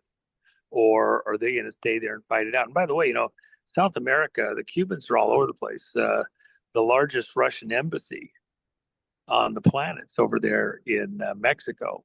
And the Cubans are right there involved with everything there too, but also China. I had one of my contacts who does contract work for three-letter agencies, been doing that for a very long time. He and I talked just recently. He was down in Guatemala with a security team, and they were all essentially under contract to our government. And they just went out for beers in Guatemala. And when they were done, of course, in these South and Central American countries, and you know this, you don't really go out to dinner, say at sunset, you know, latter part of the day. You might take a siesta, get up, you know, 9, 10, 11, 12, and then you go out and you have a dinner and drink or two. And you're not done with that till, you know, 2, 3, 4 in the morning. And that's just common in that culture. So they weren't doing anything weird. They're out there at 1:30, 2 in the morning, had dinner, some beers, and they're walking back to their hotel, and they heard music coming from a spot and thought, well, you know, maybe we'll have one more beer. Well, they get in there, and it turns out it's a brothel being run by Cubans and Chinese. And they look around the room and realize, oh my gosh, and there's a band playing and all that. And so they're trying to make their exit. And there was a couple of things that happened. One of them was that there was a girl that was probably Ukrainian, but they don't know. And she just tried to latch on to one of the team members and just, you know, stay with them. No, you got to stay, you got to stay. Because, of course, they have to meet their quota every day. And just, you know, as he said, just a beautiful young girl. And but with their work, their clearances, etc., there was just no possible way, and they made their exit and left. And it was very clear that it wasn't just Eastern Europeans running this. The Chinese were all around, inside and outside the building, guarding the facility. The next day, when they were in a meeting with their counterparts there in Guatemala, they described the situation, their concerns, not wanting anybody to be confused. You know, they just didn't realize what they got into, and the guys all had a laugh and said, "Yeah, the Chinese have 3 of these places here in Guatemala. They're all over South America, and that's one of their primary ones. And it's them and the Cubans, and they bring these girls in from other parts of the world and prostitute them there in Guatemala, but it's the same in other places." Again, there's that alliance. I believe what's going to happen is that as Venezuela, as they realize that Maduro's not there, are going to have civil unrest, civil war, whatever it is. It's going to be aimed primarily at their main oppressors as they see it, which is the Cubans. And that's maybe just hours away at this point in time. Right. So that's a great video. Thanks so much. Now, do you think that's going to spread? Do you think it'll spread over to Brazil with Lula, or Colombia maybe, or Mexico? Do you think it's going to spread at all? You know, that's a really hard question. I don't think anybody actually knows for certain. I will say this. Let's come back to the U.S. for a moment. Yeah. We really lead the whole world at this particular moment, this second. Everybody's looking to see what we're going to do in reaction to the stolen elections. Right. And they've heard the talk. They've seen the truth texts from Trump concerning rigged election 2020, the people that did it. People all over the world are aware that their elections are also being compromised. You know, part of the stuff that I was doing over in Southeast Asia was around the South Korean election issues and the frauds going on there, which were the same people that we have in custody here in the U.S. now, protective custody, that are, some of them have already testified in grand juries in Florida, and there's other grand juries coming online right now in one particular state specifically. With that in mind, uh, these other countries, Brazil being one of them, have had their elections stolen from them. And there's the concern across South America and all the way up into Mexico. Are we going to address the election issue in a decisive way, the vote fraud? And as we get into it, because the people that we have in custody, when asked, and their affidavits, their testimony is that they did this in 71 countries plus the United States. They put leadership into the countries that wasn't the will of the people. They selected the leaders put them in, did a fraud on the vote, and so these people are leading countries around the world, and against the will of the people in those countries. Mm-hmm. If we, at the point we begin arrest, and some through the justice system, some going to Gitmo, at the point we begin that, I think it sends a critical message, a much needed message to other places in the world that we're not only going to address the election frauds here in America, but as we go back up the chain of command, we're going to go to these other countries and assist them in regaining control of their own countries. And they may very well be very emboldened, and I expect that. I think that's a natural outcome of what's got to happen here. But they're all looking for leadership here in America first to see it addressed here, and then they go after it there. And one of the things in a sidebar to all of that is Tina Peters, because in the course of this, she was the victim of a very heavy campaign to villainize anybody who would challenge the machines and their use in elections. And because she was right there in the home turf, the main office in the U.S. for Dominion is right there in Colorado. ES&S has an office there too, and there's a lot of the activity going on in those places. Well, they couldn't allow Tina right there from their home state to get away with this. It would damage their credibility in lots of places. So they fought super, super, super hard. And at the point that they can no longer hold their scarecrow to scare anybody else from coming in and challenging the machines and elections, at the point that Tina is no longer in their grip, or the grip of their political apparatchiks, then I think that signals even to the rest of the world how serious we are. So I do expect, and let me just add this one caveat. President Trump is excruciatingly aware of Tina's plight, including her health issue and some other things that just happened in the last 48 hours that are very, very serious. He has a particular timing that he's been, I think, fixated to. That's what I figured. For various reasons. And so you can't interpret his failure to act as a failure. He is holding to, because there's other things that have to fall within this sequence. And for whatever reason that we may not understand, as hard as it is, because he wants her out, he's been very, very, very excruciatingly clear about that. He also can't do things that could screw up other things in play. So yeah, she's definitely, I think, a key. And if she gets, I don't think when she gets free, she's going to be a figurehead in this election fraud. Look at what Trump just did. He's revoking all of Biden's executive orders, executive actions that were done by the auto pen. Well, that was essentially everything, right? So it's about 2020, because he's not there validly. He wasn't doing it himself. Somebody else is running him by remote control. So 2020 isn't over, and the effects of it, it goes further back than that too.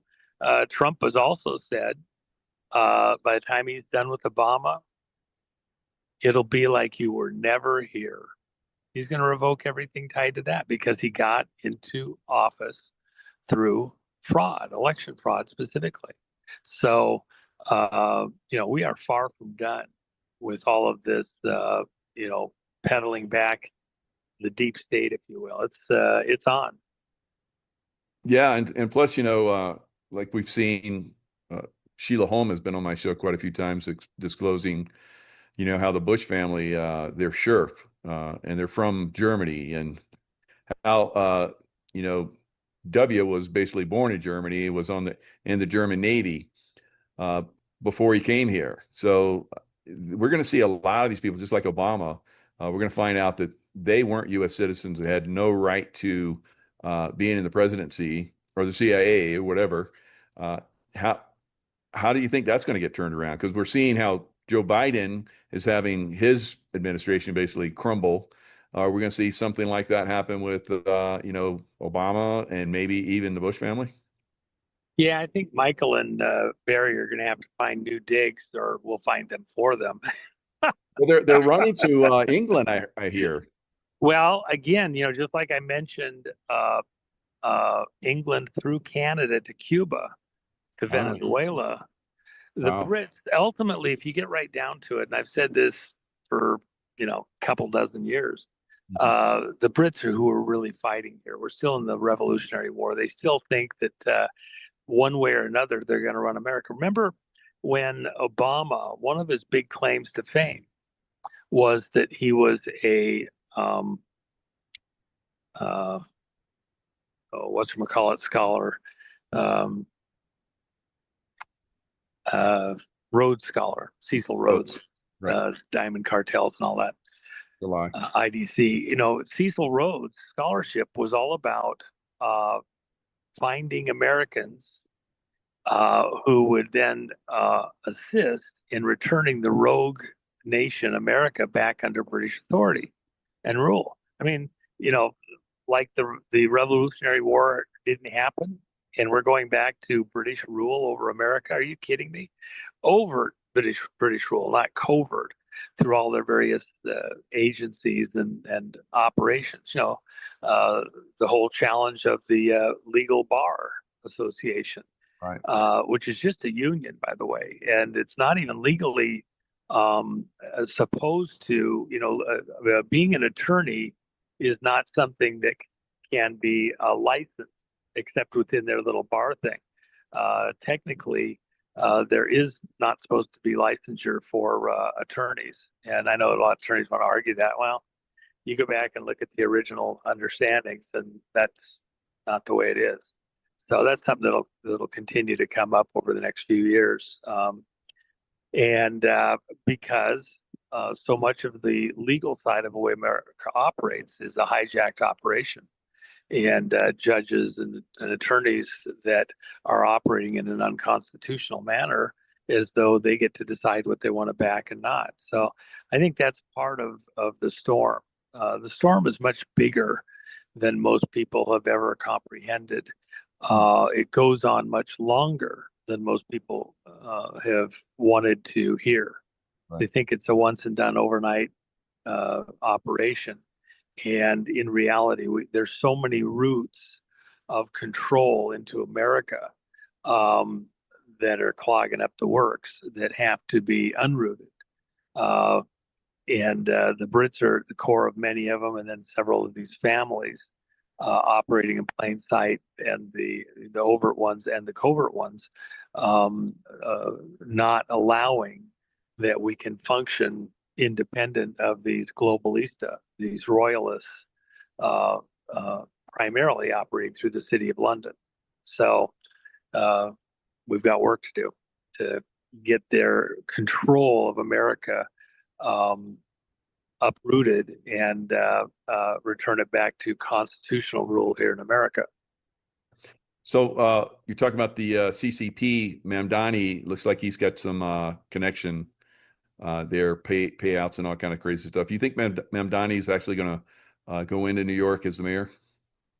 Well, Whether he starts there or not, I think there's all sorts of questions. You know, you can't have allegiance to and participate and do things related to communist groups and ideals, uh, and be your citizenship can be revoked if you're naturalized in that way and weren't truthful or turn and bite the hand that feeds you. That can all be rescinded. You know, I think Trump, of all the people out there that would do it, he's the one that would do it. So, yeah. And by the way, you know, he let Mandami come in. They talked to him at the White House and everything else. And Trump says, yeah, you know, to the extent that he said things that he wanted to do policing and other stuff that was stuff Trump could agree with. Trump says, yeah, I feel safe under his administration. Blah blah blah. But then later that day, Trump signs that the Muslim Brotherhood is a terrorist organization.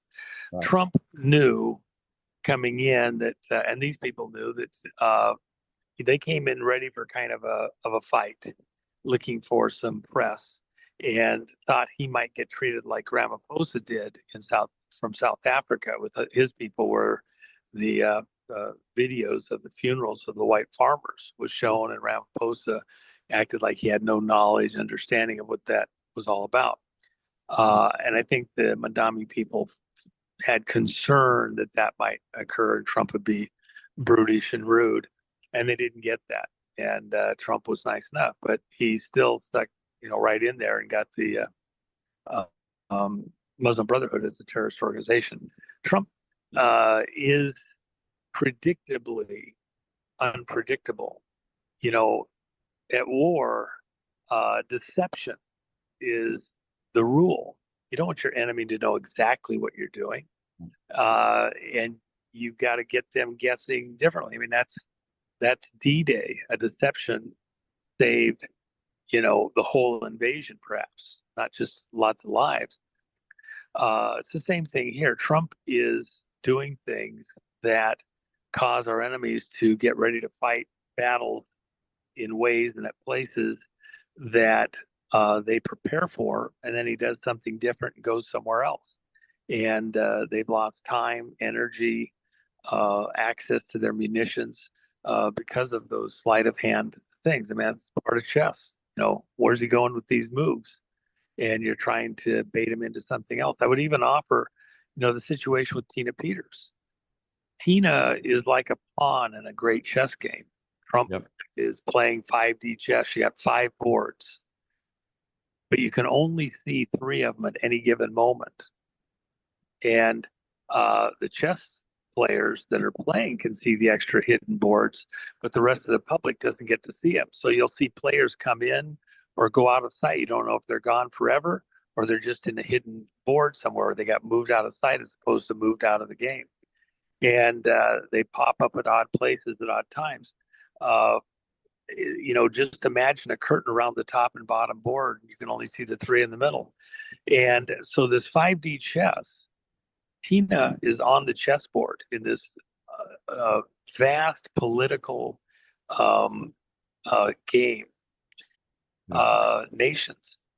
And in this game, somehow Tina finds herself on the board in the most critical thing, the elections. You know, the most critical thing, most important thing Trump will have done in public life, in his time in public office, is to return honest elections to America and the rest of the world.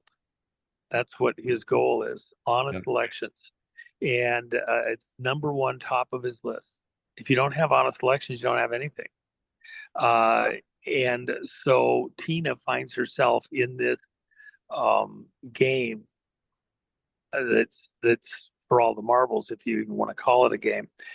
But as a pawn moving across the board, she's almost reached the other side. Now, if a pawn goes all the way to the far side of the board and isn't taken out, it becomes a queen, has all the motion, powers, authority of a queen. So that's the most mobile and dangerous piece on the chessboard.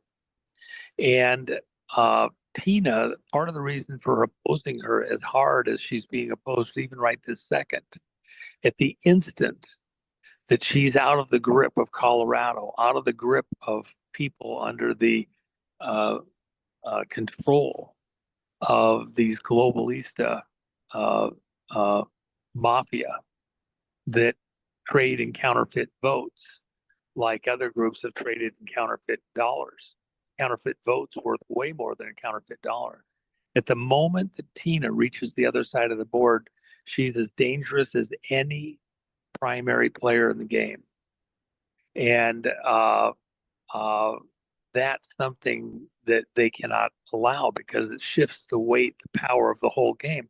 She's gotten close and they're fighting tooth and nail not to let her get free.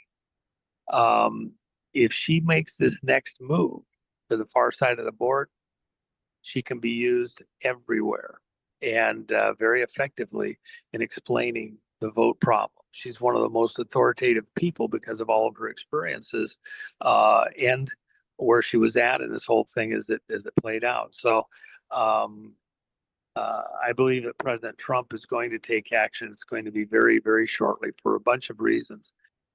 So if Maduro has vacated Venezuela, and that possibly was predicated because President Trump said, "Don't fly over Venezuela." So yeah, yeah, it's like we're coming. You can leave. Well, you know what they were doing, just so you know, kind of what was going on, and you understand this from your history. Oh yeah. We had aircraft that were flying hell bent for election, as though they were going to do something there in Venezuela. And so they do something in the north, and guys on the ground would be moving in the south to do certain tasks that needed to be done, and other locations back and forth.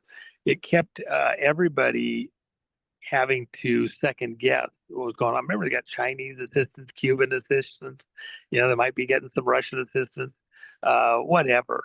Iranian, definitely. Just so people understand this situation with Venezuela. Several years ago, as early on in the Venezuela situation, I think it's about a dozen years ago, Russia did a deal with Venezuela, and they were getting oil. The main oil field there in Venezuela is called the Rockefeller Field, and Venezuela, as far as oil wealth, is richer than Saudi Arabia. So why is it so poverty stricken right now? Why don't they have Venezuelan, guys with sombreros instead of scarves over their head, running around owning the world? Because they've had horrid, leadership that has been stealing everything. Venezuela used to be a very prosperous, lucrative country. People go there and have fantastic vacations. Now it's worse than a hellhole. And the Venezuelan people are the real victims. In fact, in the course of whatever political unrest, civil unrest is coming in Venezuela, probably in the next hours, literally, America is going to be the best friend of the Venezuelan people because we're going to come up with some kind of a deal, come in and help them out. And somebody tried to, it's just for the oil because America wants their oil. Well, actually, no, there's an oil glut. Trump has engineered the situation so we have an oil glut going on in the world. He turned it on everywhere. Yeah. We're looking at oil headed for $40 a barrel, which in current dollars is close to the equivalent of what Reagan ran it down to at $10 a barrel, $8 a barrel even in 1983 and $84. Trump's bringing down oil prices. What's going to do more to stop the Ukraine war? This negotiations with Zelensky and everything else, or the fact that Russia, the oil prices are coming down. They're in the mid 50s now, headed for 40. Everybody knows it. And if it keeps going the direction it's going right now, without any Venezuelan oil really coming on the market, you're talking about oil at $40 a barrel because Trump's turning on the stuff, bringing down the oil prices at the pump, which has also got to be done with the refineries. Oil isn't just, it's not just that you have an oil glut. We have a problem with refineries. That's what happened back in the mid 70s. Yeah. Go ahead. Excuse me. Yeah, you've talked about that. And, so taking out Venezuela could have an effect on Colorado and probably some other states that are, because we know Tren de Aragua, who's Venezuelan gang, was heavily in Colorado until President Trump came in and he sent ICE after him. So this may even, collapse a lot of these deep state operators within a lot of these, government offices and states. Well, Because let me ask a you lot of this. funding from the cartels. Let me ask you this. How Mhm. safe do you think Tina is in a prison where a number of the inmates are from Tren de Aragua? Yeah. There's a lot at play. It's way bigger than most people realize, even to the whole globe. Even to people in Venezuela, South Korea, South Africa, places that you may never have heard of in your whole life, where they've all been under the grip of people in power who stole their way to power, working for these international vote theft gangs. And as we deal with Tina's situation, and as President Trump comes on full steam with the things that happen next, including Gitmo open for business, not the little teeny pre-sale that's going on with Tren de Aragua and some of the other people in Gitmo now. As we go to the real deal, it'll be a message of hope to the rest of the world. The whole world is hoping that we as the people get this under control, address it, and help them. And that's exactly what's coming. Yep. Now, one thing, we could say we want this to happen, but when it happens, then they can collapse the economy because they pull the plug on the economy. So that's one of the things we're looking at. But I know you have been a huge proponent of silver, like myself. I'm looking at silver pre-market opening. It is up again big. It was up huge on Friday, and it's up again. It's looking Well, like let me help people on that. Okay, yeah, so please. here's the way it actually broke down. Mhm.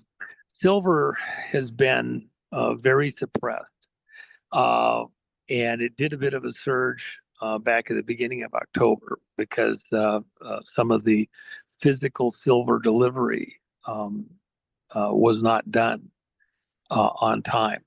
So it got washed through in the markets, a lot of mischief behind the scenes. Then and I had warned people, I've been warning for, a week and a half, 2 weeks that, during the holidays is when they like to do stuff. And of course, just because we have Thanksgiving here, you don't have Thanksgiving across Europe or Asia. It's not a holiday for them. They continue trading. They're up doing it. And in that window, I expected a lot of pressure to be brought in this end of the month stuff. So exactly as I had predicted, warned, told people about Friday, it just went into kind of a frenzy. Yeah. Now there was articles and information coming out that the computers that do the trade recording, auditing information, that there was a problem with the air conditioner. And so then they couldn't do all the trades they were supposed to do, and silver ramped up because of that. No, it's exactly the opposite. When that happened, it slowed down the velocity of the silver trades. Okay. So had they not had this anomalous event, silver probably would have gone up, instead of going up 6.1% in the 24 hours based on the London timeline, not the US. US, it went up like 5-6 in that 24 hours, 5.6%. But 6.1 worldwide average of the 24 hours. Had that not occurred, I had somebody that was looking at this yesterday and said it's likely that silver would have gone up 9+% on Friday. And, closing on almost 10% rise in one day. Already at 6.1%, it was the fastest, highest rise in silver prices ever in modern market history. So I think that's he's right, how. because right now it's up almost another 2%. So that's about 8% right there, a little over 8%. Well, and so it's not really fully quite done yet either. There's a lot of suppression there. So I agree. I expect silver, the next hold is at about 70, Yeah. and it's actually 69. It's actually about 69.9. And as it punches through that at some point in the future, which I think is later this month, it could very easily go up quite radically. It probably will go up a third over the next quarter after it goes through 70 before the end of the first quarter. So there's a lot of pressure that, that's why I'm saying silver will be at 70 fairly quickly. That's the next breaking point. 50 was the last one. Yeah, 72. So Yeah, it will, head pretty quickly there, and I expect that over, literally this month of December. Well, those are good And prices that you had over all Patriots. I was looking at that. I showed it on the screen. You buy the packages. That's an exceptionally good deal. yeah, well, Looking I at try to, right I now, try I'm to be as, showing the trading view, and we're over 2% right now, 2.8, and we're seeing crypto dive down. It's imploding. Now, you talked about crypto too. You were very, very nice about crypto. I have not been. I speculated on crypto. I made a lot of money on crypto, but I think now's not the time to be in crypto. well, I've tried to explain to people that Yeah. crypto, they say, well, but Trump's in it, his kids are in it. Okay, everybody take a deep breath. They're anticipating where the president has said he's going. He wants us to be the biggest Bitcoin people in the world, okay, and have essentially a vault full of crypto for helping with their treasuries and like that. What isn't fully understood, the blockchain, the cryptos, are great ledgers. It's a distributed ledger. It's like a ledger is like your account book, okay, and so your checkbook, whatever, where you keep a receipt.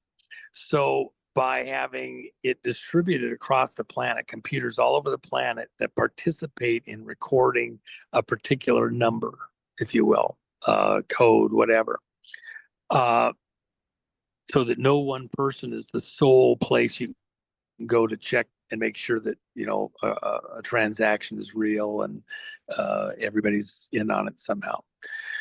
In this distributed ledger, that's in computers and people all over the world, you can record something and you can't go cook the books and change the numbers in every single computer, allegedly.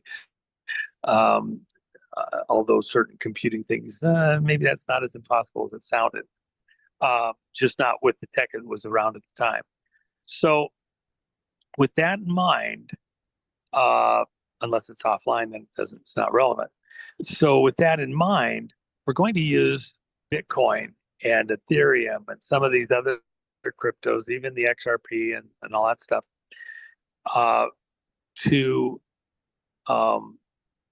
maintain a ledger of receipts for physical gold and silver. Now, here's the way you have to think about it. And I've said this a little bit before, but sometimes you got to hear something a couple of times. So I'm sorry for those that have heard it before, but let me just say it real quick.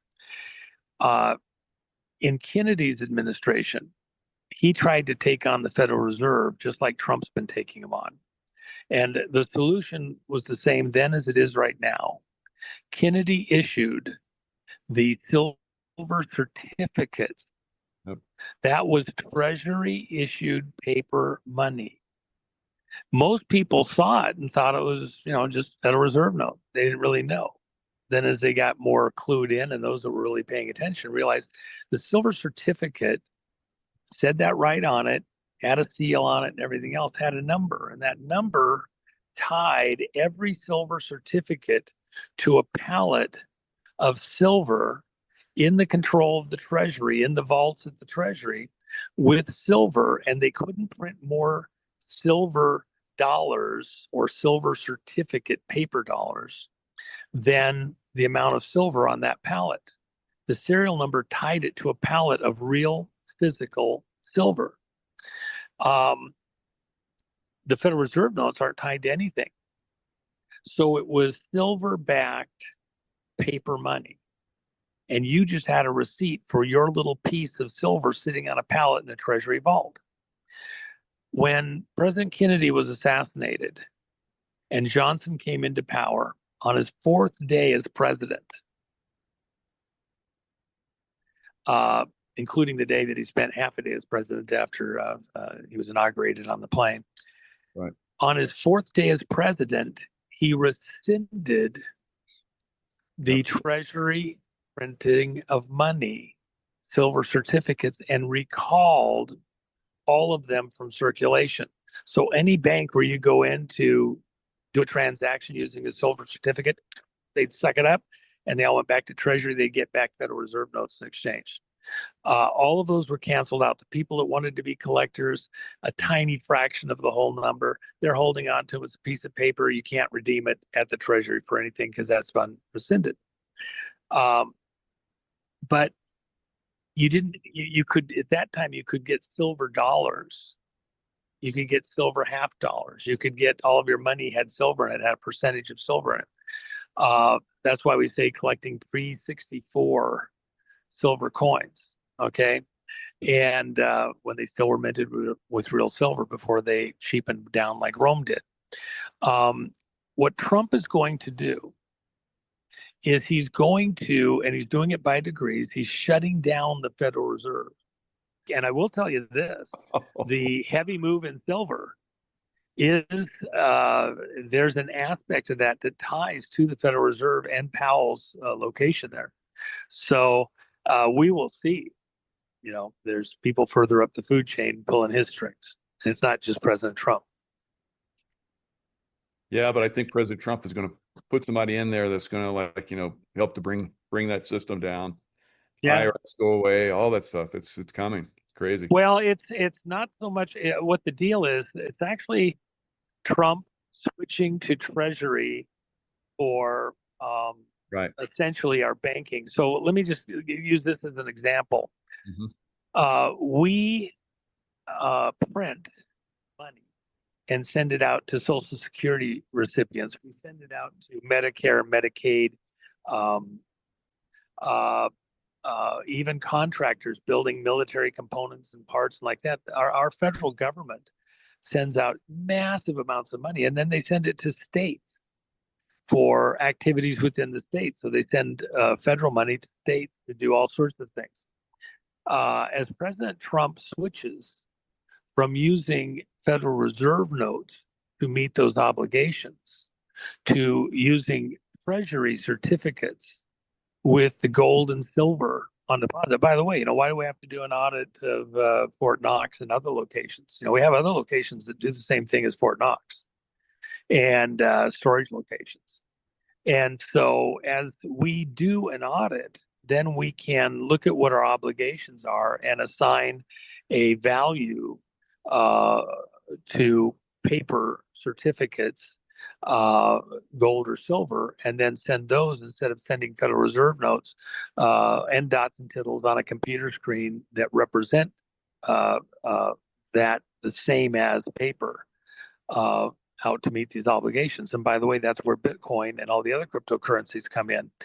If you create a chain based on, let's say, Bitcoin or Ethereum, the banker's coin, and you create a chain off of that which attaches a certain value of gold or silver within that specific chain, you if the root is Bitcoin, and people that understand in the crypto world will understand what I'm talking about, we start a new thread off of Bitcoin, and we take a certain amount of Bitcoin, um, and we say now this certain number of Bitcoin are uh, receipts on the ledger for this much gold in the vault that we're setting aside just to service this um, section of Bitcoin. Let's call it Bitcoin 2. And so if you own Bitcoin 2, it's built on the Bitcoin ledger. But if you have Bitcoin 2 money or crypto, then you can turn it in.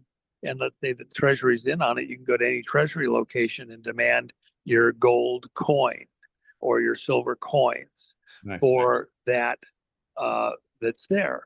If they have it on deposit, and they will, because of course the Constitution was about printing gold and silver, or minting gold and silver coin as the monetary backing for our treasury. That's what the Constitution calls for.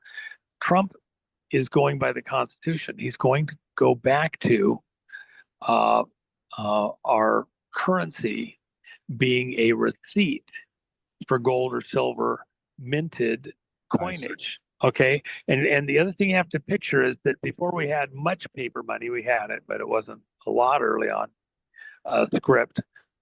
You got gold and silver coins. Okay. And it was only when you started going to a receipt for it, so you didn't have to carry it around with you, that you started going to the paper. Well, we're going to allow that to happen. It doesn't have to be a paper receipt. It can be a digital receipt, but it's not going to be digital money. It's going to be a digital receipt tied to physical money at some location within the treasury system. And now you don't have the inconvenience of carrying around a lot of silver. You just have to have the access to the code or to the paper. So do you think the current system is going to collapse and then that system gets worked in? Well, what you're really seeing, and one of the early things is people talk Nasara Gasara. I've said all along, you're not understanding. That is a mistake. That's not where we're going, not the way most people envision it. What we will do is revisit Bretton Woods, and there will be a revaluation of gold on deposit in the Treasury and silver. And that new valuation will then become the basis for whatever we're going to pay off in debts. Now, the gold and silver right now are at fractions of the price of gold today and silver today. They've never been revalued based on the current market. And by the way, within the Federal Reserve System, they don't want to revalue it. They want you using the paper, et cetera. But when you go to cash it in, you want to, clear our debts, these, trillions and trillions and trillions that we owe, supposedly with obligations, future obligations, et cetera. If you revalue our existing gold, you don't have to do anything to anybody out in the world's gold. Okay. They can keep their gold. We don't need to confiscate the gold. That's not what's going on this time. We don't need to confiscate anybody's silver. We have a lot of gold on deposit. Some gold that's owed to us that was stolen from us that is technically on deposit, just been misdirected somewhere, and we'll go bring it back. If you revalue our gold to where it needs to be, where it appropriately should be, it's something around $20,000 an ounce in Federal Reserve notes. Wow. Okay. But the Treasury note or Treasury certificate is tied to the physical gold and silver, and you can denominate it whatever you want. That Treasury note, let's say we tied it to gold right now. Say we tied Treasury notes to gold at 42 or 4,300 right now, 4,400, whatever it is today as it's gone up. If we tied any new minted, printed Treasury certificates, one Treasury certificate, gold dollars now has a trading value of 4,400. Okay, 4,400 what? Federal Reserve notes. But very quickly, as people realize that they can get a certificate that is backed by real gold and silver, that you can go to the bank and get a real gold coin for, versus a Federal Reserve note that's tied to nothing except the international banker politicians, mobsters, good faith and promises, which is nothing. Which are you going to want? You want the one that's tied to real gold and silver. So what will happen is a very organic, natural switch. As if you have a treasury certificate that today is worth 4,400 and the value of gold goes up to 20,000 Federal Reserve notes, did the treasury certificate change in value? Only as it relates to Federal Reserve notes. The treasury certificate didn't change in value at all. The Federal Reserve notes went down in value. Just like if you had a gold coin, you have to think of it differently. The gold doesn't change in value. It's very stable in its value. So one treasury certificate worth 1 ounce of gold. What really happened is the Federal Reserve notes went down in value. It takes more of them to buy the same amount of gold. So by tying everything to physical gold and silver, you end up with a stable coin if you're talking cryptos.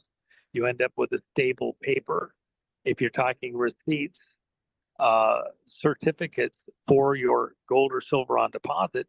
The only thing that goes down in value is the ones that have no control on them at all, except the price of paper and ink for a printing press and somebody to run it.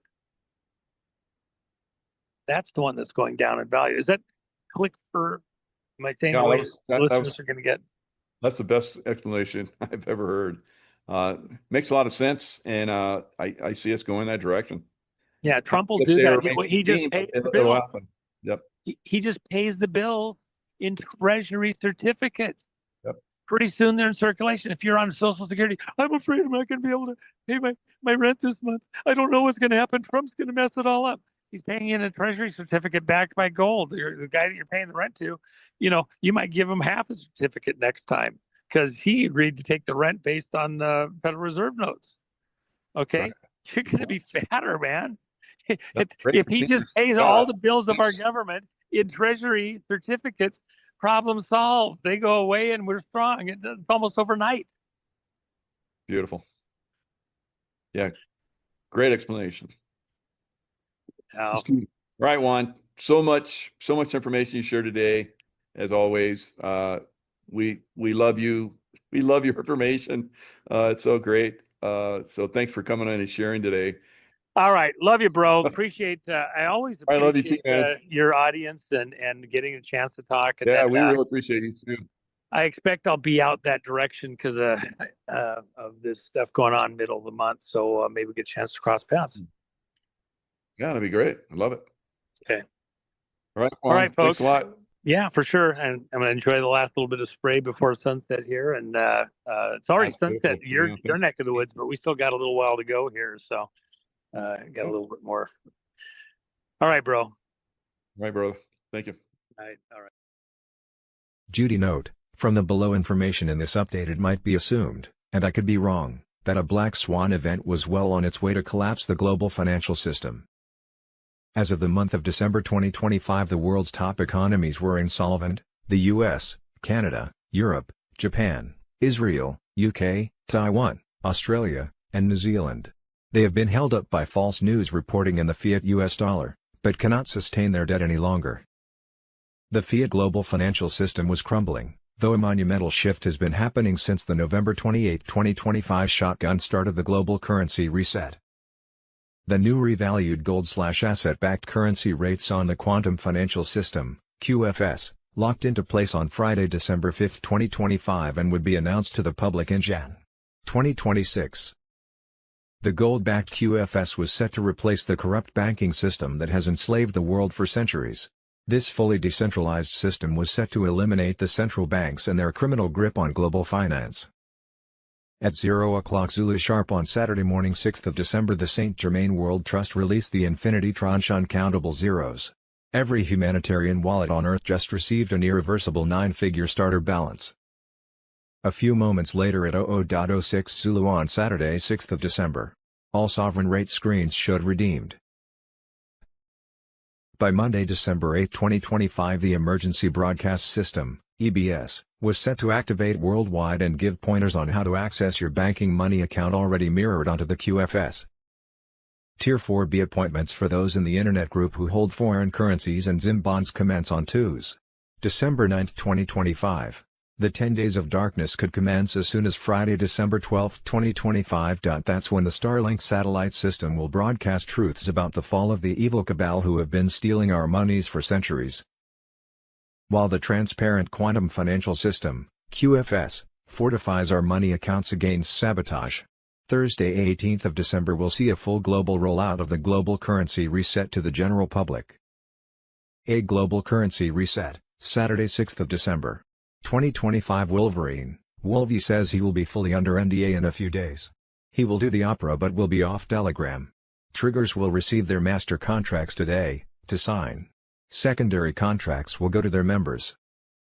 After signing and returning, they will be paid on Monday. Early payments of Jazara have begun. The taking down of the fiat dollar and banking systems has begun. The transition is designed to happen without mass panic. The system that was designed around hidden taxes and inflation is crumbling. Nizara protocols are being activated. These things won't be explained in traditional channels. Redemption centers are ready for December/January intake. The current window, as people focus on the holidays, is ideal. Tier 4B, there are lots of rumors. The private sector is moving and people are definitely being paid. SAT.